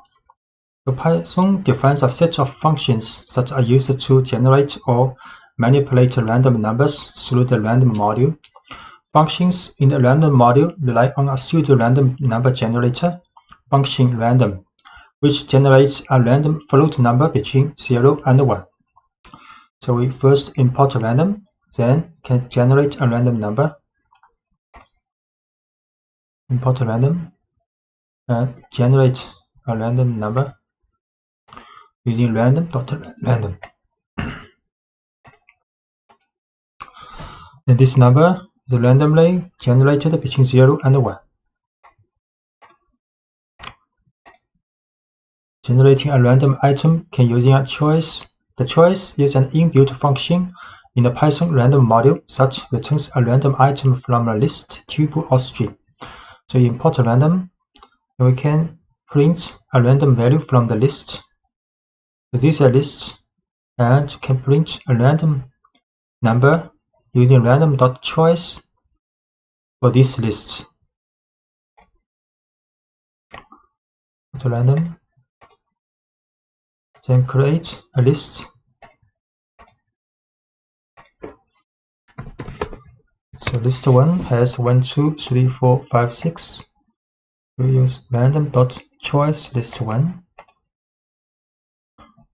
This time print the number 4. We can also print a random item from the string. So this is a string, can print random.choice string. String. Then randomly choose one alphabet of this string to print out. S, this time is S. And generating random numbers from a specified range and step using random range. So using random range can generate in range from, for example, 20 to 50. The last parameter 3 is the size of a step to skip 3 numbers when selecting. So we can using random.random range 20, 50, 3, then print out.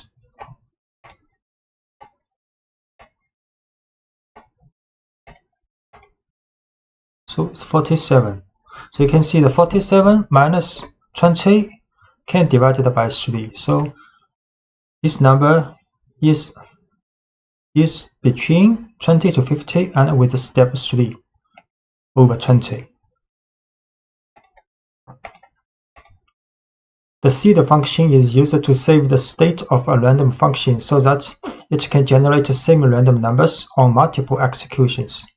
So for example, we set random.seed to 7, then print a random number, and we set random seed to 5 and print a random number. Then we set again to seed to 7, then this time the number will be the same as this time. We show random seed 7.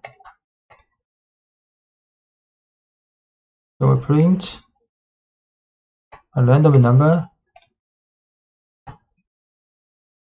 0.3323, then set a random number to 5,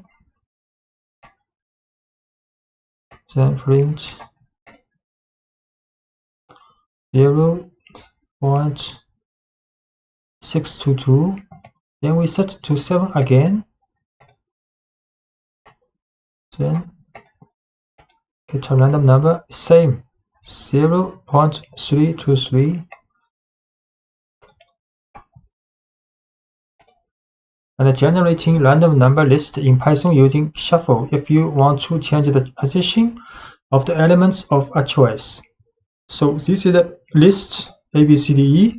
So we can random.shuffle sample list for this list. So we will see.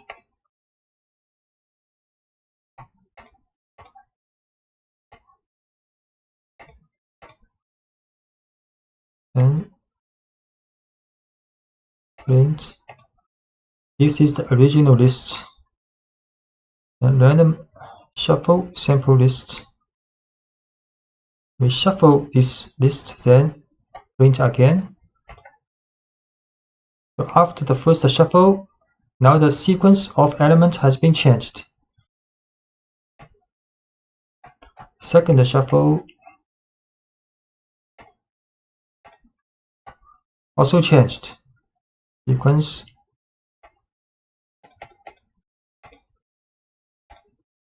Generating random number list in Python using uniform. This function is used to generate a floating point random number between the numbers mentioned in its argument. So it takes 2 arguments, lower limit included in generation and upper limit not included in generation. For example, we can use random.uniform to draw a random number between 5 to 10.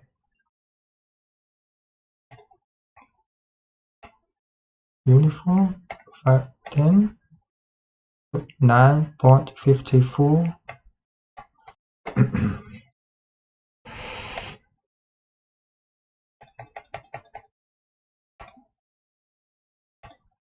So random number generation with NumPy's random module. So this time we think about NumPy's random module. The NumPy's random module supplements the built-in Python random with functions for efficiently generating whole arrays of sample values from many kinds of probability distribution.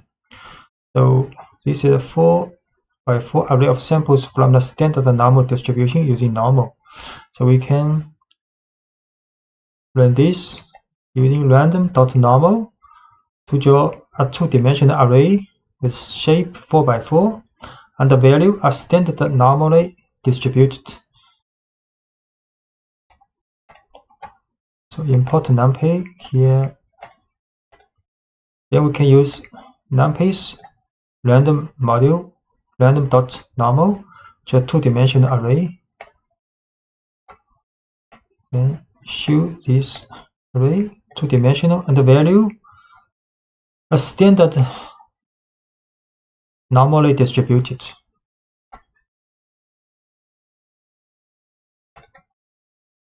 And we can also draw a 4x4 array of samples from the normal distribution with mean equals 5, standard deviation equals 2. Use np.random.normal 5 to size it 4x4.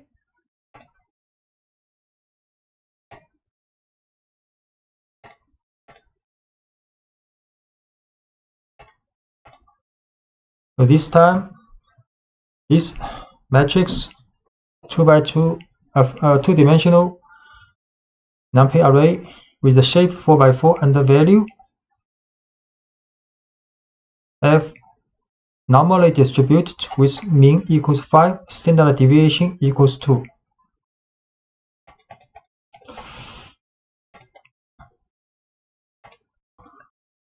And set random seed in NumPy. You can return the same random sample. For example, we can set numpy.random.seed to 1, 2, 3, 4, and sample for standard normal distribution with 16 number and shape with 4x4. Then, if we run again, get the same result.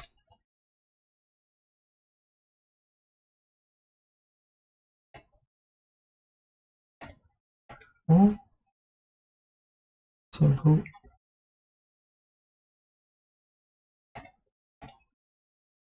So this time, get this 4x4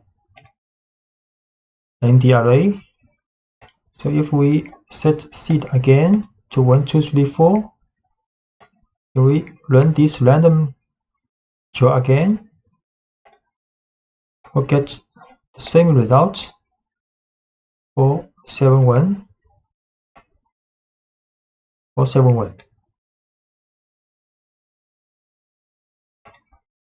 And you can also use random n to generate a standard normal values. So np.random random n 10.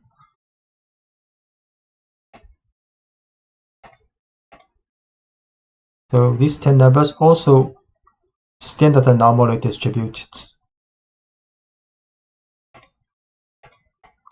You can shuffle an NumPy array with np.random shuffle.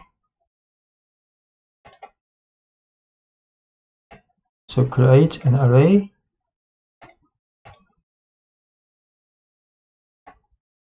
You can print this array 1, 2, 3, 4, 5, 6. And you can shuffle this array.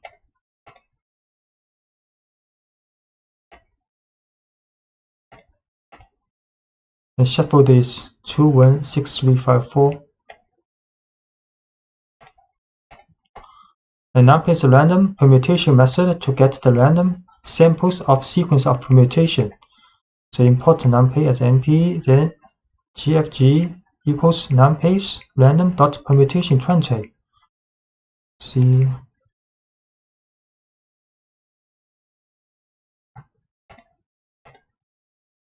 we should actually is the 20 number from 0 to 19, then randomly arranged after shuffle. I can get the random sequence permutation of a two-dimensional array. So create a two-dimensional array with a shape 4x3.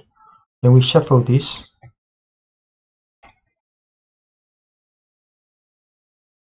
This is a two-dimensional array.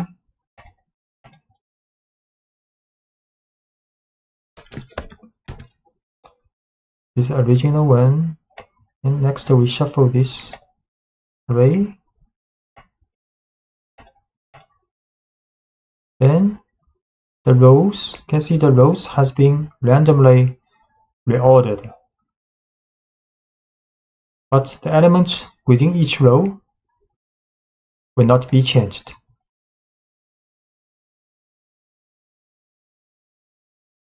So reading and writing NumPy array data on files. So loading and saving data in binary files. So NumPy provides a pair of functions called save and load that enable you to save and then later retrieve data stored in binary format. So once you have an array to save, for example, one that contains the results of your data analysis processing, you simply call the save function and specify as an argument the name of the file and the array. The file will automatically be given the .npy extension. So this is a data frame. So this is a NumPy array with shape 4x3, two-dimensional. Then we can save using np.save to save the data, this file with this data NumPy array. We have to import OS package and save the working directory. Then create a NumPy array, two-dimensional array, the shape of 4x3. Then we can save this array to this file.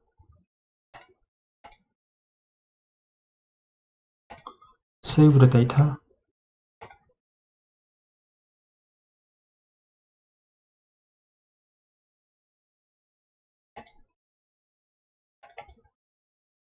So you can find this data, save the data. But this is a binary file you cannot open with txt file.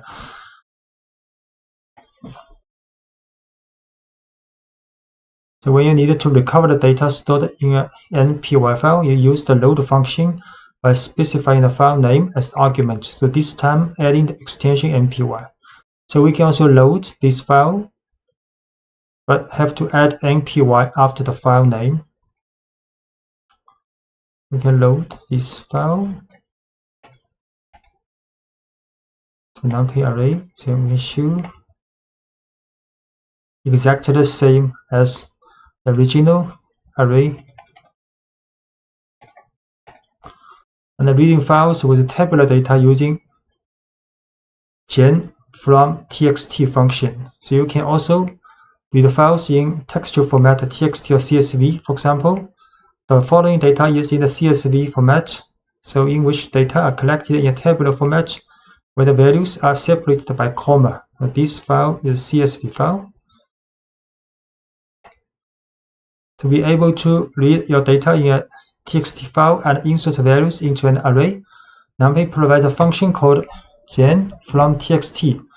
So normally this function takes 3 arguments: the name of the file containing the data, the character that separates the values from each other, in this case is a comma, and whether the data contain column headers.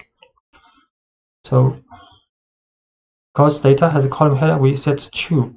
Delimit the comma and gen from text this file.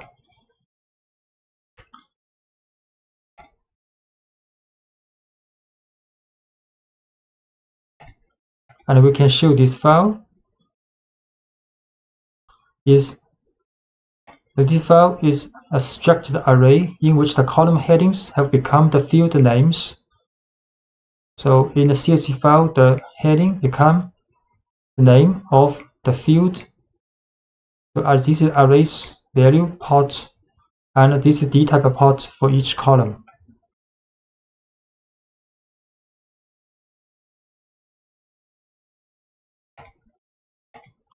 You can also, the bottom of the array, you can find the column headings contained in the file. These headers can be considered a label, such act as index to extract the value by column. So we can run data ID, issue this array, data 0, issue this array,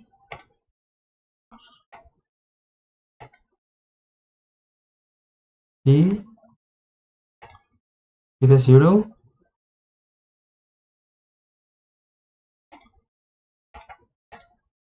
Return from text function will replace the missing values in the file with an NaN value.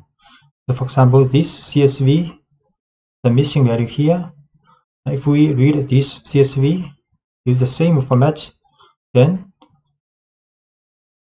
the second row of this data will have not a number value. We read this file. You can see array, the first row, the second row, the third row both have missing value. We view the column of ID, no missing value. First row, no missing value. Second row has a missing value.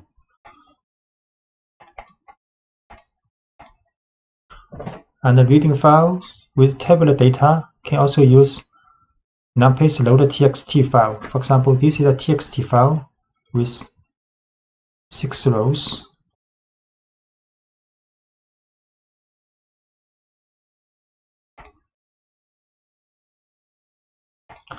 And when you read reading txt files, can have to set the dtype to int, because this is a numerical value, integer value.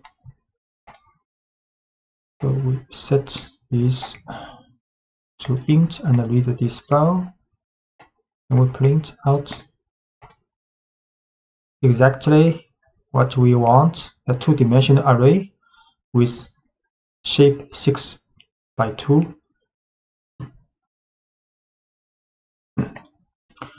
You can also set a skip rows here if you want to skip the first row in this txt file. So this txt file, the index name, but we do not want to read this in the NumPy array. So we skip this first row.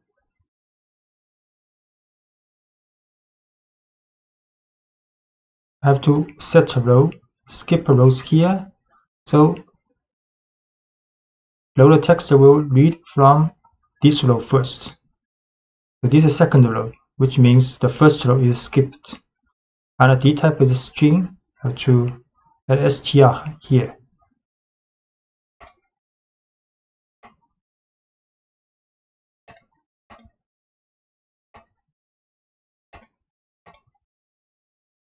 Exactly what we want, the 6 by 2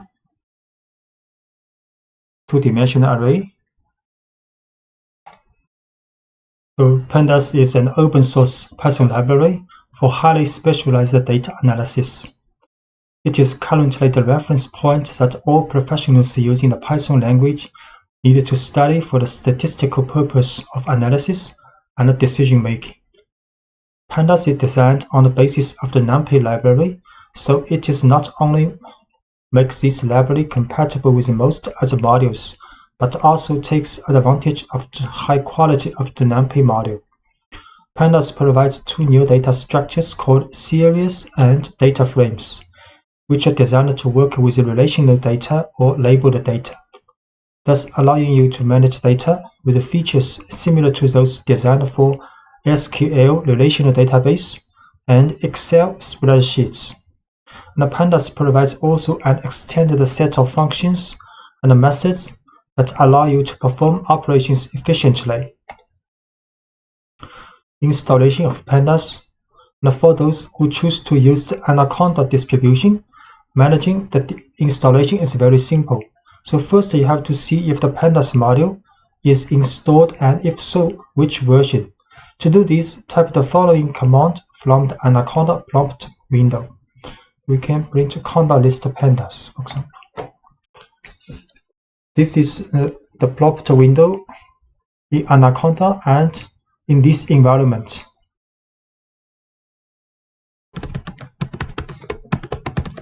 We can show Conda list Pandas.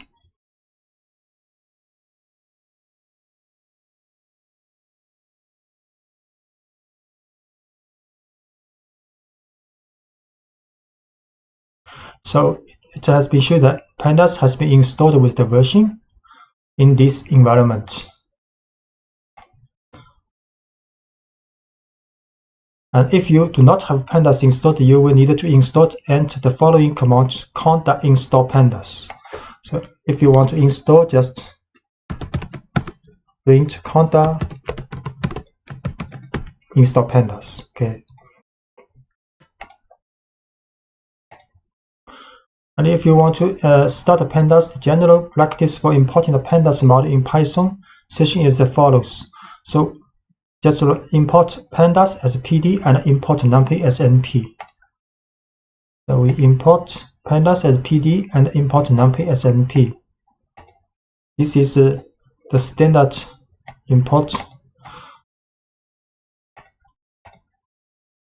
And declaring a series. So to create the series, you simply call the series construct and pass as an argument an array containing the values to be included in it.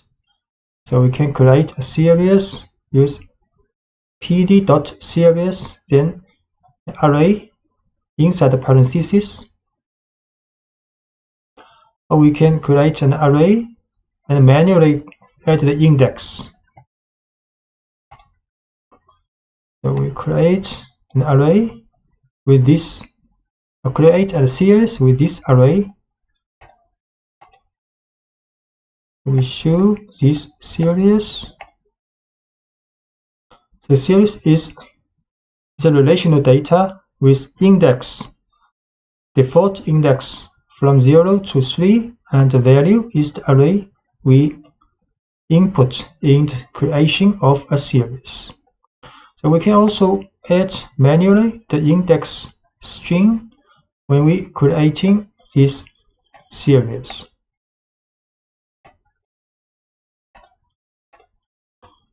So this time the index has been changed from A to D.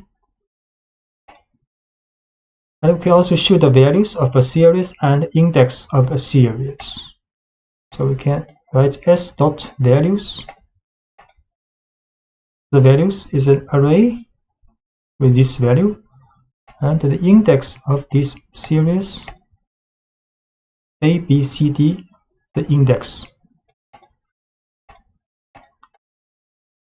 And for the data frame, the most common way to create a new data frame is precisely to pass a dict object to the data frame construct. And this dict object contains a key for each column that you want to define, with an array of values for each of them. So if we want to create a data frame, then we can create a dictionary first. Dictionary with the key, color, key object, and key price.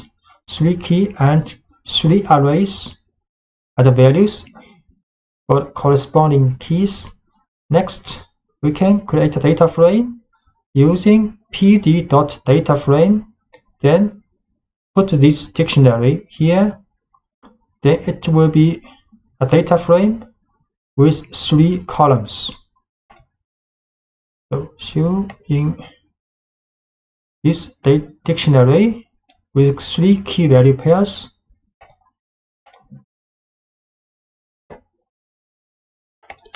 if we show this dictionary, 3 key value pairs, then create a data frame with this dictionary information. Then we show this data frame. The data frame actually is a tabular data with index.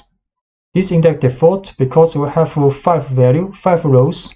So Pandas put the default index from 0 to 4 for these rows.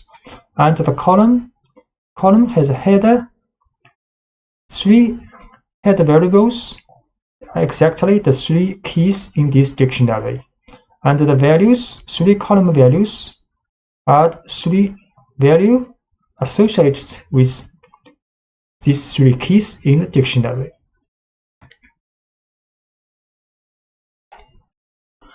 The series is the object of the Pandas library designed to represent one-dimensional data structures, similar to an array but with some additional features.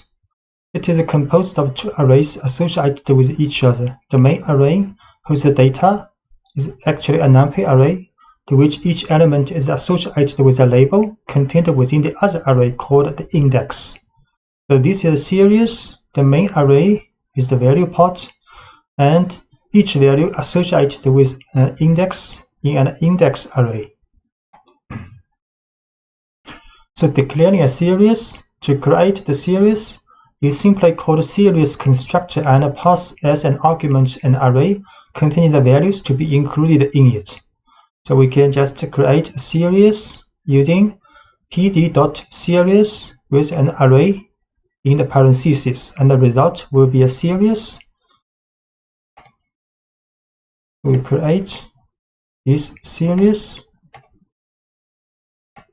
and show. So this series has value part and index part.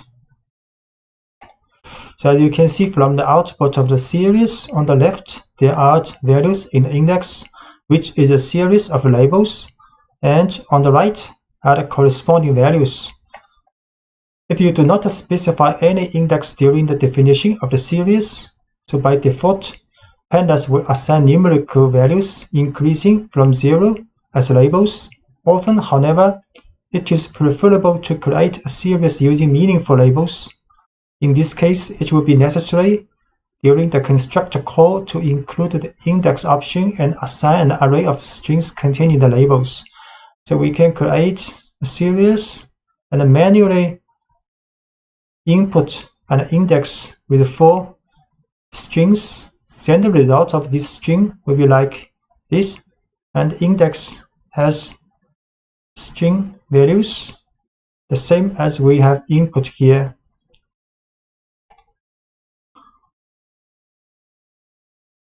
So we create series with ABCD index. So the index has been the value you want. And if you want to individually see the 2 arrays that make up this series, you can call the 2 attributes of the series as follows: index and values. We can write s.values, and it will show the value part, and s.index to show the index part of this series. So s.values, value part, s.index, the index array. And you can select the internal elements of series. Then select the individual elements as ordinary NumPy arrays by specifying the keys. So we can select, for example, the 3rd value of this series, or we can select by the index string of this value. You can also select multiple items in a series. We select the first two values of this series, and we put up an array inside this bracket. You can choose two values with index B and C. So choose this individual element.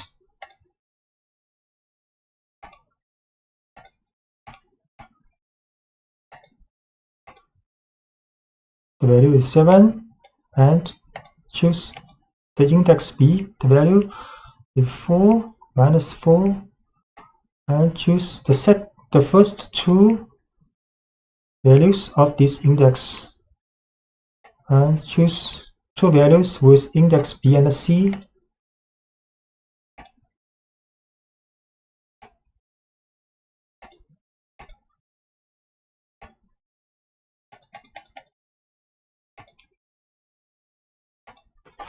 And you can assign values to the elements. So you can select and assign the value of a series by index or by labels. For example, we assign 0 to this series index 1's value. So the result will be like this. You can also assign 1 to this series index B's value. Then the result will like this. Assign 0 to S1. Issue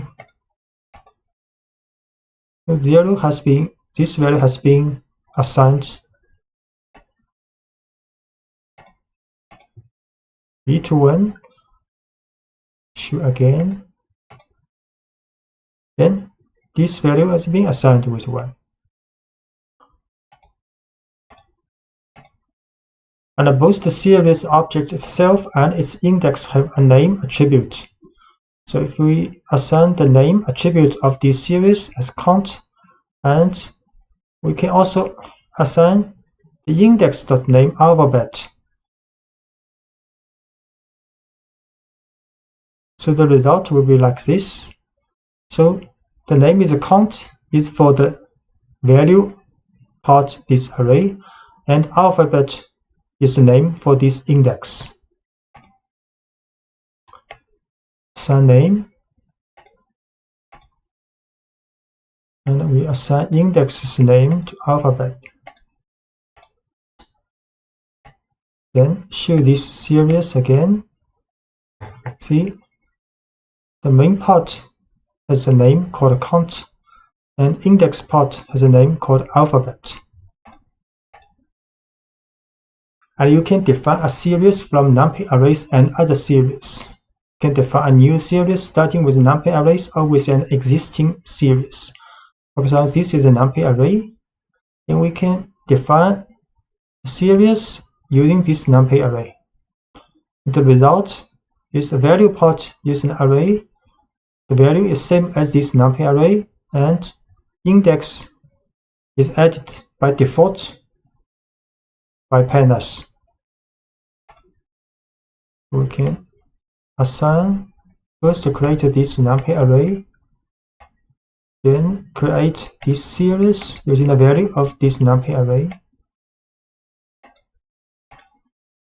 In the series like this, value part, index part.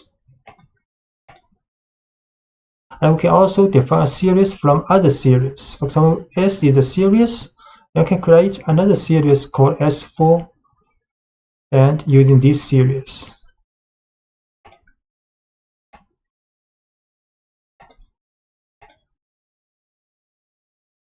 And we show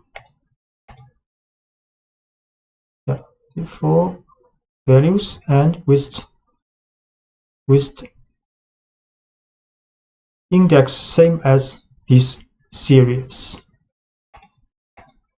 And you can always keep in mind that when you create new series from existing arrays or series, the values contained in the original NumPy array or in the original series are not copied but are passed by the reference. So if the values of either one changes, then values in the other object will also be changed. What this means? So we show this series S, and we show this series S4. S4 is created from this series. So if we change S4's last value to 100, we show S4. This value has been changed to S to 100, but if we show S again, S value, this value also been changed to 100. So both series are the reference to one series. So you can filter values of a series. So many operations that are applicable to NumPy arrays are extended to the series. One of these is filtering values contained in the series through conditions. For example, if you need to know which elements in a series are greater than 8, you can write the following statement. So PD series, create a series, then we can write S bracket S larger than 8, and the result will be these two values of the series. Create a series with 4 values.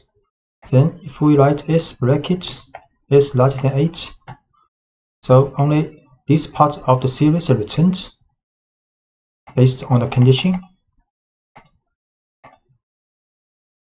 And some mathematical operations. So other operations such as operators, plus, minus, multiplication, and division, and mathematical functions that are applicable to NumPy arrays can also be used to series. So we divide the 2 for this series, divide 2, then each value is being divided, and we can use log function, NumPy's log function for series. This one is not a number. Then we use exponential function, exponential, and evaluating values. You can check the values of series, including existence of any duplicates and whether a certain value is present in the series. So to know all the values contained in the series, excluding duplicates, you can use the unique function, and the return value is an array containing the unique values in the series. So create a series with duplicate index and values, then can create an array with duplicate values of this series. Use the unique function. So create a series, duplicate value 1, 2, 2, 2. So we use unique function and the value, unique value of this series. And we can also use the value counts to return the unique values and calculate the occurrence of them within a series. So value counts will return each unique value and occurrence of this value. So value counts, unique value and occurrence.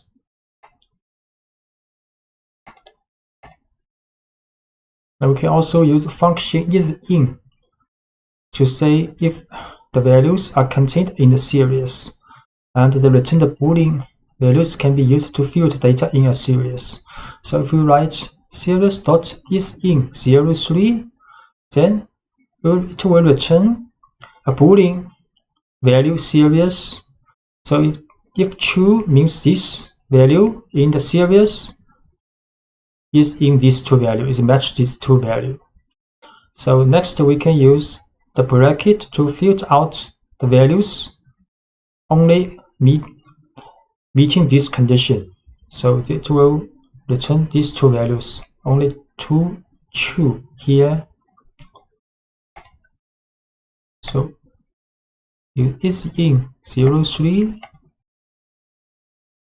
these two are true, others are false. Then we can get the values of these true, use a bracket condition. So these two values, this part of the series are returned, and not a number value. The specific value, not a number, NaN, is used in Pandas data structure to indicate the presence of an empty field or something that's not definable numerically. So Pandas allows you to explicitly define not a numbers and add them to a data structure such as series. So we can define a series, and for this value use NumPy's NaN. So this is a series with NumPy value for this position. Then the isNull and notNull function are very useful to identify the index without a value, and the returned Boolean values can be used to field values of a series. So if we write isNull after this series, then it will return a Boolean value for this series. If it is true, then this value is not a number. Next, we can field out the not a number value from this series, use a bracket and s2.isNull inside. Create a series with a not a number value. Then we can use isNull. This value is true, isNull value. Then we can field out this value, get this value. This is not a number. And similarly, we can use notNull. So notNull, these three are true, and this is false because this is null. And we can also use notNull in the bracket to get the values not a value. So S2 not null. So 3 true, 1 false, and field out the not null value. This is not null value.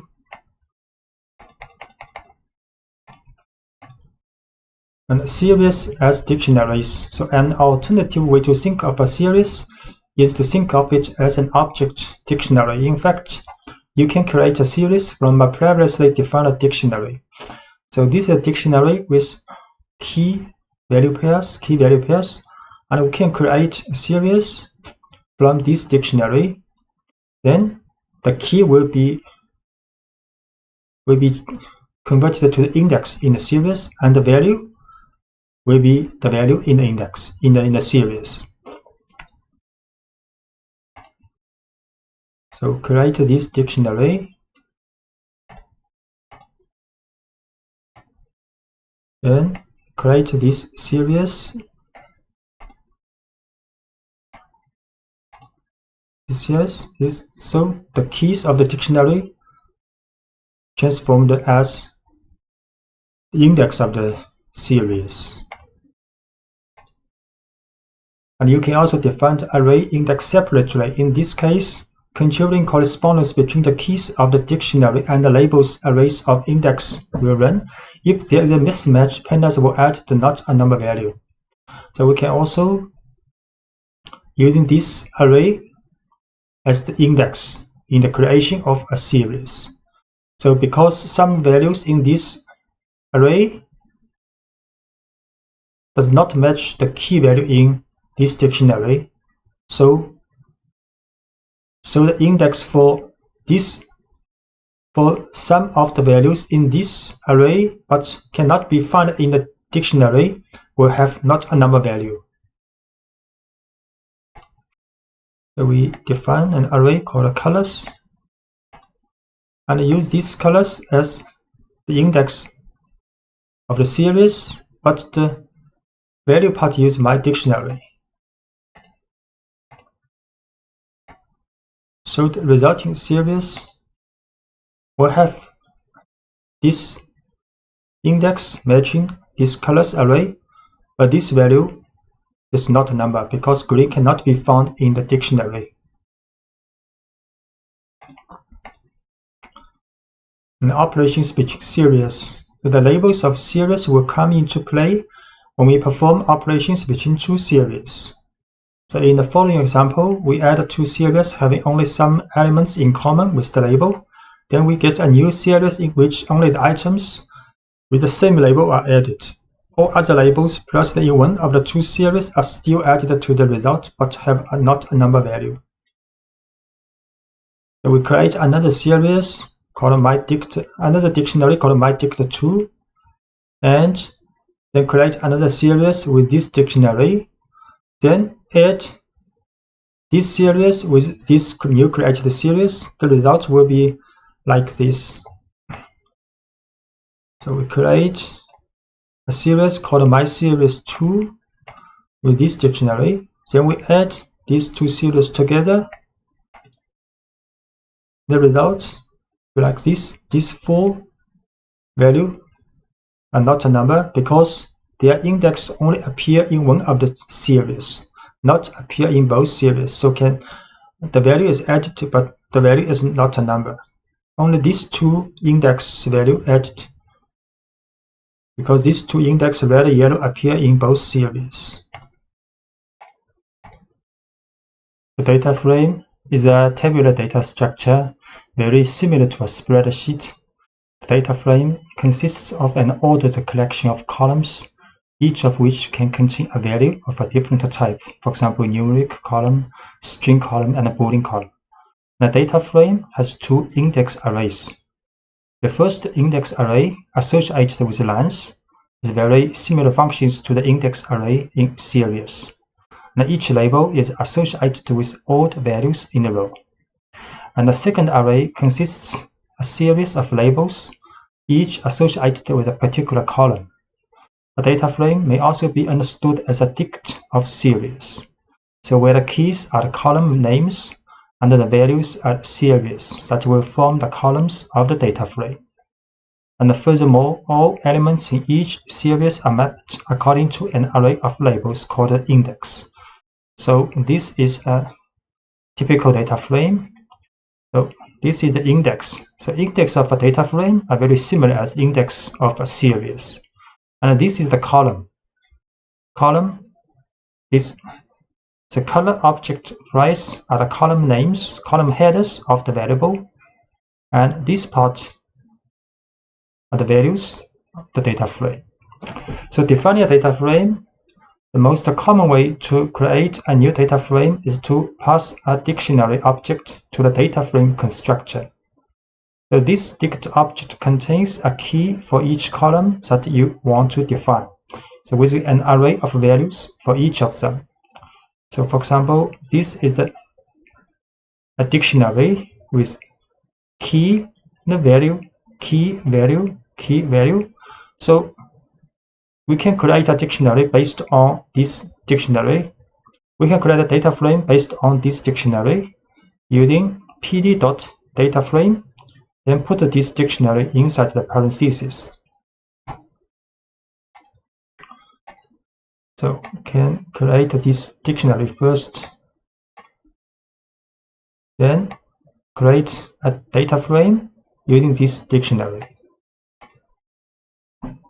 Then we show this data frame. So it has 3 columns and 5 rows. This is the index of the data frame, and Pandas added this by default from 0 to 4.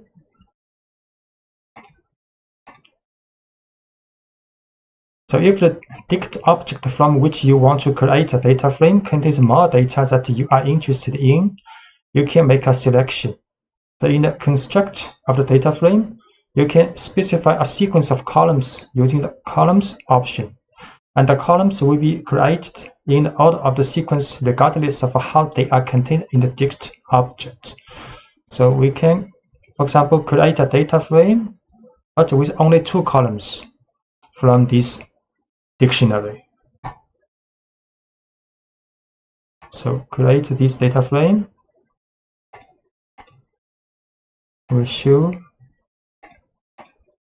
so only 2 columns in this data frame called frame 2. So if the labels are not explicitly specified in the index array, Pandas will automatically assign a numerical sequence starting from 0. Instead, if you want to assign labels to the index of a data frame, you have to use index option and assign it an array containing the labels. So we can manually add this index when we create this data frame.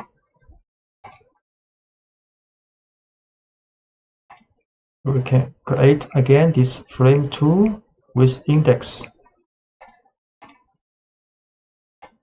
and we show this data frame. So now index are from 1, 2, 3, 4, 5.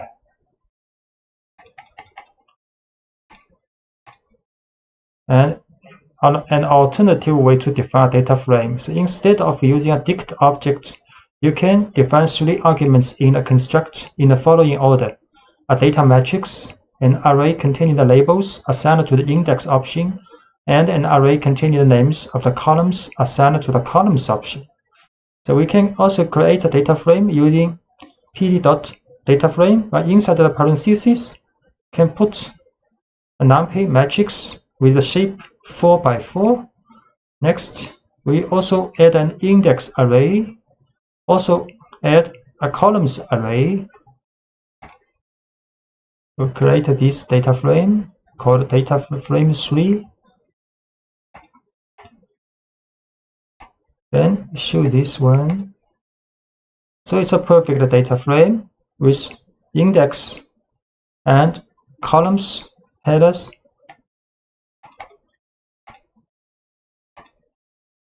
Selecting elements of data frames. If you want to know the name of all the columns of a data frame, you can specify the columns attribute on the instance of the data frame object.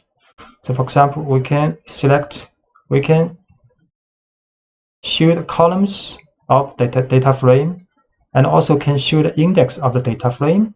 We can also show the values of the data frame, use frame.values. So show columns, data frame, columns, this column variable name, and index from 0 to 5. Then the values, value part, 3 column, 5 row.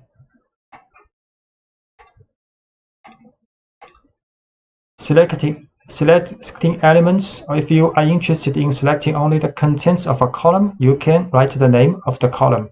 So we can write frame, bracket, and quotes price. That will return the value of a price column. Another way to do this is to use the column name as an attribute of the instance of the data frame. We can also write frame.price, frame bracket price. So it will return column value of price. Actually, the return object is a series. And we can also use this format. Same result is the same. And we can also use function loc and iloc to select the elements of a data frame. So for rows within a data frame, it is possible to use the loc attribute with the index value of the row that you want to extract. For example, frame.loc2. So it will return this row of the data frame. And if you want to select multiple rows, can specify an array inside the brackets. So inside the brackets, we put 2 number. So these 2 rows will be selected.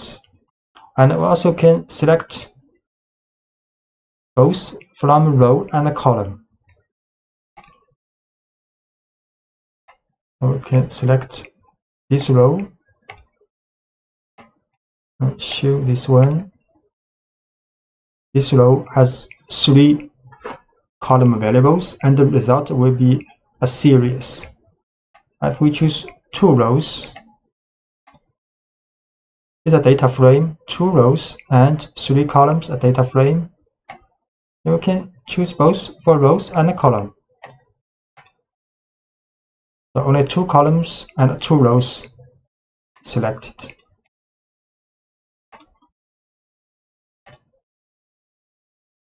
We can also use iLook. So if the selector rows only using integer value, so we can use iLook. So iLook does not support the string column names, only for the numeric value. So for example, here iLook 2 will get the same result as log 2. This also will get the same result as the log 2.4, and this will get the same result as before for the color price for the log selection. Now, if you needed to extract a portion of the data frame, selecting the lines that you want to extract, you can use the reference numbers of the index. The return value is an object data frame. So we can also write column from 0 to 1. Then this case only one line returned, and this case will return 2 lines.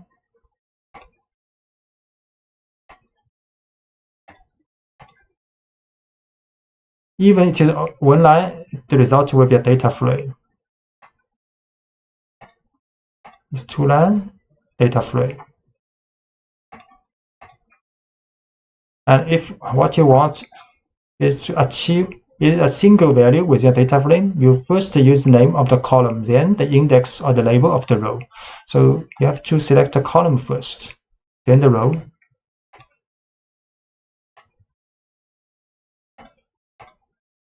So the result is a single value.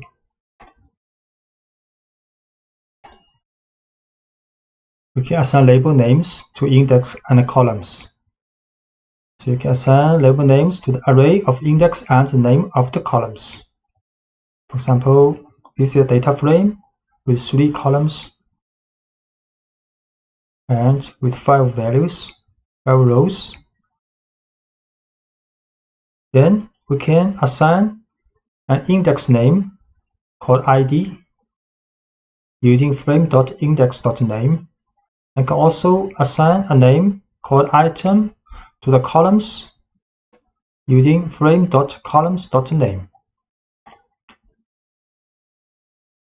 So we create data frame first.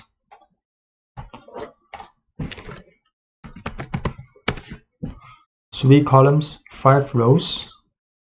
Then we assign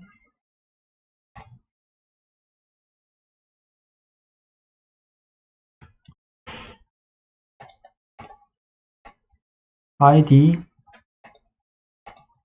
to the index name and assign item to the column's name. We show this data frame again. So now you can see id appears here, an item stay here. Item is the name of this column, id is the name of this index.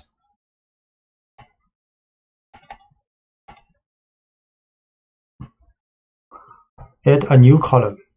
You can do this by simply assigning a value to the instance of the data frame and specifying a new column name. For example, if we write frame brackets new equals 12, then for this column, this is a new column created, then all rows for this column has value 12. And if we assign this array to this column, also possible. So frame new equals 12. So we show this data frame again. You see this new column, all the rows have same value 12. And if we assign a new column with this array, value now is the array assigned.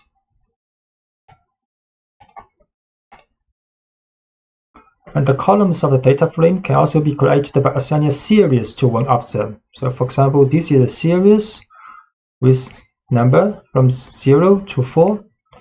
Then we can create a new column to this data frame, and the value is the series value. So this is a series, value 0 to 4, and we can assign this series to the column new of the data frame. Show again. So now data frames, this column's value is 0 to 4. And to change a single value, you simply select the item and give it the new value. For example, if we want to change the value of the column price, and this is the third value, third row of column price to 3.3, we can just write the frame bracket price, then bracket 2 equals 3.3.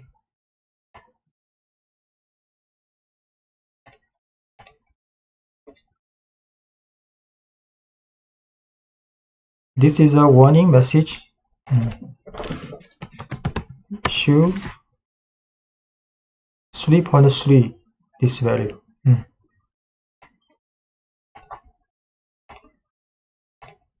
And the membership of a value, you have already seen in the previous lectures that the isIn function can be applied to the series to determine the membership of a set of values.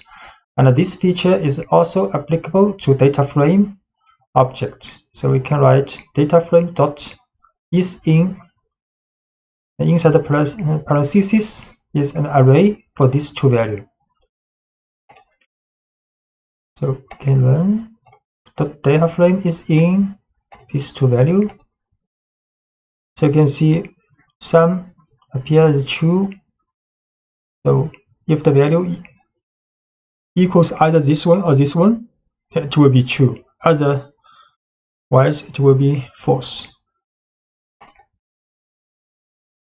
And you get a data frame containing Boolean values, where true indicates values that meet the membership. If you pass the value returned as a condition, then you will get a new data frame containing only the values that satisfy the condition.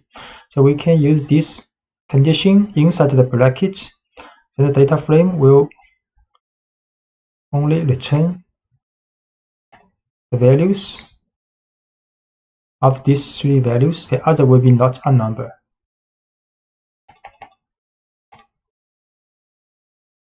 And deleting a column. So if you want to delete an entire column and all its contents, use the delete method, del command. So we can write del frame new, then this column will be deleted. Delete frame new. Then we show this data frame again. So no column called new now, only 3 columns left. And the filtering, you can apply the filtering through the application of certain conditions. For example, say you want to get all values smaller than 1.2. The elements not matching the condition will be replaced with not a number. For example, this is a data frame. Then we can add a condition with brackets after this data frame. And if the condition is if data frame less than 1.2. We can create a data frame first. So this data frame has 3 price column, 5 rows. We can run. So only these values less than 1.2, other values will be not a number. The data frame from nested dictionary. So a very common data structure used in Python is a nested dictionary, as shown here. We call it nest dict, and this is the external key, a key, red, white, blue. Then the value for the key is also a dictionary with key value pairs inside. So we can create a data frame using the information of this nest dictionary. So this data structure, when it is passed directly as an argument to the data frame constructor, will be interpreted by Pandas to treat external keys as column names and internal keys as labels for index. So red, white, blue are external key of this data object or library dictionary. Then this value will be converted as column names in the resulting data frame. And internal keys like 2012, 2013 will be the index of the data frame. So we create this nested dictionary first, then create this data frame using this nested dictionary. Show this data frame. You can see now the red, white, blue are the columns, and the 2012, 13, 11 are the index.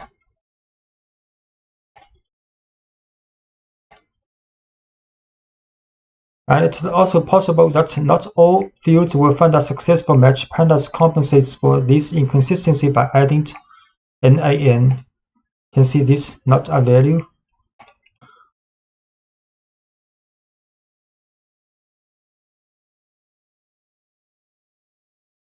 And the transposition of a data frame. You can get the transposition of the data frame by adding the T attribute to its application. You create a data frame, then transpose. We create a data frame called frame3 with color. Color is index and columns are object, ball, pen, pencil, paper. Then if we transpose this data frame, then the color will be the column and objects are indexed now. The index objects in Pandas series and data frame are responsible for the labels on the axis and other metadata as the name of the axis. So we create a series with this value and with this index array. So if we write serial.index, it will show the index. Create this series first. Then can show the index of this series. And unlike all the other elements in the Pandas data structures, the index objects are immutable, so once declared, they cannot be changed. This ensures the secure sharing between the various data structures. Methods on index. So there are some specific methods for index available to get some information about index from a data structure. For example, ID minimum and ID maximum are two functions that return, respectively, the index with the lowest value and the index with the highest value. So this maximum is blue, a minimum is blue, then maximum is white, arranged alphabetically.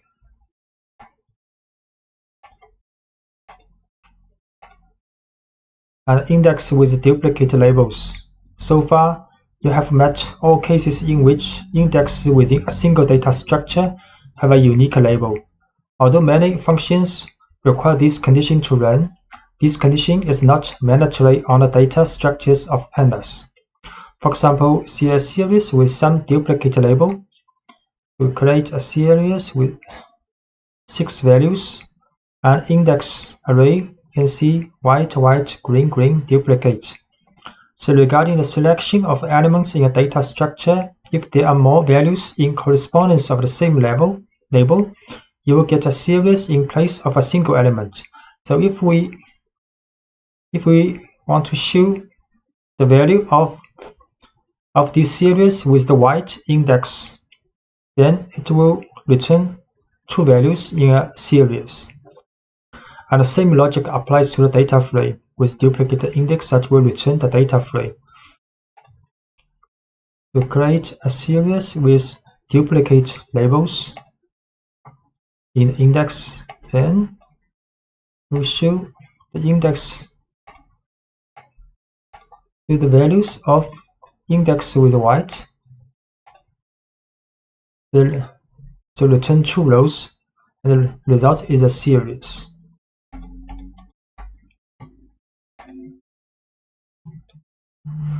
And the Pandas provides is unique attributes belonging to the index objects to tell if they are indexed with duplicate labels inside the structured data, both for series and data frame.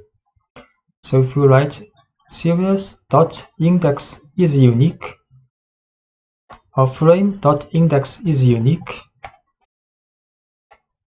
series.index is unique, false, because there are several duplicate index in this series, and we create a data frame also.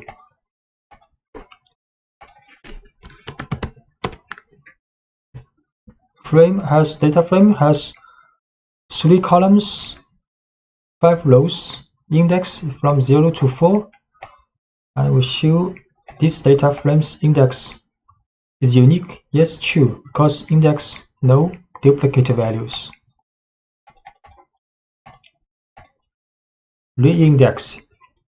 It was previously stated that once it's declared in a data structure, the index object cannot be changed, but by executing a reindexing, you can also overcome this problem. It is possible to obtain a new data structure from an existing one, where indexing rules can be defined again. For example, we create a series with 4 values, and this is the index string for this 4 value. And during reindexing, it is possible to change the order of the sequence of index, delete some of them, or add new ones. So in the case of a new label, Pandas adds not a number as the corresponding value. So for example, we can create a new series using reindexing. So series reindexing with these 4 index strings, then the result will look like this. 3, 4, 5, 3, 4, 1 has value, but 5, the value is not a number, because in this series, no index value equals 5. Create a series with 1, 2, 3, 4 index. Then reindexing with the index value 3, 4, 5, 1. Then the result is another index, but 5 index value is 5, this value is not a number.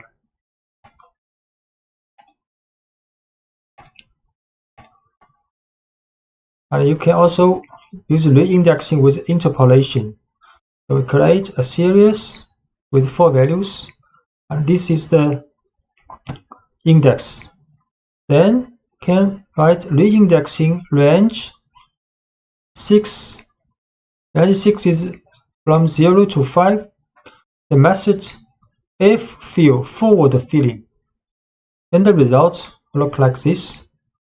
From 0 to 5 indexing. Then the value comes from series 3, but if not available value, for example, index 2, 4 not appear in this series, then these 2 values will be filled forward filling from other values.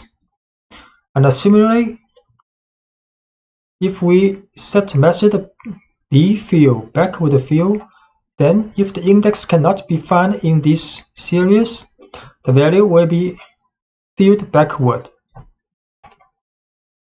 We'll create a series first with 4 values with these 4 index. Then we reindex this series and with expected index from 0 to 5 in the new series, and using forward fill method. And this is the resulting series. And if we use backward filling,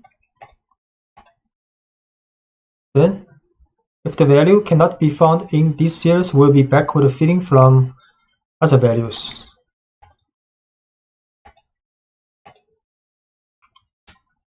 And we extending the concepts of reindexing with series to the data frame case. You can have a rearrangement not only for index but also with regard to the column. So this is data frame, then reindexing this data frame, and we'll return a new data frame with the range, index with the range from 0 to 4. And the method is forward filling, and a column is these 2 4 columns. This is the result data frame. So we show the frame again. First, this is the data frame. Then we use reindexing of this data frame with index from 0 to 4, method forward filling, columns, colors plus news objects.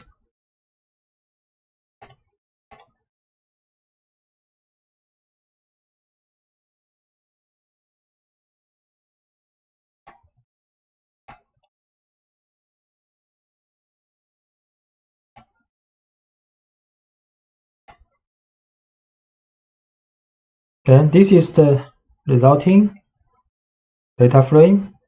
And if we use backward filling,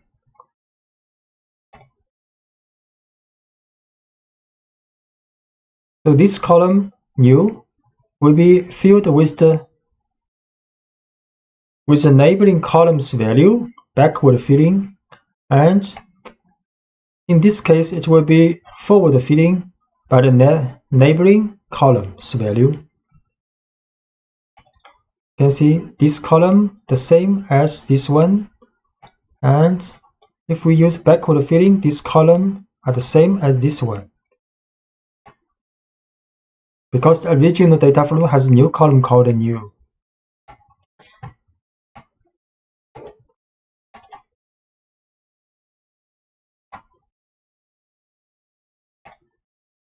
And a job for series, this method will return a new object and without the items that you want to delete. We create a series first with this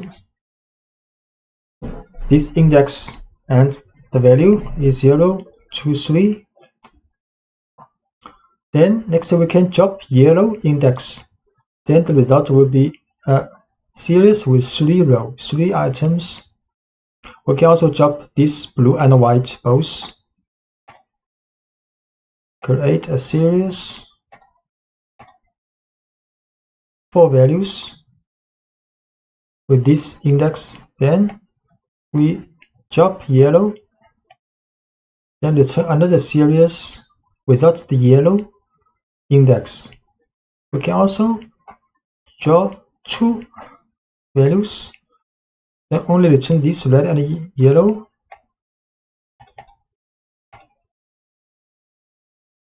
And job used for data frames. So regarding the data frame, instead the values can be deleted by referring to the labels of both axes.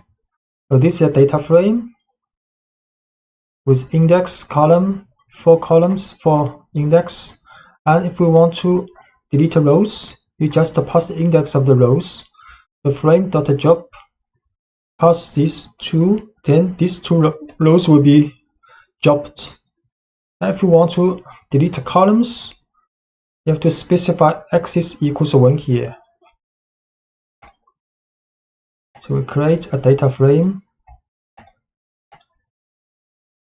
4 columns, 4 rows with this different color index. Then we drop blue and yellow, and the result will be a smaller data frame with 4 columns and 2 rows. And if we drop pen and pencil at axis equals 1, then the result will be a data frame with only 2 columns, and the pen or pencil columns are dropped. Arithmetic operations and data alignment. The Pandas can align indexes coming from 2 different data structures when you are performing an arithmetic operation. For example, 2 series are defined, but the labels of them are not perfectly matching each other. If summing these 2 series, so when the labels are present in both operators, their values will be added, while in the opposite case, they will also be shown in the result in the new series, but with the value not a number. So we create two series, but with not exactly the same labels in the index. So if we add these series together, some labels which do not appear in both series will have a value not a number. So create these two series. So S1, 2, 3, 4 values, 4 labels. S2, 5 values, 5 labels. Then we sum this series. Result will look like this: 1, 2, 3, 4, 5, 7, 5, 6, 6 labels, 6 values, but 3 of these values are not a number, NaN value. In the case of the data frame, although it may appear more complex, but the alignment follows the same principle as in series, but is carried out both for the rows and for the columns. So we create two data frames, then sum these two together. The result will like this: many, not a number value. We create two data frames. Let's show data frame 1 and data frame 2.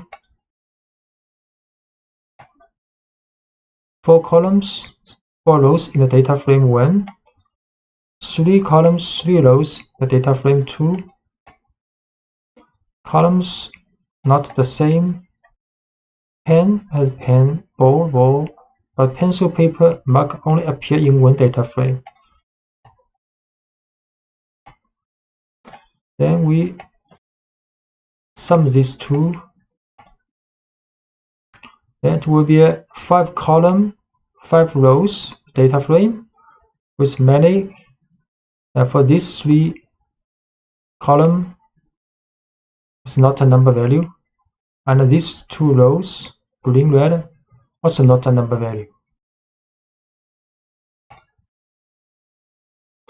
And this is called flexible arithmetic methods. So for example, we can use frame 1 dot add frame 2, the same as frame 1 plus frame 2. Can use this example. Result is the same as before.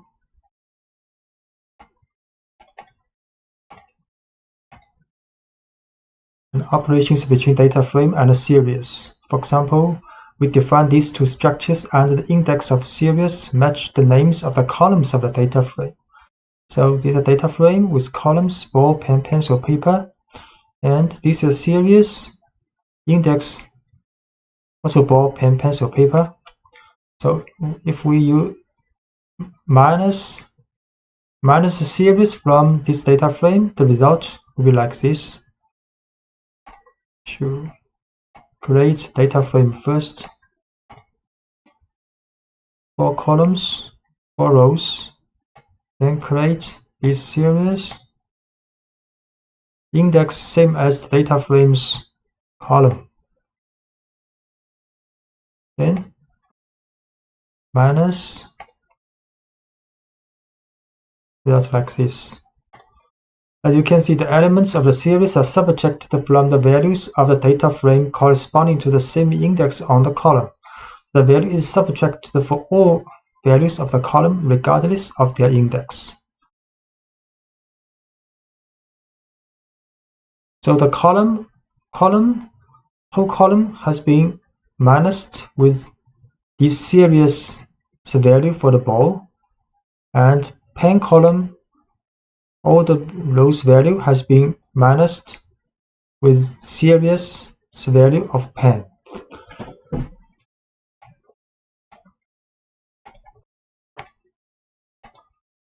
And if an index is not present in one of the two data structures, the result will be a new column with that index only, such all its elements will be not a number. So for example, we set series mark equals 9. Then if we minus frame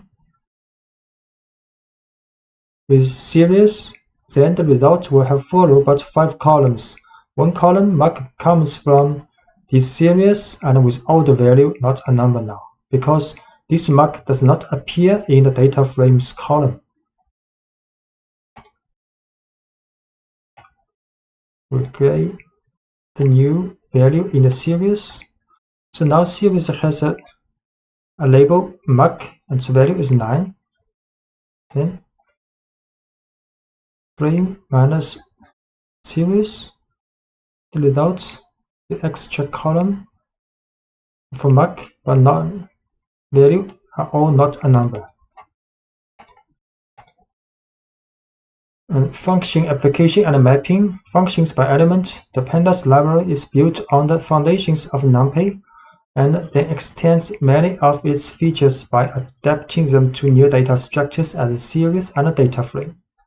So among these are the universal functions called ufunc, and this class of functions operates by element in the data structure. For example, you could calculate the square root of each value in the data frame using the NumPy's np.squared. You can write np.square root, then apply to this data frame. So data frame created.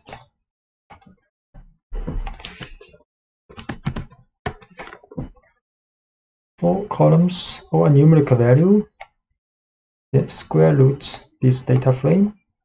We return another data frame, same column and the same row, and the value are square root of the corresponding data frame's value.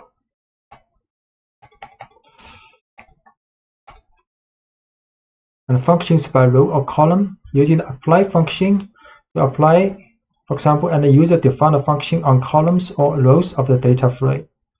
So we can define a function called fx and to return the maximum value minus the minimum value. So if we apply this function to the data frame, then the result will be a series and the labels, index labels are columns names of the data frame. So this function will be applied on each columns of the data frame. Define function. We can also define function like this way. This is another way, lambda, but we can use this way also. Then data frame, apply this function, return a series. The labels are columns of the data frame and the value are a difference between maximum value and minimum value for each column of the data frame. And if we want to apply by rows, we can set axis equals 1 in the apply function.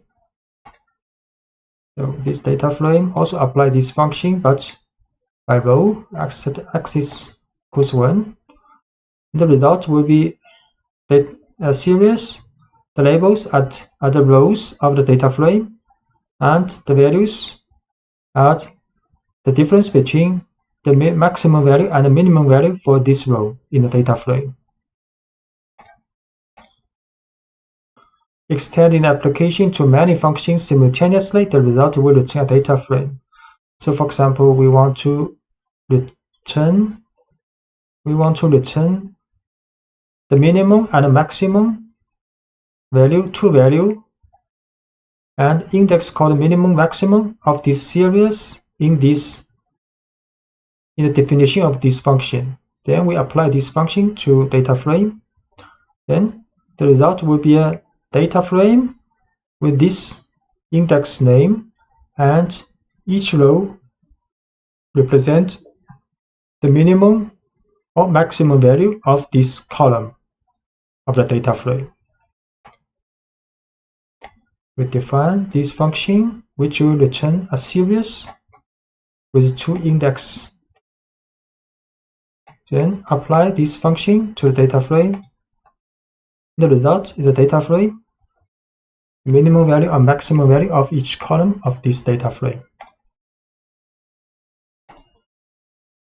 Most of the statistical functions for NumPy arrays are still valid for Pandas data frame, so using the apply function is no longer necessary. For example, functions such as sum and mean can calculate the sum and the average respectively of the elements contained within a data frame. So we create a data frame with 4 columns and with 4 index labels. And we can just write frame.sum, then the result will be a series, and the index labels are column names of the data frame, and the values are the sum value of each column of the data frame. Create data frame first.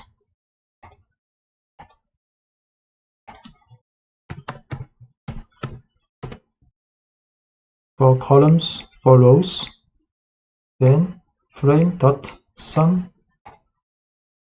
return a series, the sum value of each column of data frame. And if we want to get the sum of each row of data frame, we have to add axis equals 1 here.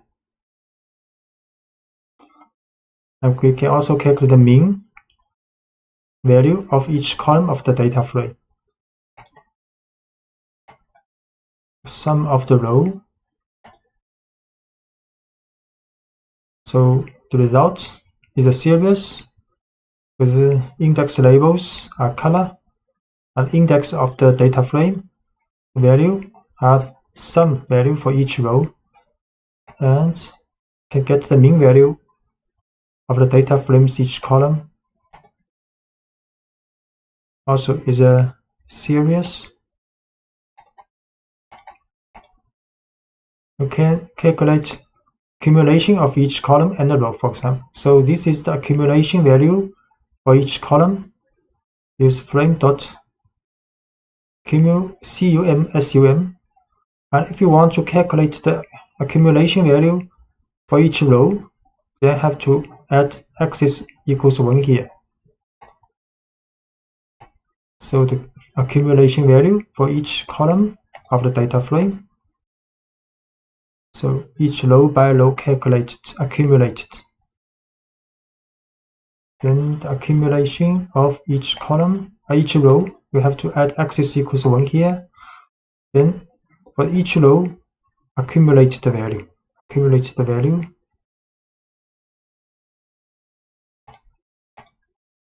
And describer function allows you to obtain summary statistics for the column in this case.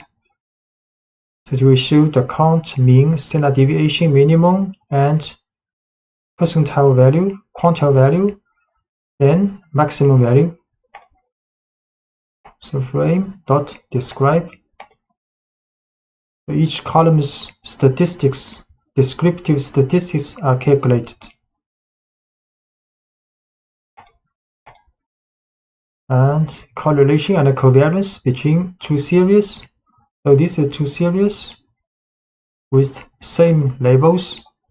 And we can write SEQ, the first series, dot correlate the second one. And the result is the correlation of these 2 series. And similarly, we can calculate the covariance of these 2 series. Create 2 series, then the correlation of these 2, the covariance of these 2. And the covariance and the correlation can also be applied to a single data frame. In this case, they return their corresponding metrics in the form of 2 new data frame objects. So for example, this is a data frame with columns, ball, pen, pencil, paper, and the index red, blue, yellow, white. So if we just write this data frame .cor, then the correlation between each pair of columns will be returned in a matrix, in a data frame, in the result data frame.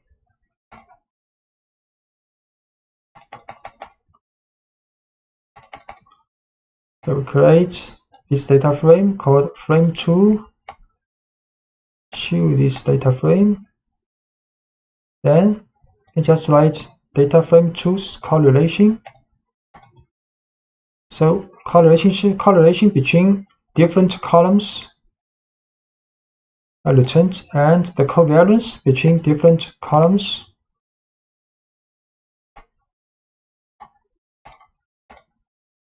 covariance.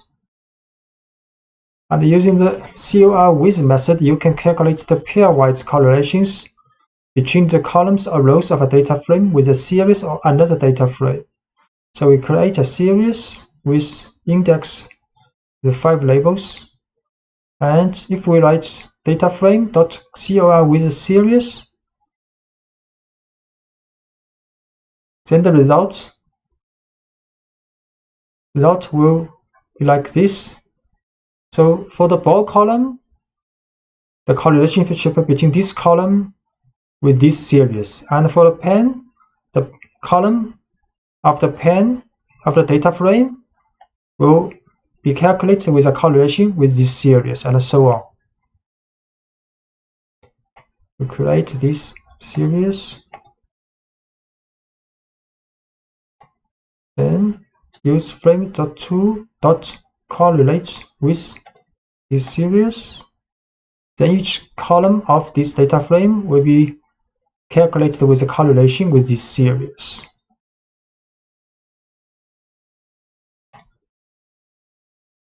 And we can also write frame2.cor with frame. So these two different data frames calculated with correlation for same column. So the column ball in this data frame is calculated with a correlation with the column ball in this data frame. Frame2 cell with frame. So the result is a series, but the labels represent the different columns in both data frame, and value is the correlationship between these columns.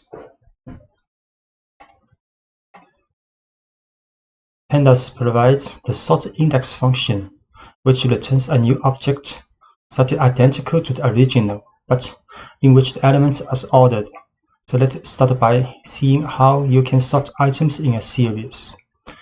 We create a series with 5 values and its label. Then write ser.sortIndex. Then output will be a series, and the order of the elements has been sorted according to the order of the index alphabetically. Create a series, then sort index. So the elements are sorted according to the index alphabetically. As you can see, the items were sorted in ascending alphabetical order based on their labels. This is the default behavior, but you can set the opposite order by setting the ascending option to false. So we set ascending to false.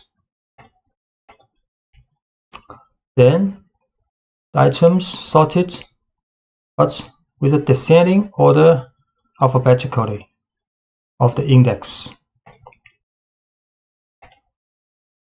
And with the data frame, the sorting can be performed independently on each of its 2 axes. So if you want to order by row following the index, you just continue to use the sort index function without arguments, as you have seen before. Or if you prefer to order by columns, you need to set the axis options to 1. So we create a data frame. If we write frame.sortIndex then the data frames observations will be sorted by the index alphabetically in the ascending order. So we create a data frame for rows, then sort index. You can see the observations rows have been sorted alphabetically in the ascending order based on its index.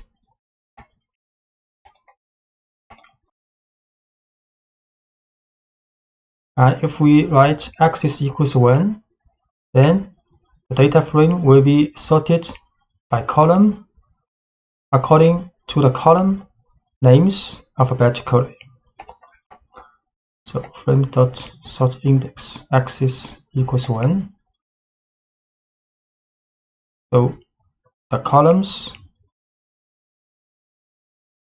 column names have been sorted alphabetically in ascending order. And the Pandas also provides a function to sort the values contained in the data structure. In this case, you have to differentiate depending on whether you have to sort the values of a series or a data frame. If you want to order the series, you need to use the sort values function. So we can write series.sortValues, then elements of the series will be sorted according to their values from lower to higher. Sort value for the series. So elements have been sorted according to their values.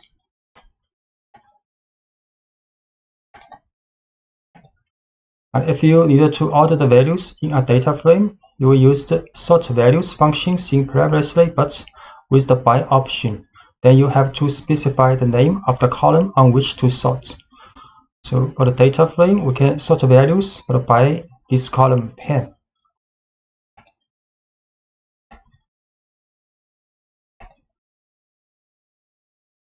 So the data frames observations rows are being sorted according to the value of pen column, from lowest to the highest. And if the sorting criteria will be based on 2 or more columns, you can assign an array containing the names of the columns to the by option. So for the data frame, we can also sort values by more than 1 columns.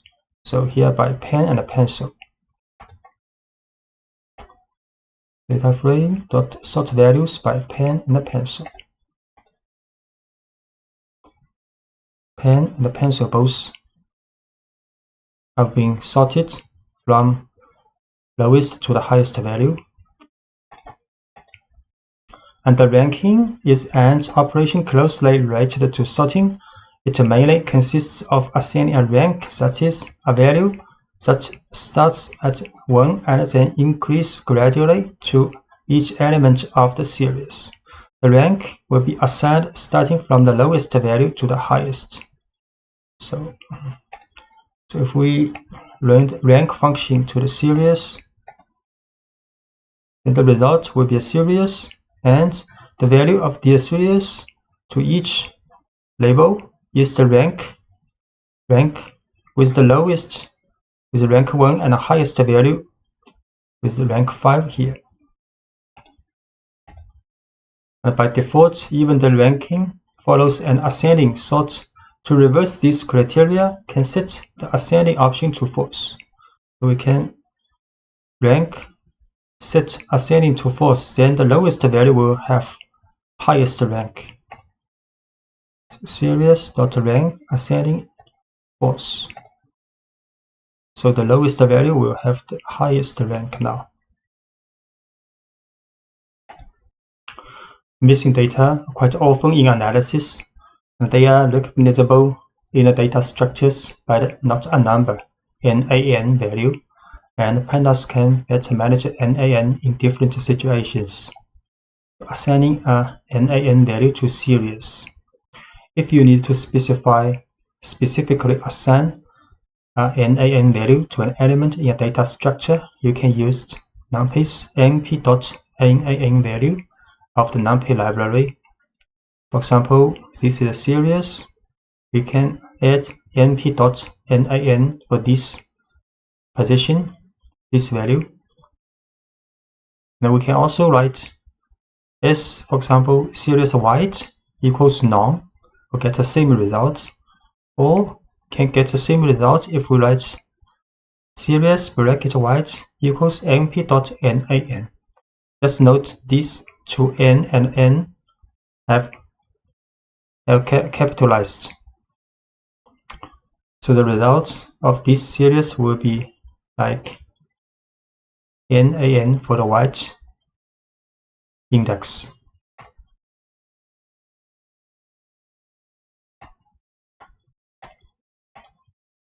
We create this series NaN here. We can also write like this, assign non-value to white, or we assign np.nan to white. And you will have the same result for these three statements. And assigning an NaN value to a data frame. So this is a data frame created. So we can assign one of the value for the column ball and the index red to np.nan, or we can write frame ball red to none. Create a data frame first. Then we can assign ball red. So now this element's value is NaN. We can also do like this. Assign a null value to this position. Get the same result.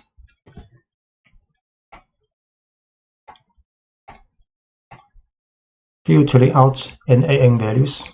You can use the job NA function to eliminate the NaN values during data analysis. So we can write series.jobNA. So it will return a series without the not a number value. Series.jobNA. The result is a series with 4 elements, and the value of NaN has been excluded. And you can also directly perform the filtering function by placing not null in the selection condition. So for example, you can write series bracket for the selection condition. We write series.not null, and the result will be the same. The not a number value has been excluded in the resulting series. Series bracket series.not null. Get the same result.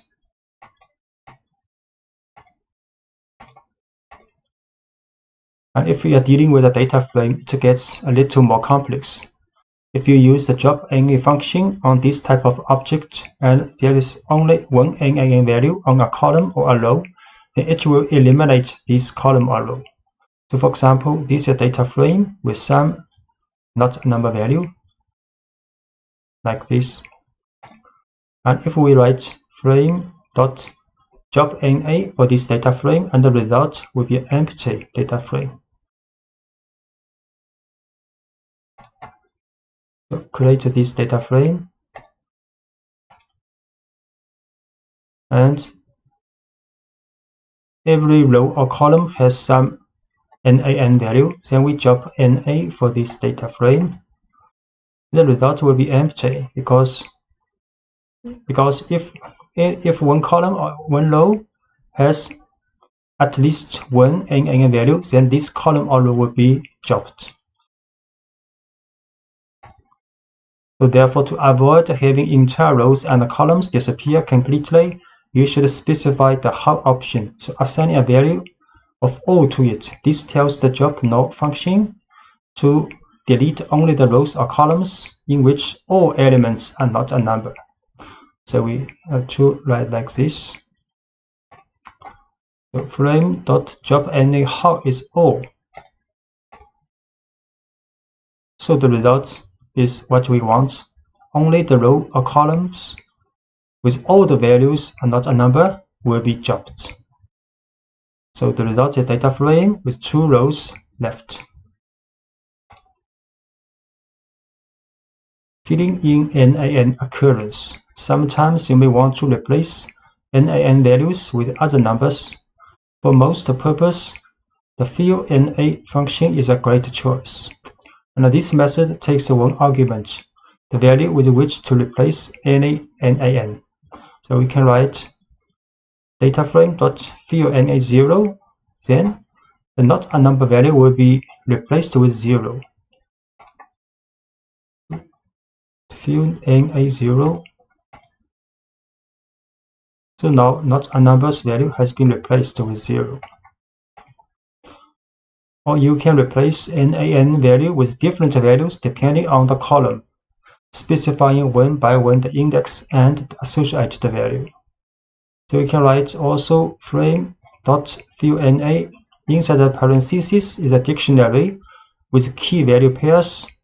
The keys are columns, names, and the value are the value we want to replace for the NaN value for this column.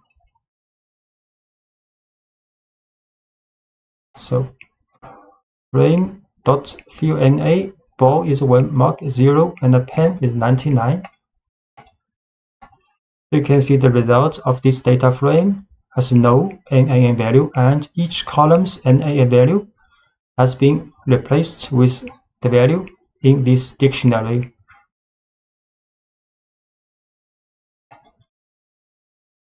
Hierarchical indexing. Pandas allows you to have multiple levels of index on a single axis. It gives you a way to work with data in multiple dimensions while continuing to work in a 2-dimensional structure. So let's start with a simple example. Creating a series containing 2 arrays of index, such as creating a structure with 2 levels. So we create a series, these values, 8 values. Then the index will have 2 dimensions. So this series will look like this. This is the first dimension of series of index. First index, second index. Create series. Here's the first index, second index. And if we show the index, it will look like this. Color first, upside down second. Each pair of 2 index. So show the index.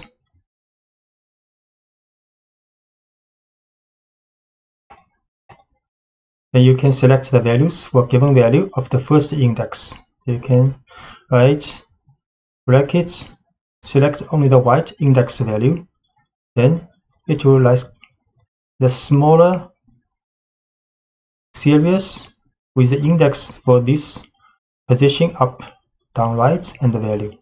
Or you can select the values for given value of the second index. For example, you can write, but have to write column first, then comma, then up. Then it will be a smaller series with these colors on index. And if you want to select a specific value, you can specify both index. So you can write in the bracket, select white and up, then its value will be shown. Series white, this series column, comma up, like this. And we show the individual value. You have to put 2 index category here.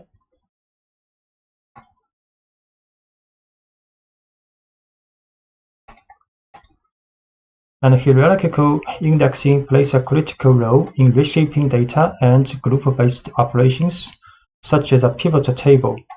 For example, the data could be rearranged and used in a data frame with a special function called unstack. Now, this function converts the series with a hierarchical index to a simple data frame, and where the second set of index is converted into a new set of columns.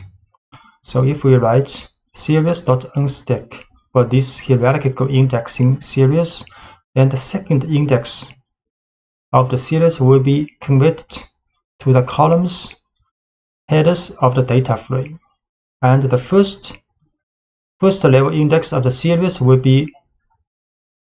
become the index of the resulting data frame. So if we write series.unstack, so it is the result of a data frame. And if what you want is to perform the reverse operation, so which is to convert a data frame to a series, you can use the stack function. So if we write data frame.stack, then the result will be a hierarchical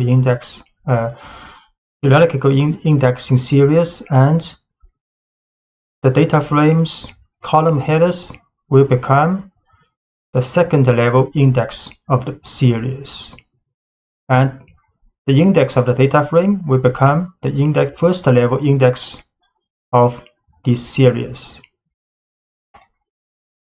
So we can create a data frame first. So data frame has 4 columns, 4 rows. Then we can write data frame.stack. So the result is a series, and data frame's columns become the second level index of the series. And with data frame, it is possible to define a hierarchical index also, both for the rows and for the columns. At the time of the data frame is declared, you have to define an array of arrays for index and columns options. So for example, we can create a data frame, and there are 4 rows, 4 columns with total 16 values. And for the index, we can write 2 levels. For the columns headers, also 2 levels. Then the result will be like this.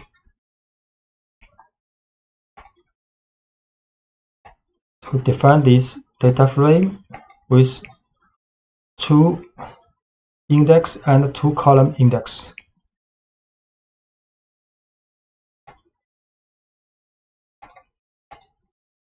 Occasionally, you might need to rearrange the order of the levels on an axis or sort for values at a specific level. So the swap level function accepts as arguments the names assigned to the 2 levels that you want to interchange, and return a new object with the 2 levels interchanged between them, while leaving the data unmodified. So if we want to reordering assorting levels, so we can do. First, we have to define 2 names for the index, 2 index of this data frame, and 2 names for the 2 columns of this data frame. So we define 2 names and show this data frame. So now 2 index, white, red, up, down, will have name called color and status, and 2 column headers also has name called object and ID. So next we can use swap levels, for example, to the data frame with between the colors and the status, these 2 index.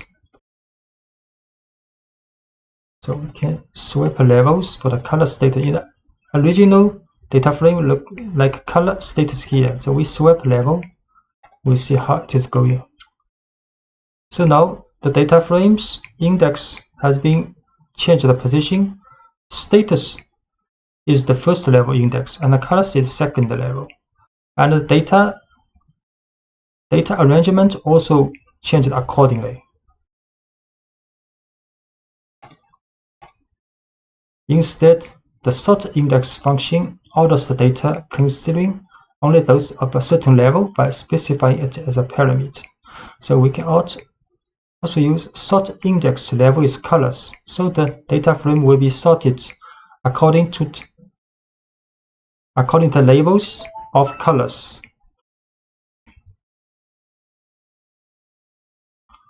So we can sort index level colors. So the colors labels are sorted alphabetically, then the values will also rearrange it accordingly. And the summary statistics by level. So many descriptive statistics and summary statistics performed on a data frame or on a series have a level option, so with which you can determine at what level the descriptive and summary statistics should be determined. For example, if you create a statistic at row level, you have to simply specify the level option with the level name. So if you want to get the sum value by level colors, so we can just write data frame.sum level is colors. The result will be a data frame, and the index is the color for different color, and the value is for the different columns. Data frame sum level by color. So you can see color, white, red, and the column pen 1, pen 2, paper 1, paper 2. And if you want to create a statistic or given level of the column, for example, the ID, you must specify the second axis as an argument through the axis option set to 1.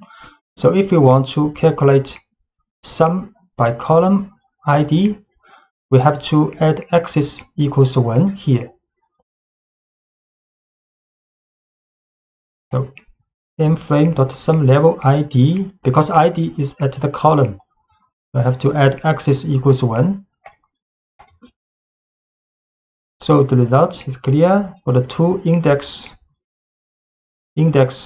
different level, different index, then the columns is by ID only. ID1, ID2, and sum value for these different index combinations.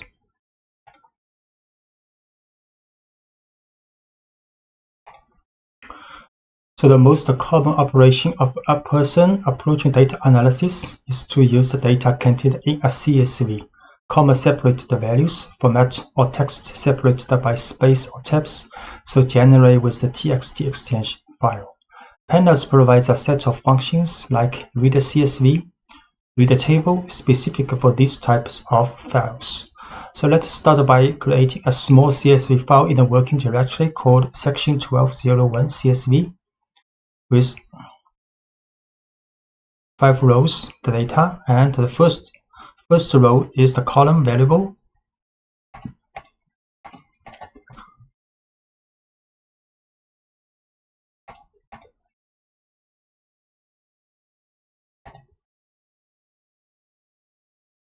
This file. Since this file is a comma delimited, you can use the read CSV function to read its content and convert it to a data frame object. So we can use pd.readCSV, this file, and we return a data frame like this with 5 rows, 5 columns.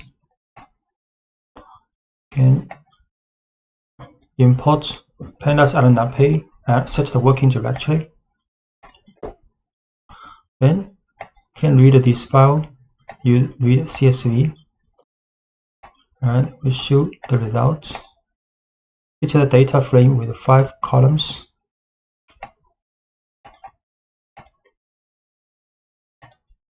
And since CSV files are considered text files also, you can also use the read table functions, but by specifying the delimit. So we can also read this file by using the function read table, but have to set the sep, the comma here. We can also read table. So the result will be the same, this data frame. In previous CSV file, headers that identify all the columns are in the first row, but this is not a general case. It often happens that the tabulate the data begin directly in the first line. So for this CSV file, there are no header in file. So in this case, you could assign the default names to the columns by setting header option to none. So if we write header none, then the result data frame will be automatically set with header from 0 to 4. So we can read this file 2. File 2 has no header, so we can set a none. The result is a data frame with 5 columns, and the column headers have been set automatically by Pandas with default value from 0 to 4. And in addition, you can specify the names directly by assigning a list of labels to the name option. So we can also set names here, then the names will be manually added to the column headers in the resulting data frame. So we can read CSV, but set a names array. Then it will be perfect data frame with 5 columns and their column headers. So in the more complex cases in which you want to create a data frame with a hierarchical structure by reading a CSV file, you can extend the functionality of the read CSV function by adding the index column option, assigning all the columns to be converted into index. To better understand this possibility, create a new CSV file with 2 columns to be used as index of the hierarchy. So this is another CSV file.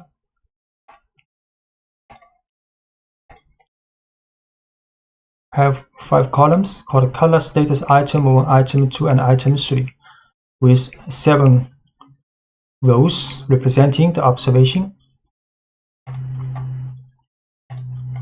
So when we read this file, we can set the index column for these 2 columns. Then Pandas will create a data frame, but these 2 columns in the file will be set as index in the resulting data frame. So this 3 column item 2, item 3 representing the data value.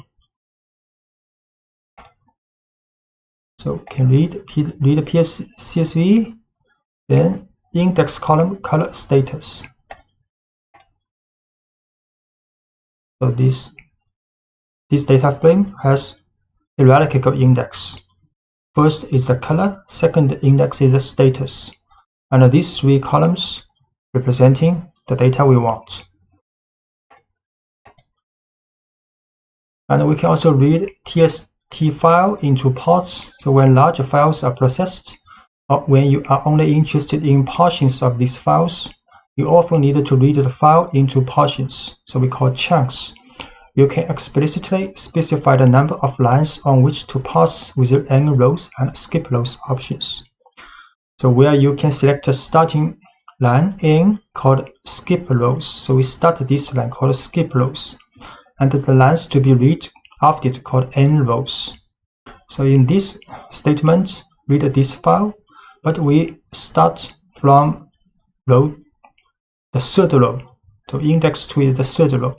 We start from the 3rd row, then skip n rows to read 3 rows from this row.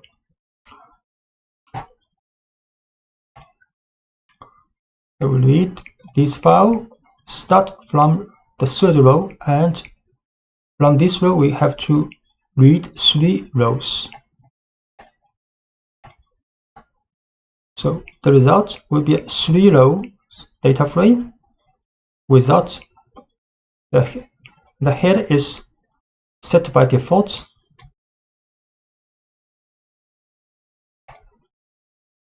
When reading text files in Pandas, it is possible that the files on which to pass the data do not show separators well defined as a comma or a semicolon. In these cases, the regular expressions come to our aid, and you can specify a regexp within the read table function using the sep option. A regular expression called RE specifies a set of strings that matches the rules defined in it, and let you check if a particular string matches a given regular expression in data analysis. And they can return the strings that follow the rules and will discard it if it does not follow the rules. This is some commonly used regular expression symbols. Dot, so matches any single character. And \d, lowercase, means all the digits. \d with the uppercase means non-digit characters, and so on. So this is for the white space characters like space tab new line, and this is non-white space character. And for example, this one is 0 or more of the preceding character occurrence. 0 or more occurrence of the preceding character. And plus sign means match the preceding character one or more times. Let's say we want to create a string that meet the following rules. Write the letter A at least once, append to this the letter B exactly 5 times, and append to this the letter C any even number of times, and write either the letter D or E at the end. So for these 4 rules, many strings will meet these 4 rules, like this one, and so on. There are many infinitive number of variations. But if we use regular expressions, we can just write a shorthand way of expressing this set of rules. For instance, here is the regular expression for the series of steps just described. We can write A, first write A, then next A with a star means appear 0 or more times of A. So this means the letter A at least once. Then next 5B or 5B. And C with any even number of times occurrence, we can write in the parentheses 2C, then with a star.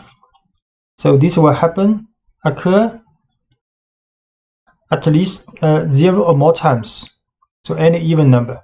Then in the last place we will write a parenthesis, and inside with a bar means D or E. So this will happen only one time. So this rule meets these 4 rules. And the strings might seem a little daunting at first, but it becomes clearer when you break into components. So parsing text using regular expressions with Pandas use read table function. Take for example in which we have the values separated by tabs or space in a random order in file 4, like this.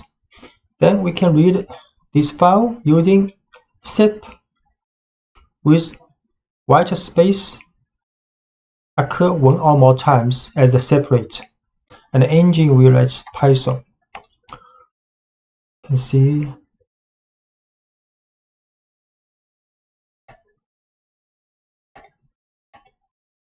then read the table, this file sep is a white space occur 1 or more time, engine Python. The result is perfect. If we look at these files, this file like this, the result is a perfect data frame. And in reality, you can consider separate characters like alphanumeric characters also. So for example, integers such as 0. And in this example, you need to extract the numerical part from a txt file in which there is a sequence of characters with numerical values, and the literal characters are completely fused. So this is a file, and we want to read the numerical values. Then we can write a sep as non-numeric data occur one or more times at a separate. Can try this. So this is the file. This is the file aligning with the numbers and alphabets. So can read the table, use separator as non-digital symbol occur one or more times, and header none and engine is Python. The result is perfect. Numeric data has been extracted out and read into a data frame. You might want to write the data contained in a data frame to a CSV file. To do this writing process, you will use the toSV function of Pandas and accept as an argument the name of the file you generate. So this is a data frame, and we can write this data frame to this file called 7CSV. Create a data frame with 4 columns and 4 rows. Both have column headers and index names. Then you can write to section 1207 CSV. And if we open this file,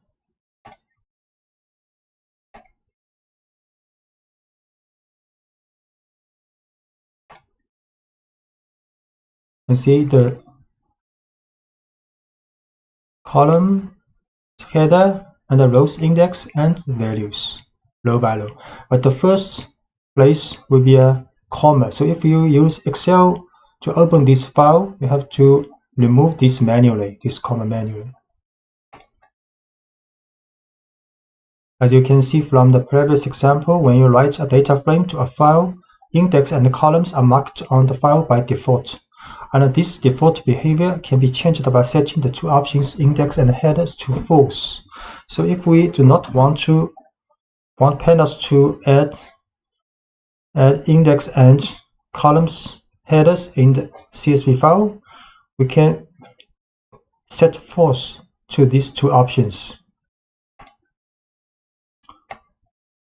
So we write to file 7b again with index and column header to false.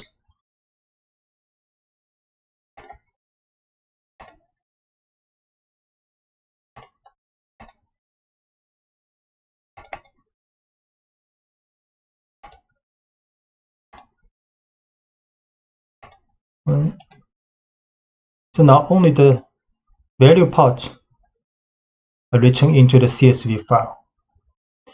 No headers, no index. And one point to remember when writing files is that not a number of values present in a data structure show as empty field in the CSV file. So if we create a data frame with many, not a number, and next we write to this file.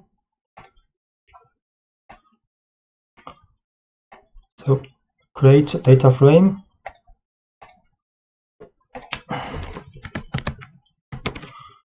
There are lots of not a number value. So we write to section 8 CSV.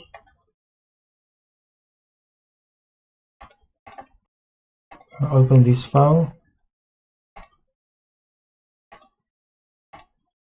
You can see the not a number value has been transformed to empty place.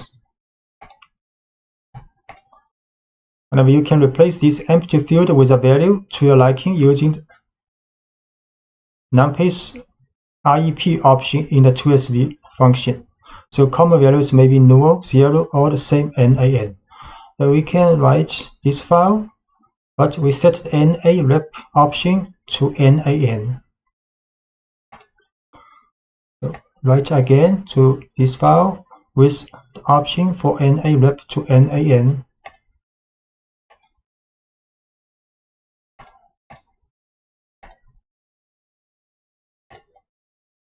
Open this file. So now it's perfect. Not a number has been written into the file with not a number value. It it is not uncommon that the data collected in tabular form in an Excel spreadsheet.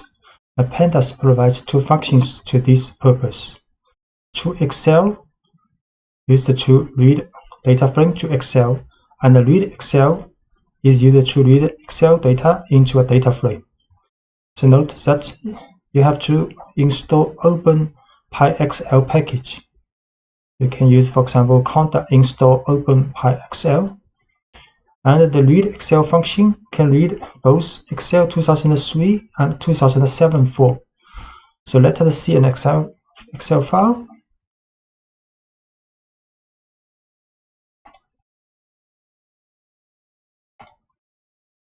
Excel file with the first column ABC and then a tabular form with column header with the color, and this is data place. So to read the data contained in this Excel file and convert it into a data frame, you only have to use the readExcel function. So we can use readExcel, this data file, Excel file, and index column is 0.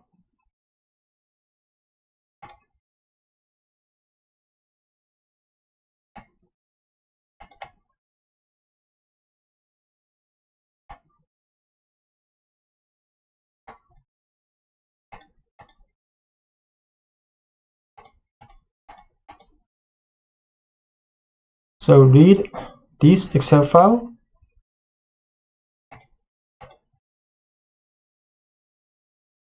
So the result is perfect data frame with index and column header and the value part.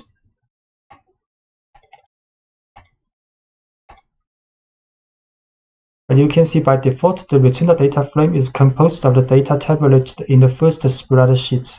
If, however, you need to load the data in the second spreadsheet, you must then specify the name of the sheet or the number of the sheet, just as the second argument. So if you want to read data in the second sheet, we can write sheet number 1 means second, and also put the sheet name here, sheet 2. For example, this file also has a sheet 2 data.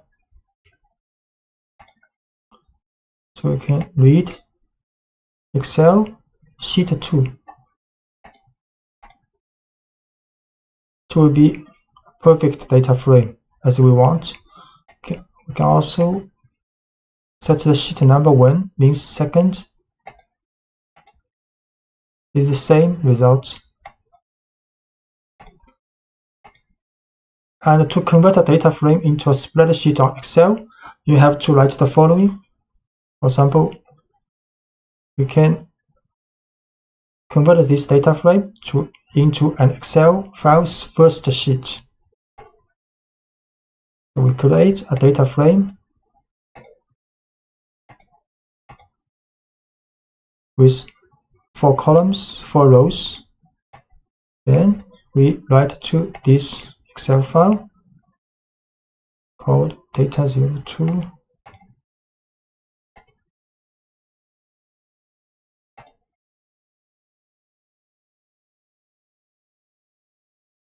And it is perfect. So the first column is the index, and the first row is the column header. Then this is data part.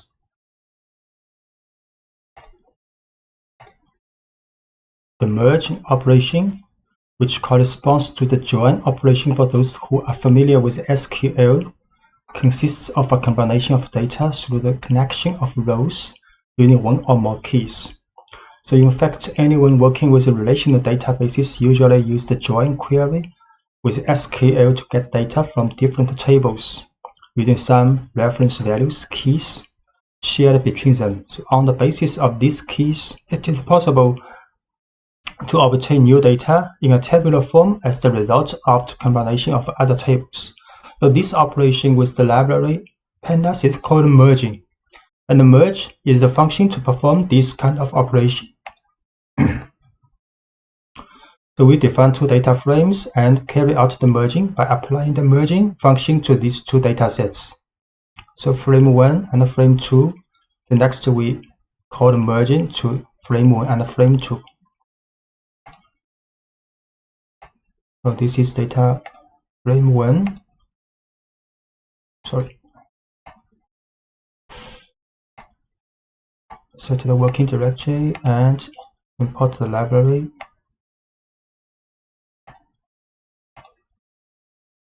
This is frame 1 with ID price column with 5 rows, and this is frame 2 ID color, 4 columns. ID price and ID color columns. Then if we merge these two data frames, the result will be 4 rows with this ID and 3 columns ID, price, and color. So as you can see from the result, the returned data frame consists of all rows that have an ID in common. In addition to the common column, the columns from the first and the second data frame are added. So in most cases, you need to decide which is the column on which to base the merging. To do this, you have to add on option with the column name as the key for the merging. So we create 2 data frames again, but in this case, have 2 data frames having columns with the same name.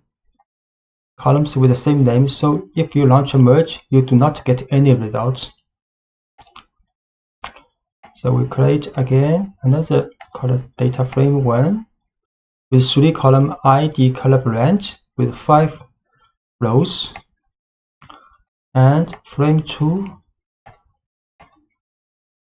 ID branch 4 rows. You can see in these 2 data frame have 2 columns called ID branch in both data frames. So next, if you use merge data frame 1 and frame 2, you will get nothing because Pandas do not know which is the criteria you want to merge with. Empty. So it's necessary to explicitly define the criteria for merging that the Pandas must follow. So specifying the name of the key column in on option. We have to set an on option, for example, ID here. So merge data frame 1, frame 2 on ID.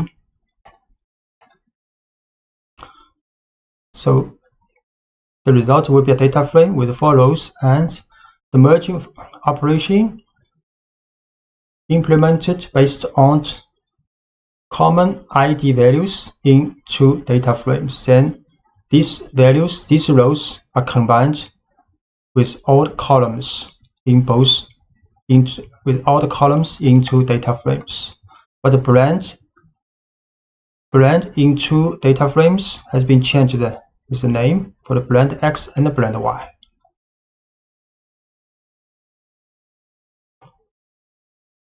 Similarly, we can unbrand.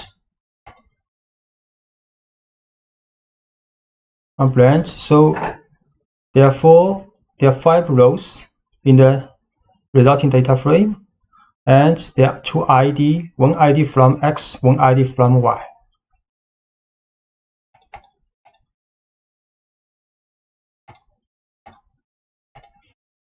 And often, however, the opposite problem arises, that is to have 2 data frames in which the key columns do not have the same name. To remedy this situation, you have to use left on and right on options, so which can specify the key column for the first and for the second data frame. So if we change data frame 2 column name to SID branch, then we can merge these 2 data frames, for example, left on ID and right on SID. Then Pandas will find the same ID in the first data frame with the same ID on second data frame's SID column. So the result you can see will have 5 columns, and these 2 columns have the same value. same value, then other columns combined with blend X, blend Y. So we change data frame to column name to SID and blend. Then merge left on ID, right on SID.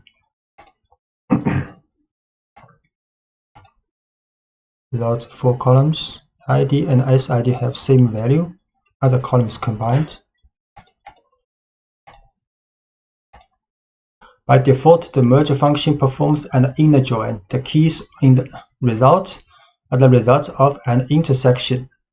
So the keys will appear in both data frames, then join these rows. Other possible options are the left join, the right join, and outer join. The outer join produces the union of all keys, combining the effect of a left join with a right join. So to select the type of join, you have to use the how option. For example, we can select how is outer. So then this will be a union of the rows of ID column in 2 data frames. So it could happen NaN value in some columns.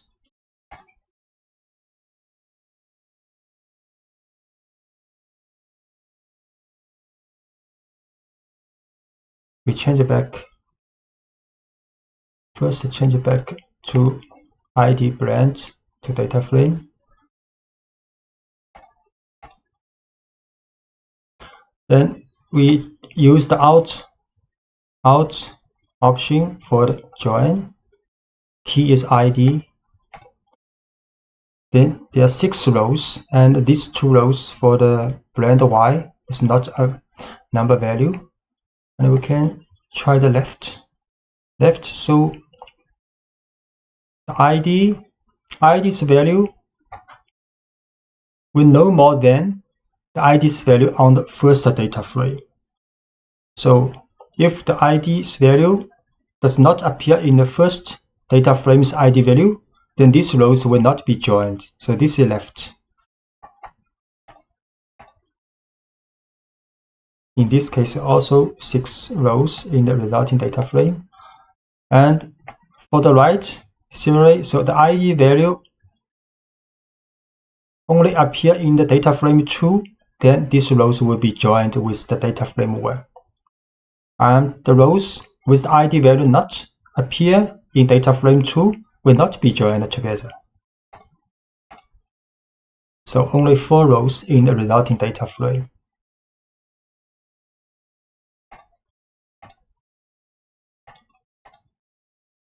And to merge multiple keys, you simply add a list to the on option. So we can add 2 keys in join criteria in on. So PD merge frame 1, frame 2 on ID blend use outer. You can see how it's going. There are 9 rows in resulting data frame. So these 2 IDs, these 2 columns, the value appear in 2 data frames, either in frame 1 or frame 2, or appear in both, will be joined together for these rows. So the result will be 9 rows. And you can also merge on an index. So in some cases, instead of considering the columns of a data frame as keys, so index could be used as keys for merging. Then in order to decide which index to consider, you set the left index or right index options to choose. So we can write, for example, merge these 2 data frames, right index true and the left index also true. Let's see. Merge with the index.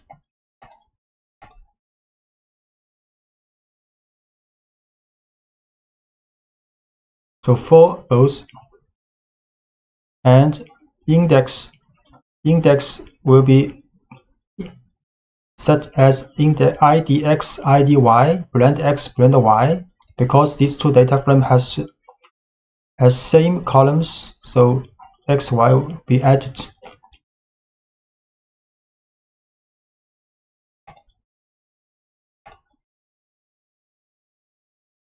And we can also use Alt option in the index join.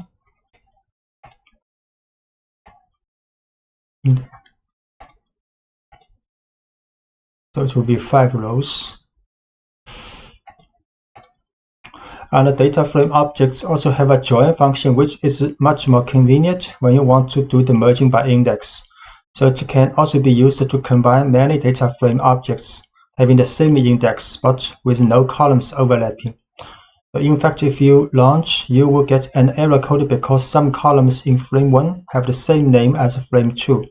Then you have to rename the columns in frame 1 to frame 2 before launching the join function.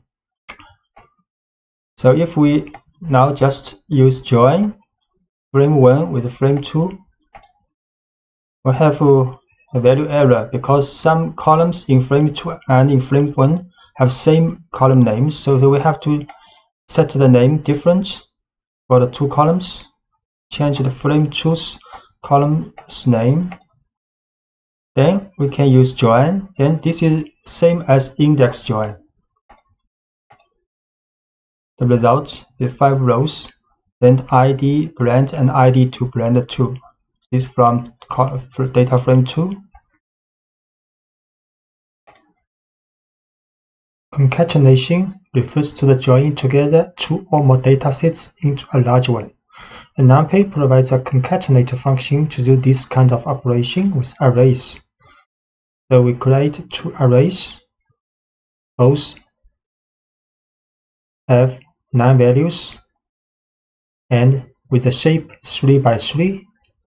Then if we run numpy.concatenate array1 and array2 and with the axis equals 1, then the second array will be put into the result array as extra column with the array1.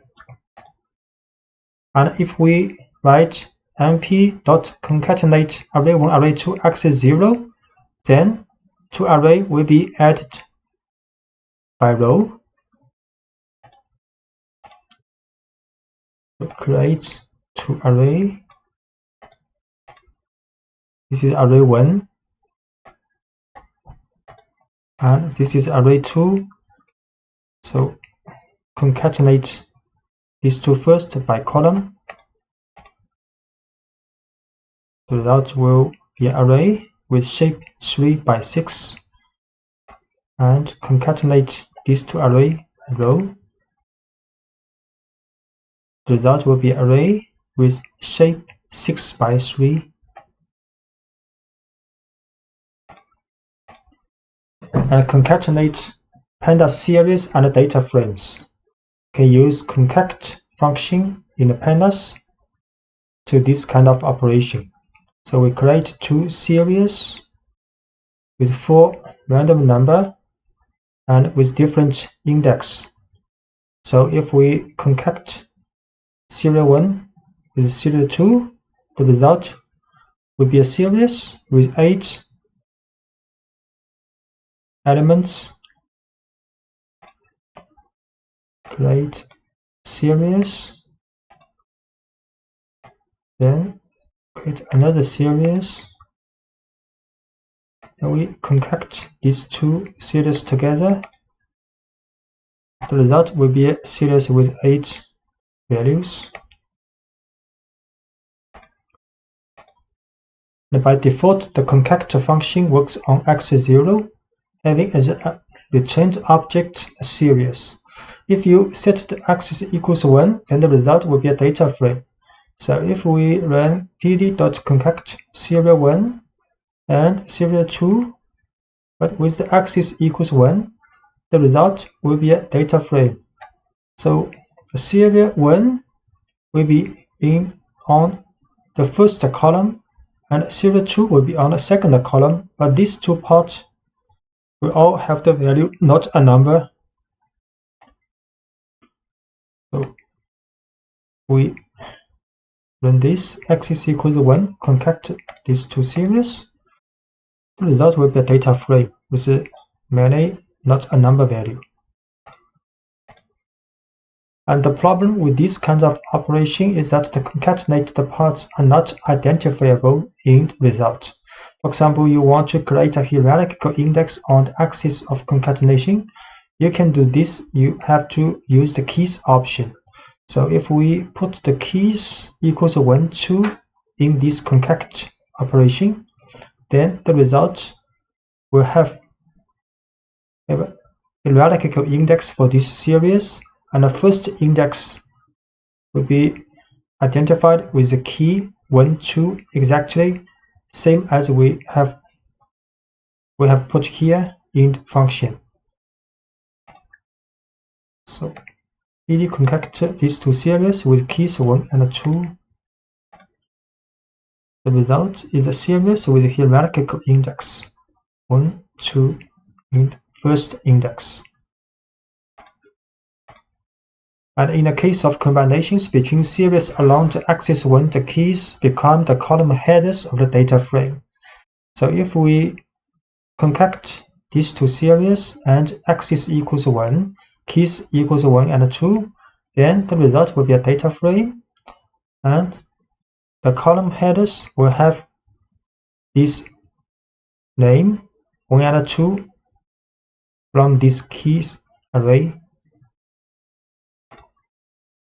So PD concat these two series, axis equals 1, keys equals 1 and 2. The result is a data frame with the column headers we have manually assigned to the keys.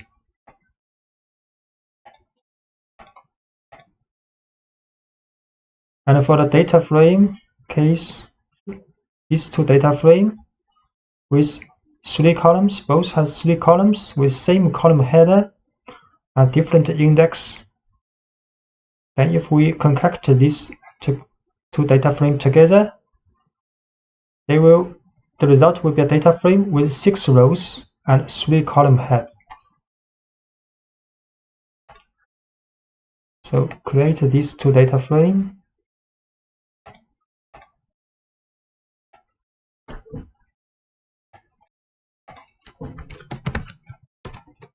Frame 1, frame 2, then we concat together these two. The result will be a data frame with 6 rows, 3 columns. And if we add axis equals 1 here for the concat for these two data frame, the result will be a data frame with 6 columns, A, B, C, A, B, C, and these two parts will have odd, not a number value. So concat these two data frame with axis equals 1. So result will be a data frame with 6 columns.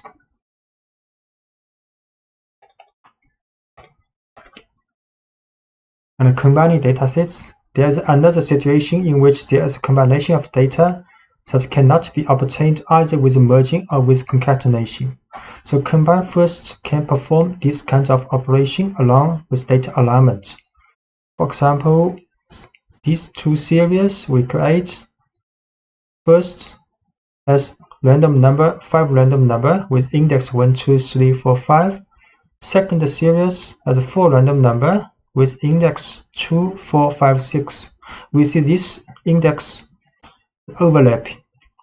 So if we write serial 1 dot combine first serial 2, the result will be a series with 6 index. But because of this duplicate index 2, 4, 5, but if we write combine first, so for duplication, these duplicate values will be assigned with first series here. So we create 2 series, first one and the second one, both a random number. And we combine first serial 1 here, then combine first with serial 2. The result will be a 6 value series, and we check for example, index 2, the value will be same as index 2's value in serial 1, and so on. And if we put serial 2 first, then use combine first function with serial 1, it will be different. Also 6 values with index 1 to 6. Now this time, for example, index 2's value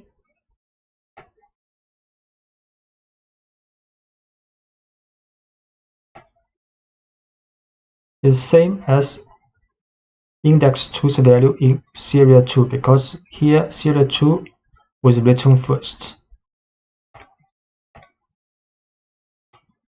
And if you want a partial overlap, you can specify only the portion of the series you want to overlap. So we can also write serial 1, the first 3 value, combine first with the serial 2's first 3 value. Result will be like this.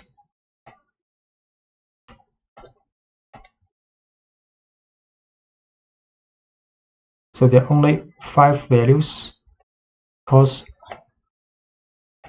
one index was overlap.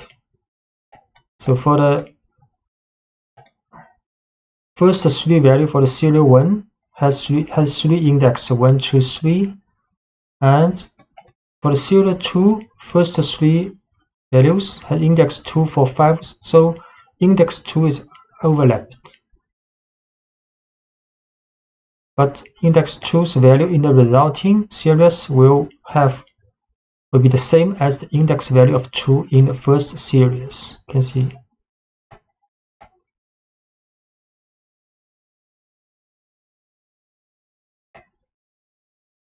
This way.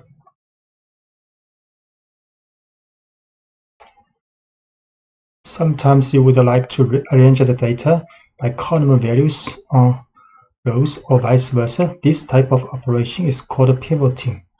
You have already seen that a data frame can support hierarchical indexing, and this feature can be exploited to rearrange the data in a data frame. In the context of pivoting, you have 2 basic operations. Stacking means rotates or pivots the data structure, converting columns to rows, and unstacking converts rows into columns. So pivoting with hierarchical indexing. So this is a data frame with 3 columns and 3 rows. So we can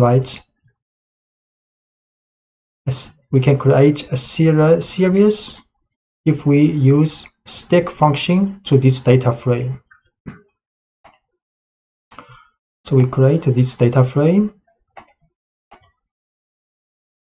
then we run stack function.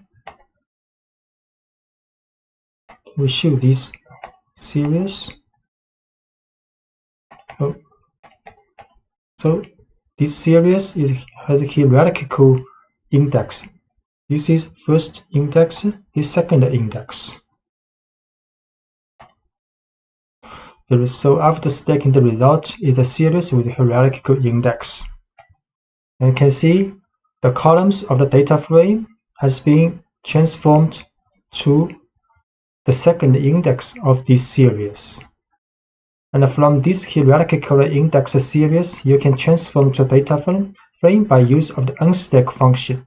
If we run unstack function to this series, then the result will be the original data frame. And the second index of the series has been converted back to the columns of data frame. So we run again of unstack to this series. Yeah, it's true. The result will be a data frame exactly the same as the original data frame. And you can also do the unstack on a different level, specifying the number of levels or its name as argument of the function. So if we run unstack to this series, but we put 0 here, so the first index axis of the series will be converted to the resulting data frames columns. So series unstack 0.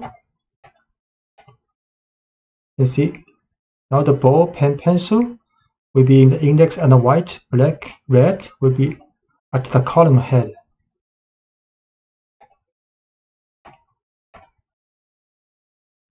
Pivoting from long to wide format. The most common way to store datasets is produced by punctual registration of data that will fill a line of the text file, for example CSV, or a table of a database. This kind of tabular format of datasets can be referred to as a long or stacked format, like Excel table. To get a clear idea about that, consider the following data frame. So we create a data frame. You can see this data frame has 3 columns and 9 rows. Each line represents a data observation with 3 variables. So instead of the long format, there is another way to arrange the data in a table that is called a wide format, in which the row index and column headers are the values of some columns in the long form. So in the wide form, the row index and column headers are the values of some columns in the long format. So Pandas gives you a function pivot that allows you to make a transformation of a data frame from the long type to the wide type, and it accepts as arguments the column or columns which will assume the role of key.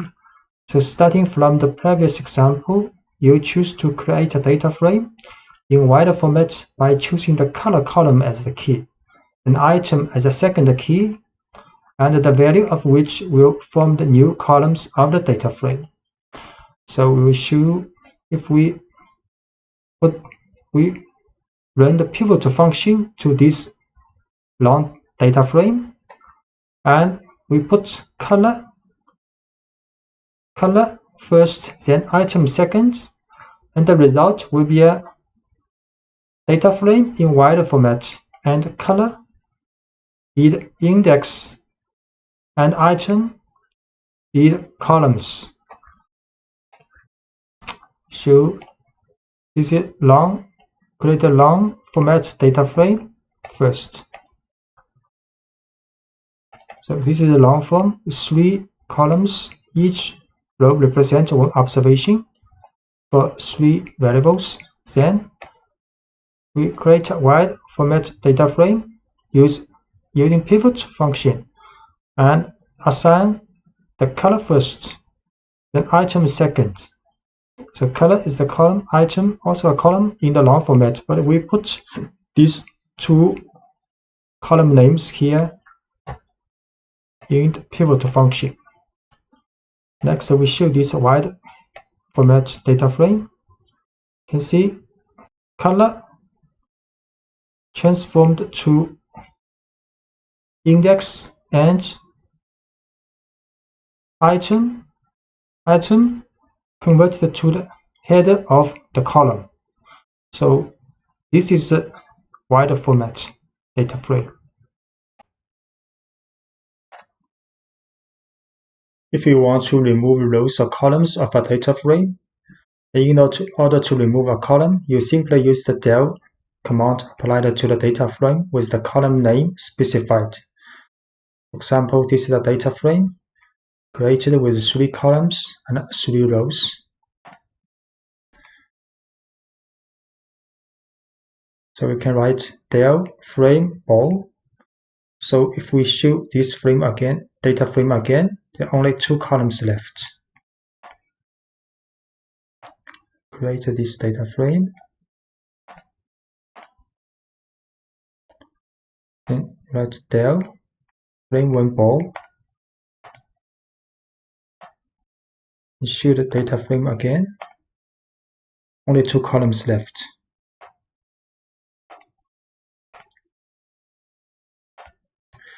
And if we want to remove an unwanted row, you have to use the job function with the label of the corresponding index as an argument. So if we write frame1 dot job white, so the row of the white will be removed. So we next run this. So only 2 rows left.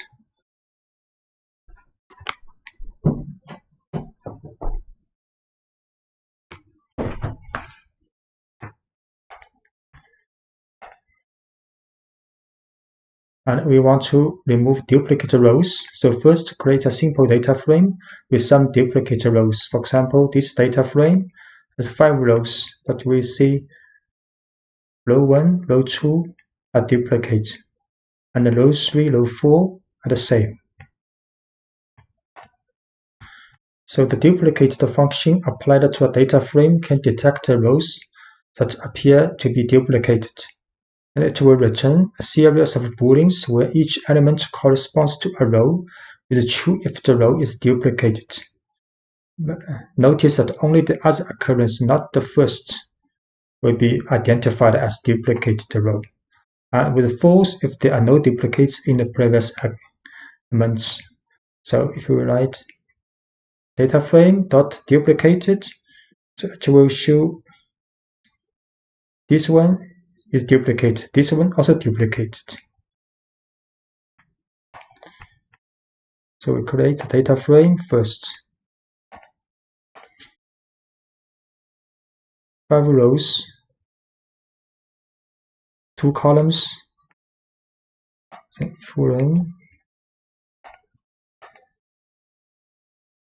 so these 2 rows are duplicated.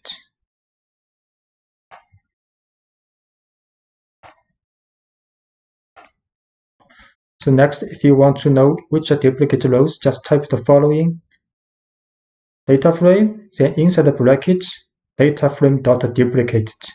So it will show these rows which are identified as duplicate rows. So data frame dot duplicated. These 2 rows will be returned. And the Pandas provides the job duplicates function, which returns the data frame without duplicate rows. So data frame dot job duplicates to return a data frame in which the duplicate rows have been excluded. Data frame job duplicates, so only 3 rows are left. And the mapping, the Pandas library provides a set of functions which exploit mapping to perform some operations. The mapping is the creation of a list of matches between 2 different values with the ability to bind a value to a particular label or string. So for example, these dictionary objects are appropriate to define a mapping. So inside the dictionary, the keys, the label 1, and the value 1 is a map to this key, value 2 is a map to this key, and so on. So the map functions usually perform these operations. Can replace values. The map can create a new column and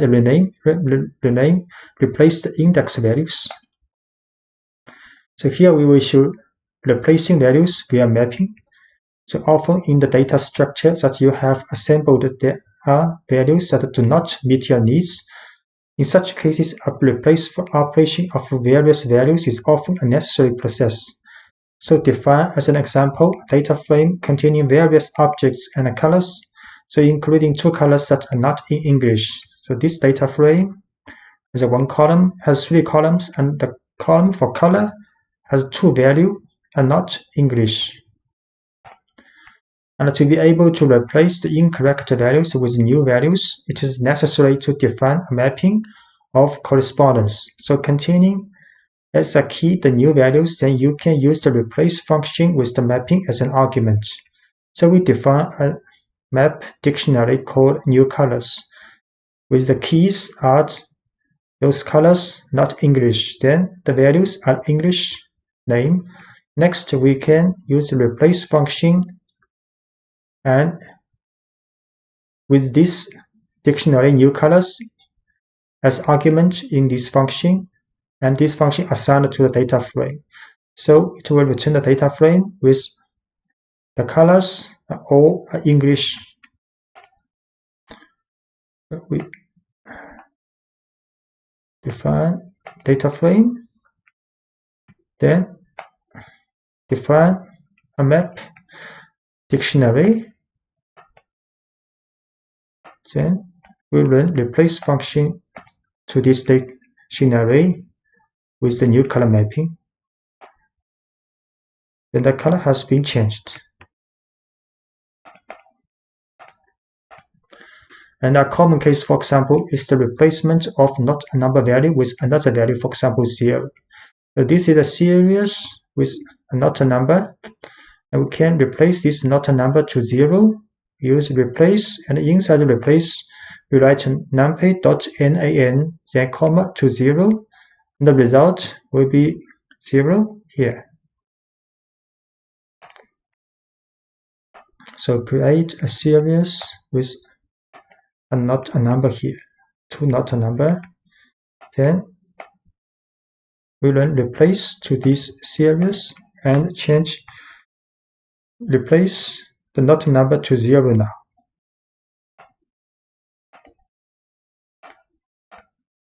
And we can also add values via mapping. You can also perform mapping to add values in a column depending on the values contained in another. So this is a data frame with 2 columns, item, color. So let's suppose you want to add a column to indicate the price of the item shown in the data frame. So before you do this, it is assumed that you have a price list available somewhere in which the price for each type of item is described. Then define a dictionary object that contains a list of prices for each type of item. Now this is a list for the price. Each item has a price. Each item has a price. Then you can apply the mapping of the price on the column item to add a column to the data frame. So we can create a new column of the data frame, and this value of the price new column based on the mapping from data frame's item column and with the price dictionary. So the resulting data frame will be like this. A new column called price is created. The value is added with respect to the dictionary we created earlier. So we define a dictionary, define data frame with 2 columns, then create a dictionary for the mapping from the item to the price. Then next we can create a new column for this data frame with the mapping, with the map. Then we show this new data frame. The price column is created. Pandas provides the rename function, which takes the mapping, a dict object, as an argument to rename indexes of axes. So let's look at an example. This is a data frame with 3 columns, 5 rows. We can define a dictionary called reindex with the keys from 0 to 4 and the values from 1st to 5th. So next we can put this reindex dictionary in the function rename and apply to this data frame. So the result of this data frame's index has been renamed.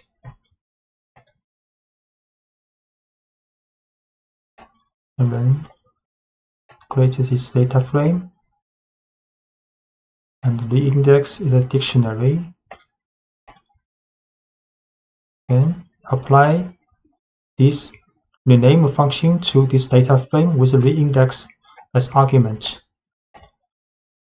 So the data frame's index has been renamed.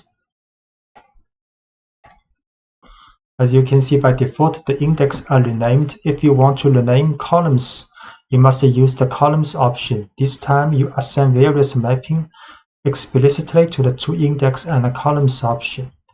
So we can define another dictionary called recolumn with 2 key value pairs. Then next we can rename this data frame index with the reindex dictionary and the columns with the recolumn dictionary.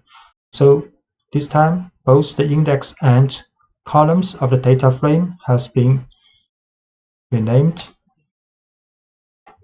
So define this dictionary for the column, then rename both index and the columns. You see, for the columns, 2 columns have been renamed. And for the simplest case in which you have a single value to be replaced, you can avoid having to write and assign many variables.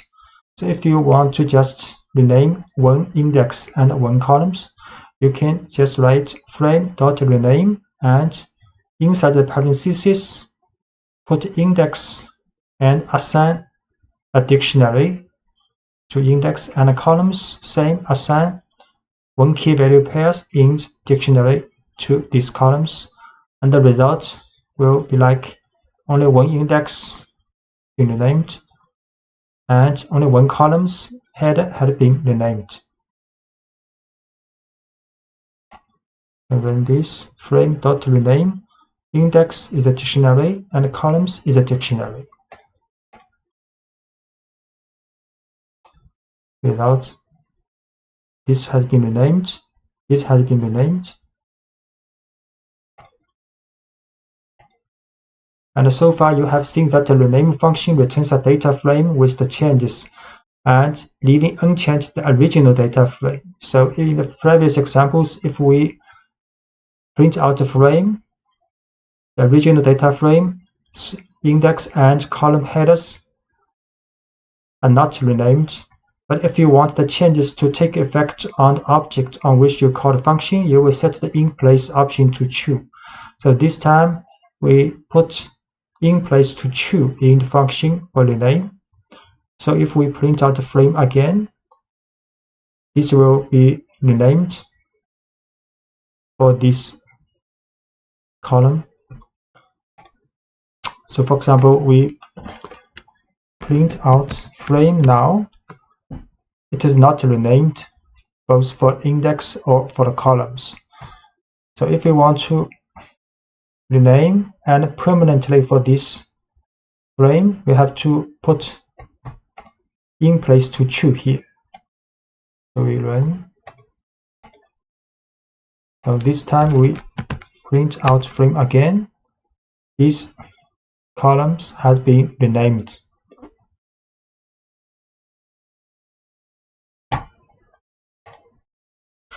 During data analysis, it often needs to detect the presence of abnormal values in a data structure. So for example, we create a data frame with 3 columns and 1000 rows. All the numbers are standard deviation with 1 and mean with 0, normally distributed. So if we describe this data frame, then it will show each column statistics, mean value, standard deviation, minimum, quantile, and maximum. So for example, you might consider outliers, those that have a value greater than 3 times the standard deviation. To get the standard deviation of each column of the data frame, we can use the std function. So if we write data frame.std, it will show a series with 3 values for 3 columns standard deviation. So we create this data frame and describe 3 columns, each column's descriptive statistics, and if you run the std function for this data frame to get 3 standard deviation for these 3 columns. And now you apply the filtering of all the values of the data frame, applying the corresponding standard deviation for each column, can using any function on column. So if any of the column's value, absolute value, larger than its 3 times of its standard deviation, and we put any one for the column, then this observation will be taken as outliers. So if we run this, for this data frame, we'll get these observations. You can see for this one, for the column 1, larger than 3. And for this observation, column 2, larger than 3. We run.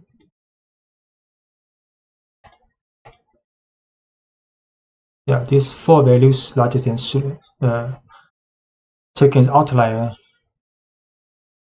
It's different because it's random data, so every time we run different.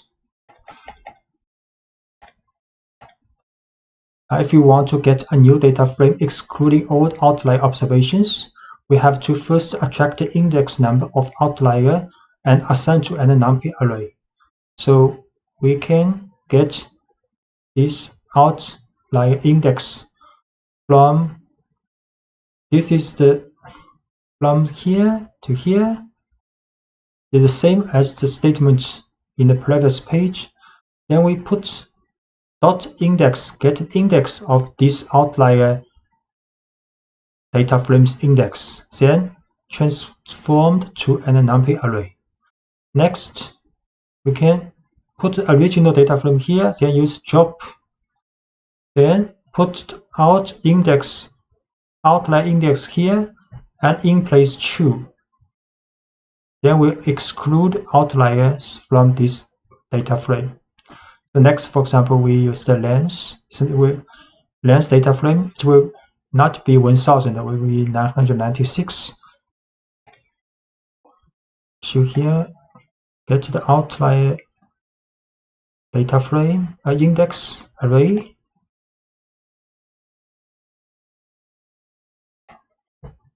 We show this array 1, 2, 3, 4. 4 observations, the index number, and drop these observations from the data frame with in place true.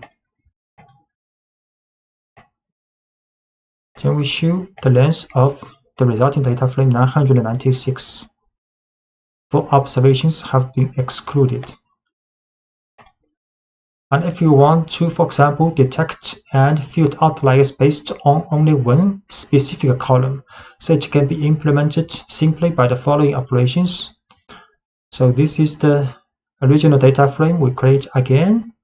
Next, for example, we only define the criteria that for column 2, if the value of the column 2 larger than 3 times of column 2's standard deviation, then this observation will be identified as outlier.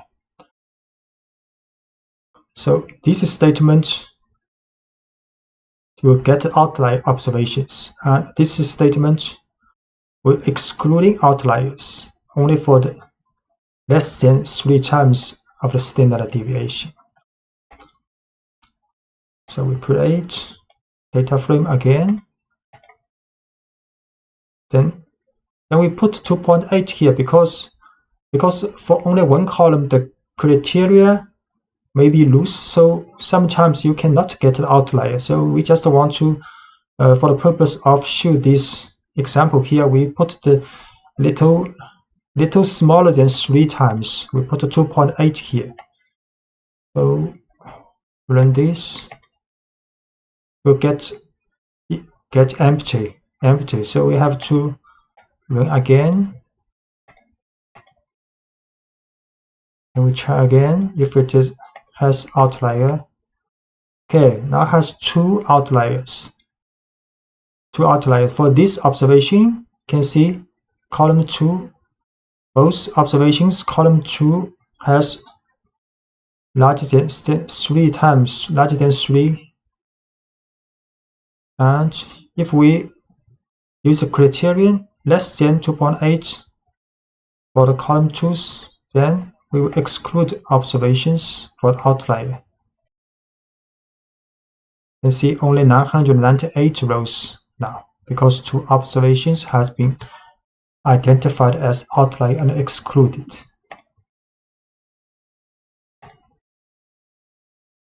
Sometimes it can be used, especially in some experimental cases, to handle large quantities of data generated in sequence.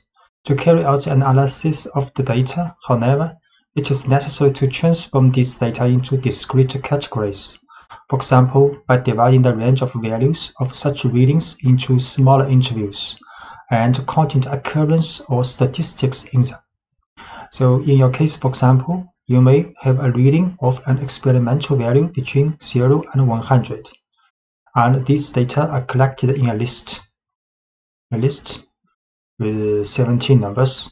You know that the experimental values have range from 0 to 100. Therefore, you can uniformly divide this interval, for example, into 4 equal parts called bins. And the first contains the values between 0 to 25, the second between 26 to 50, and the third between 51 to 75, and so on.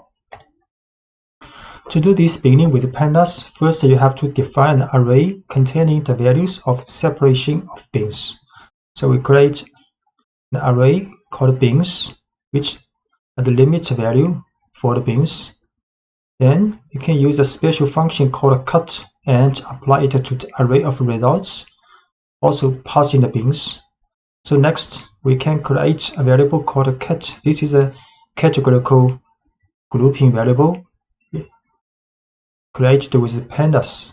pd.cut results is an array we defined earlier, and bins is this array for the limits. Then the cat will be an object which put each observation, each element of the original array in this in each category. And the length is 17 because we have 17 value in the original array. And this is the definition of the categories for each group.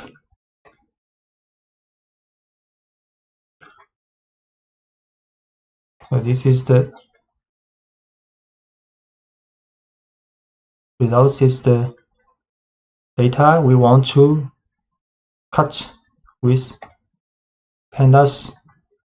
Then bin is the limit of each category. Then we use pd_cut to the results with these bins. Then we should cut 17 value with the grouping. You can see the lower limit is open and up limit is closed, and this is for group definition. And the object returned by the cut function is a special object of categorical type. You can consider it as an array of strings indicating the name of the bin, and internally it contains a categories array indicating the names of the different internal categories, and a codes array that contains a list of numbers equal to the elements of results. So if we call cat.categories, it will show the category. If we run the cat.codes, it will return the code for each group and a group value from 0 to 3, because we have 4 groups. So cat.categories for each group's information. For cat.codes, each value is group information. So for first element of the array, it's in group 1. So 0 from 0, group 1. And finally, to know the occurrence of for each bin, that is how many results fall into each category, you can use the value counts function. So we can write pd.valueCounts of the cat, this object. Then we'll show each group and how many occurrences in each group. pd value counts cat group and occurrence.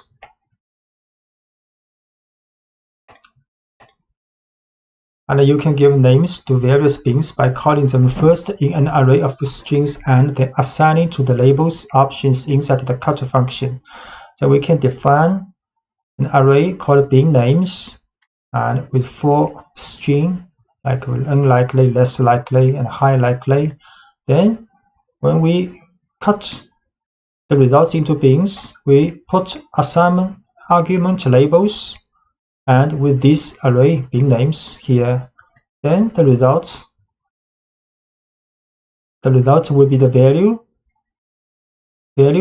same as this array for the bin names.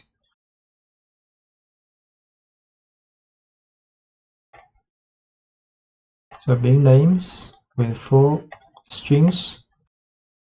Then we put these bin names to the labels when we run cut function.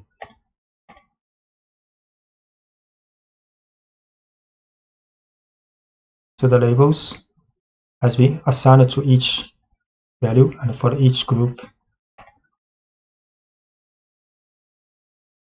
And if the cut function is passed as an argument to an integer, instead of explicating the bin edges, this will divide the range of values of the array in equal intervals as specified by the number. The limits of the interval will be determined by the minimum and maximum of the sample data and divided by the number of bins. So if we put 5 here in the cut function, then Pandas will calculate the minimum value and the maximum value of the sample data, then divided by 5 to determine the limit of each group. So you can see the lower limit, difference between lower to upper limit for each group almost the same with 5 group. PD cut results 5 with 5 group.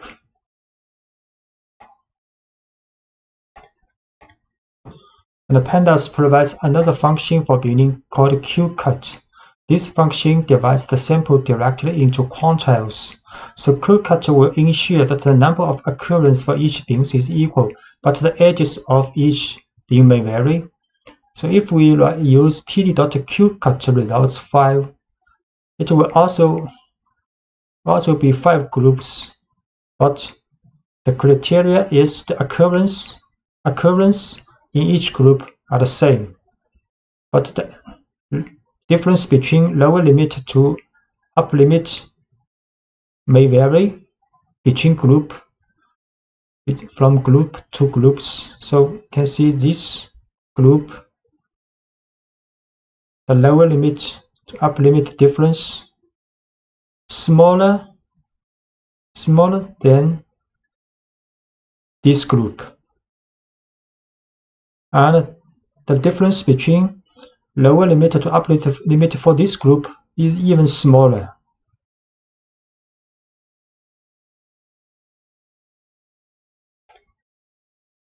Quantile qcut 5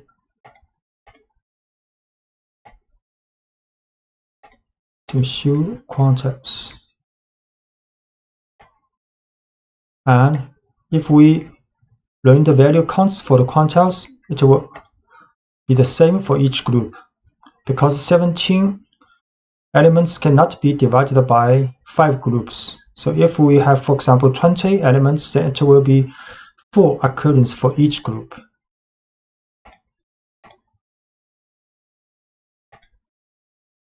And we can also create a bin column for a data frame. So this is the data frame with only one column called number, and the 10 value. Each value is a random integer number between 1 to 100. So next we can create a bin column, but this bin column is actually a categorical column based on the PD cut function. And inside the cut function, we put the column number here. So cut the number, then this is the bin limit, and this is the label. So if we show this data frame again, it will be a new column created called bins. The value is for each group defined here. So we create original data frame, show this data frame, only one column called number. Then we create another column for this data frame, and the value is the group from the cut function. Then we print this data frame again. Now there are two columns, but that could be happen with not a number value in some cases. Permutation, random sampling with Pandas. The operations of permutation, random ordering of a series or the row of a data frame are easy to do using the NumPy random permutation function.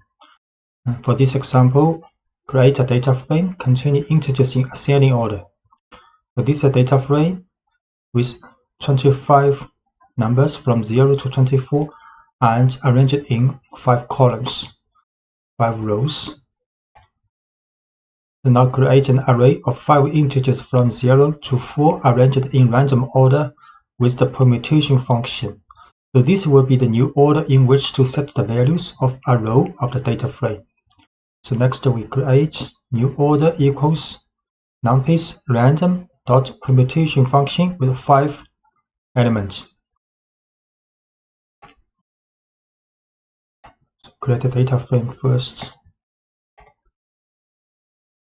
Then we create an array with NumPy's random permutation, 5 random number. Then so now apply it to the data frame on all lines using the take function. We return a new data frame which has the same elements as the original one, but the order of the rows has changed, following the same order as indicated in the new order array. So you write this data frame dot take. Inside the take function, put this random order generated with the permutation function here. So the result will be like this. The rows of the data frame has been changed according to this order.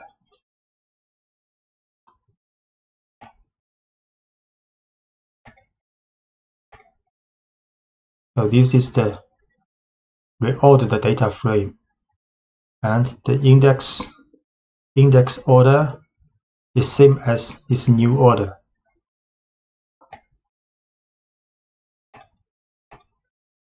Using the take function, you can also submit a portion of the entire data frame to a permutation. So it generates an array that has a sequence limited to a certain range, for example from 2 to 4.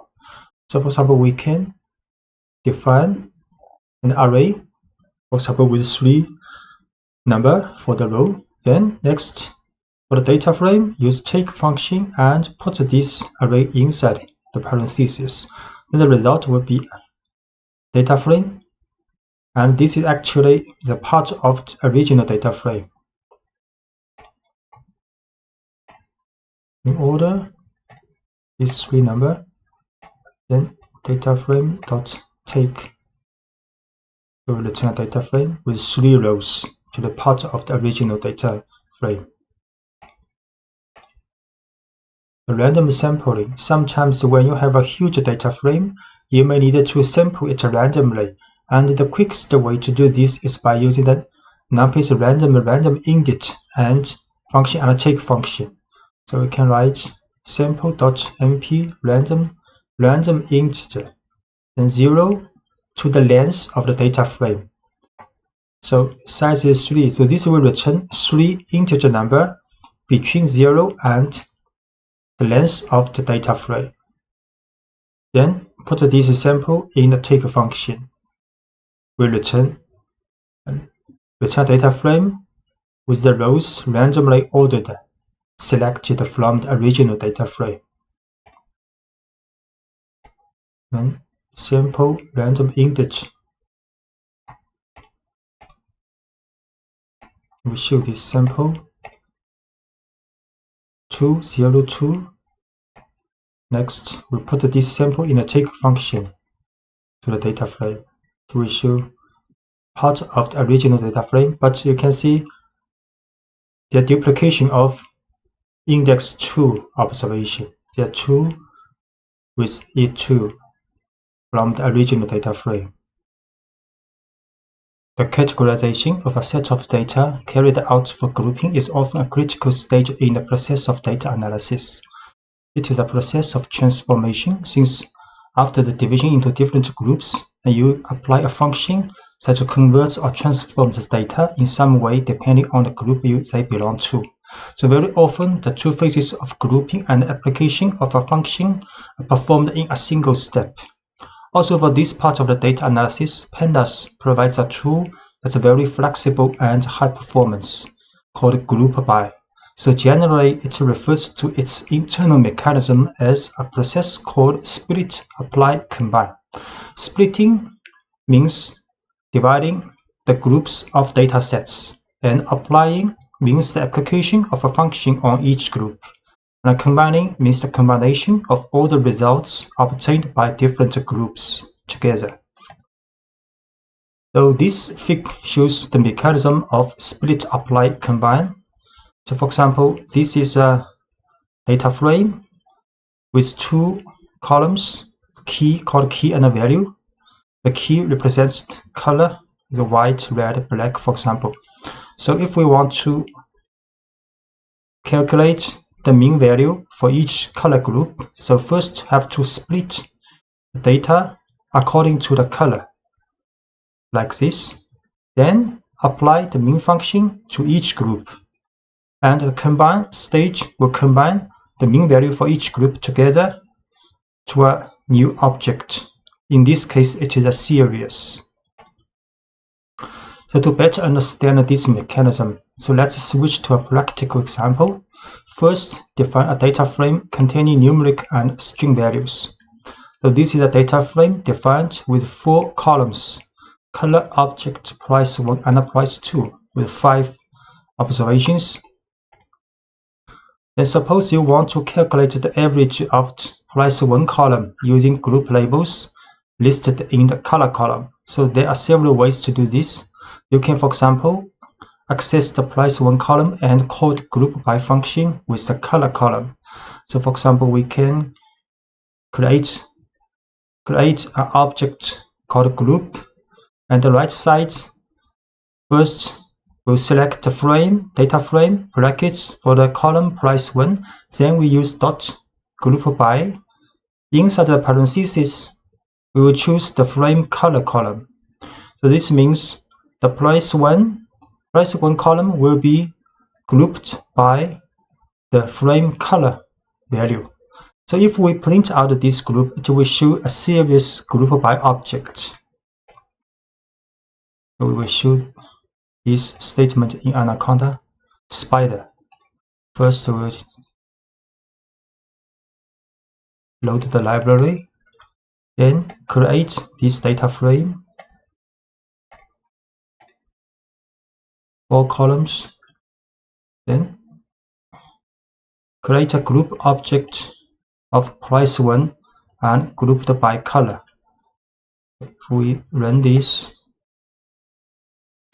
so this group object is a series group by object.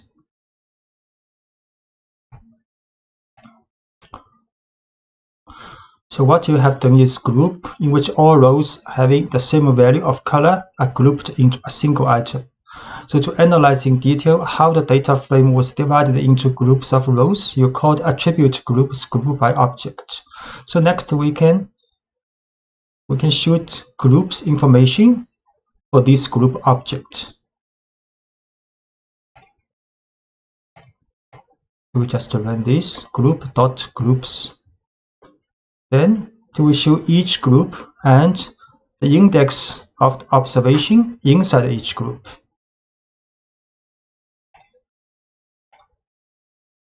So now it's sufficient to apply the operation on a group to obtain the results for each individual group. For example, we can calculate the mean value for each group and the sum value for each group. So group mean. So mean value for each color group for the price 1. Group sum. So the price 1, the summation value for each color group.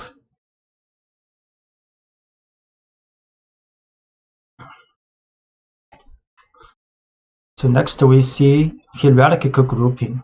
The grouping can be extended to multiple columns.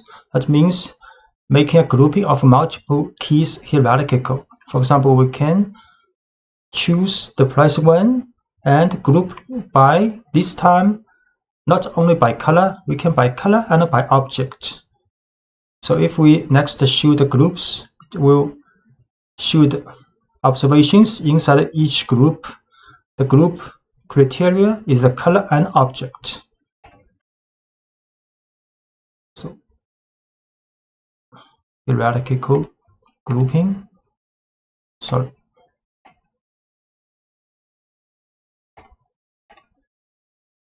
By 2 values grouping. Next, show the group's information. So each group has 1 value. Then can run the summation.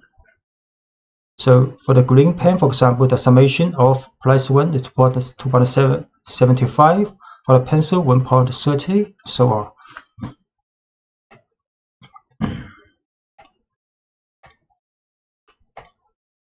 So far you have applied the grouping to a single column of data for the price 1, but in reality it can be extended to multiple columns or to the entire data frame. Also, if you do not need to reuse the object group by several times, it is convenient to combine in a single parsing all of the grouping and the calculation to be done, so without defining any intermediate values.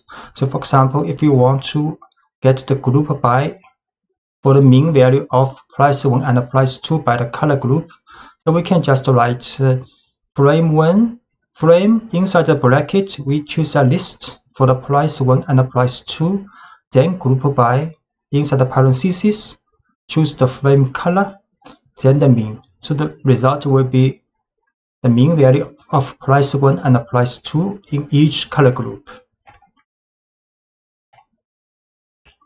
So price 1 and price 2 group by color, the mean. You can write only one statement. Mean value. We can also write like this, because this data frame has 2 numeric columns, price 1 and price 2. If we do not specify which columns to be calculated for the mean value, then all the numeric values columns will be calculated. So we get the same result.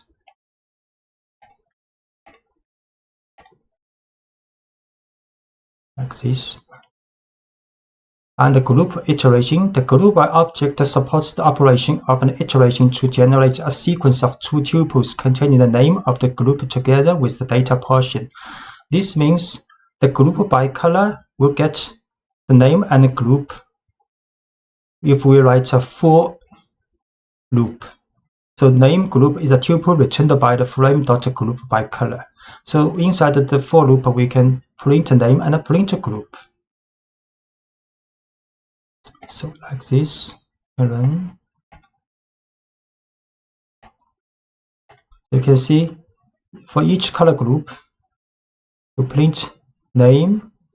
Name is the color group and group is this part with observations. So each color group name and the data information for this group.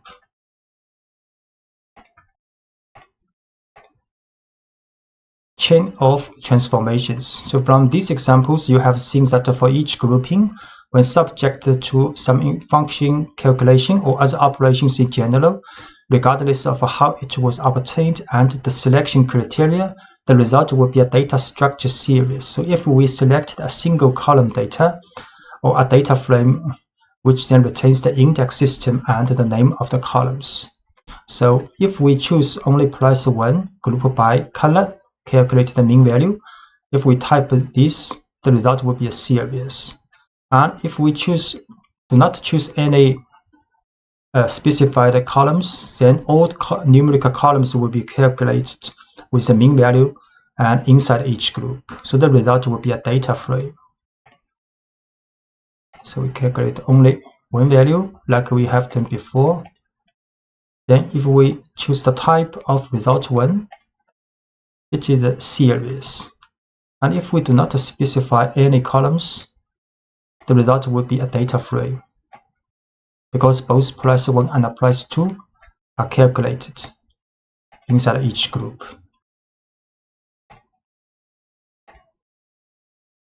And it is therefore possible to select a single column at any point in the various phases of this process. So here are 3 cases in which the selection of a single column in 3 different stages of the process applies. And this example illustrates the great flexibility of this system of grouping provided by Pandas. If we write price 1, select first and group by, then the mean, we get the same result as these 2 if we group by first, by color first, then select price 1, then the mean. Or we just group by color, then the mean, then select price 1. To get all these 3 statements, will get the same result. So, for example, run this. We'll get mean value for price 1, each group. If we group by first, same result. Group by price 1 last, same result. And we can also add prefix for the column headers in the result. So here we can write add prefix mean underscore in the end of this statement.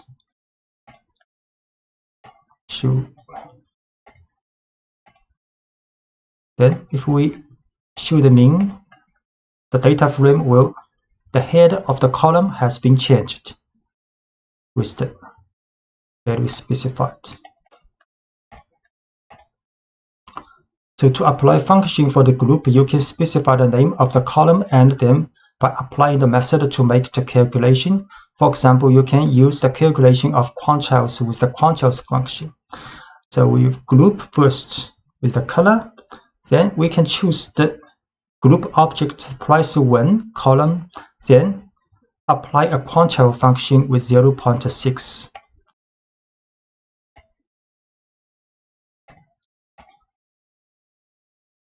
Then run this for the quantile. So this means the quantile value of price 1 inside each group. And of course, we can define own aggregation functions to apply to the groups with the AGG function. So for example, we define a range function with the series maximum value minus the minimum value. Then we can apply this function to the groups objects for the price 1. We can also apply this function for the group information for all columns, price 1 and price 2. And we can apply 3 different informations, mean, standard deviation, and range, to the group object's price 1 column. We define this range function first. Then apply this range function with the AGG to price 1 of the grouping object. So this is the range value of price 1 in each group of color. Then we can apply range to the group. So alt +1 and +2 will be done for the range function. Then apply 3 different functions to the +1 in the group, color group. The means value, standard deviation, the range value for the +1 inside color group. Hi, I'm Wilson. Welcome to Python Full Course for Beginners.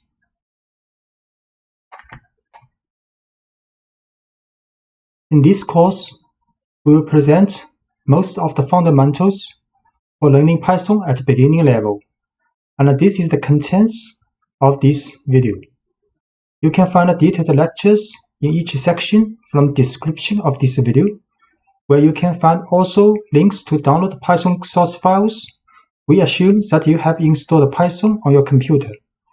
For example, an Anaconda distribution, and using an IDE such as PyCharm, Spider, VS Code. String variables. Every variable holds a value, which is the information assigned and associated with that variable. You can change the value of a variable in your program at any time. So strings. A string is simply a series of characters. Anything inside quotes is considered a string in Python, and you can use single or double quotes around your strings like this. So this is a string inside double quotes, and this is also a string inside single quotes, but there are also double quotes inside the single quotes. So this is a string message, and we can print this string. Hello Python world, and this is also a string. We can also print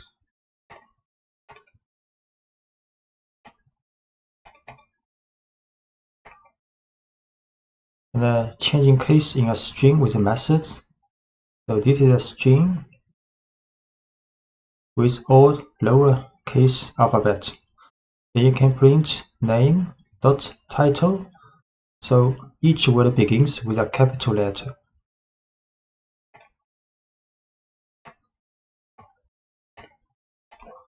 Name is a string. If we show all alphabets are lowercase, then we can print this string but with the title method after this string. So A, Ada, Lovelace. So these two alphabets will be uppercase.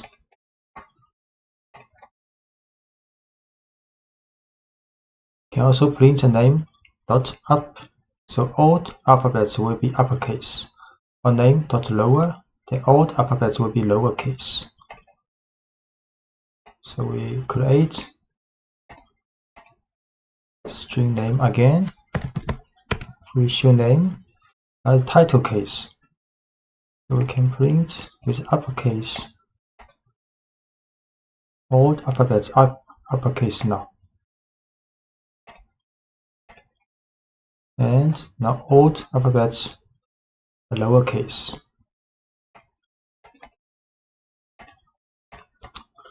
Combining or concatenating strings. So this is a string first name, and this is a string for last name.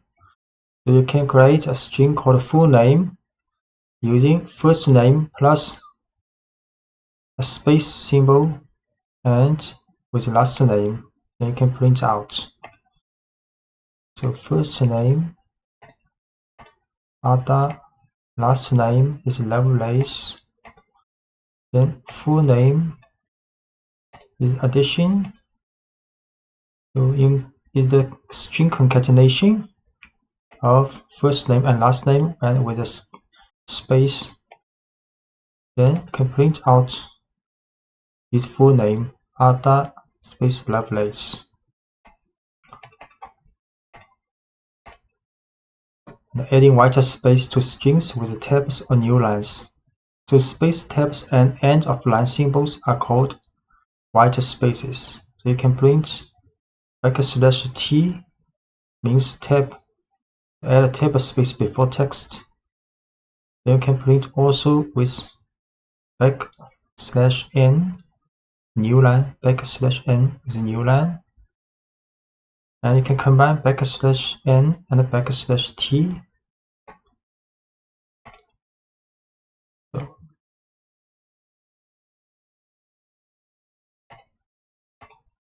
this is for the concatenation. Now we can print Python, then print \t Python. So there are tab space. Also print with a new line. The language Python, C, JavaScript. Can also print with a new line and a tab space. New line and a tab space.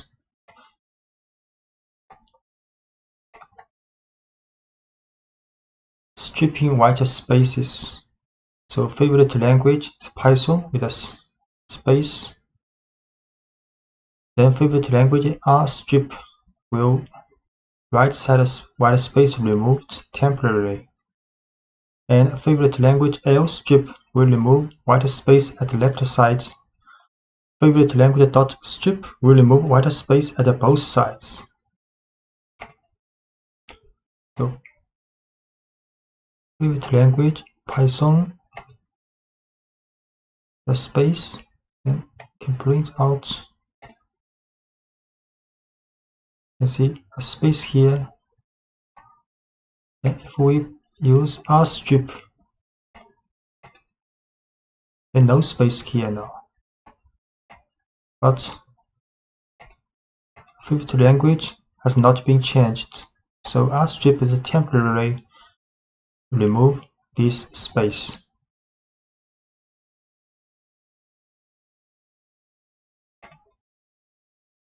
So to remove the white space from the string permanently, you have to store the stripped value back into the variable.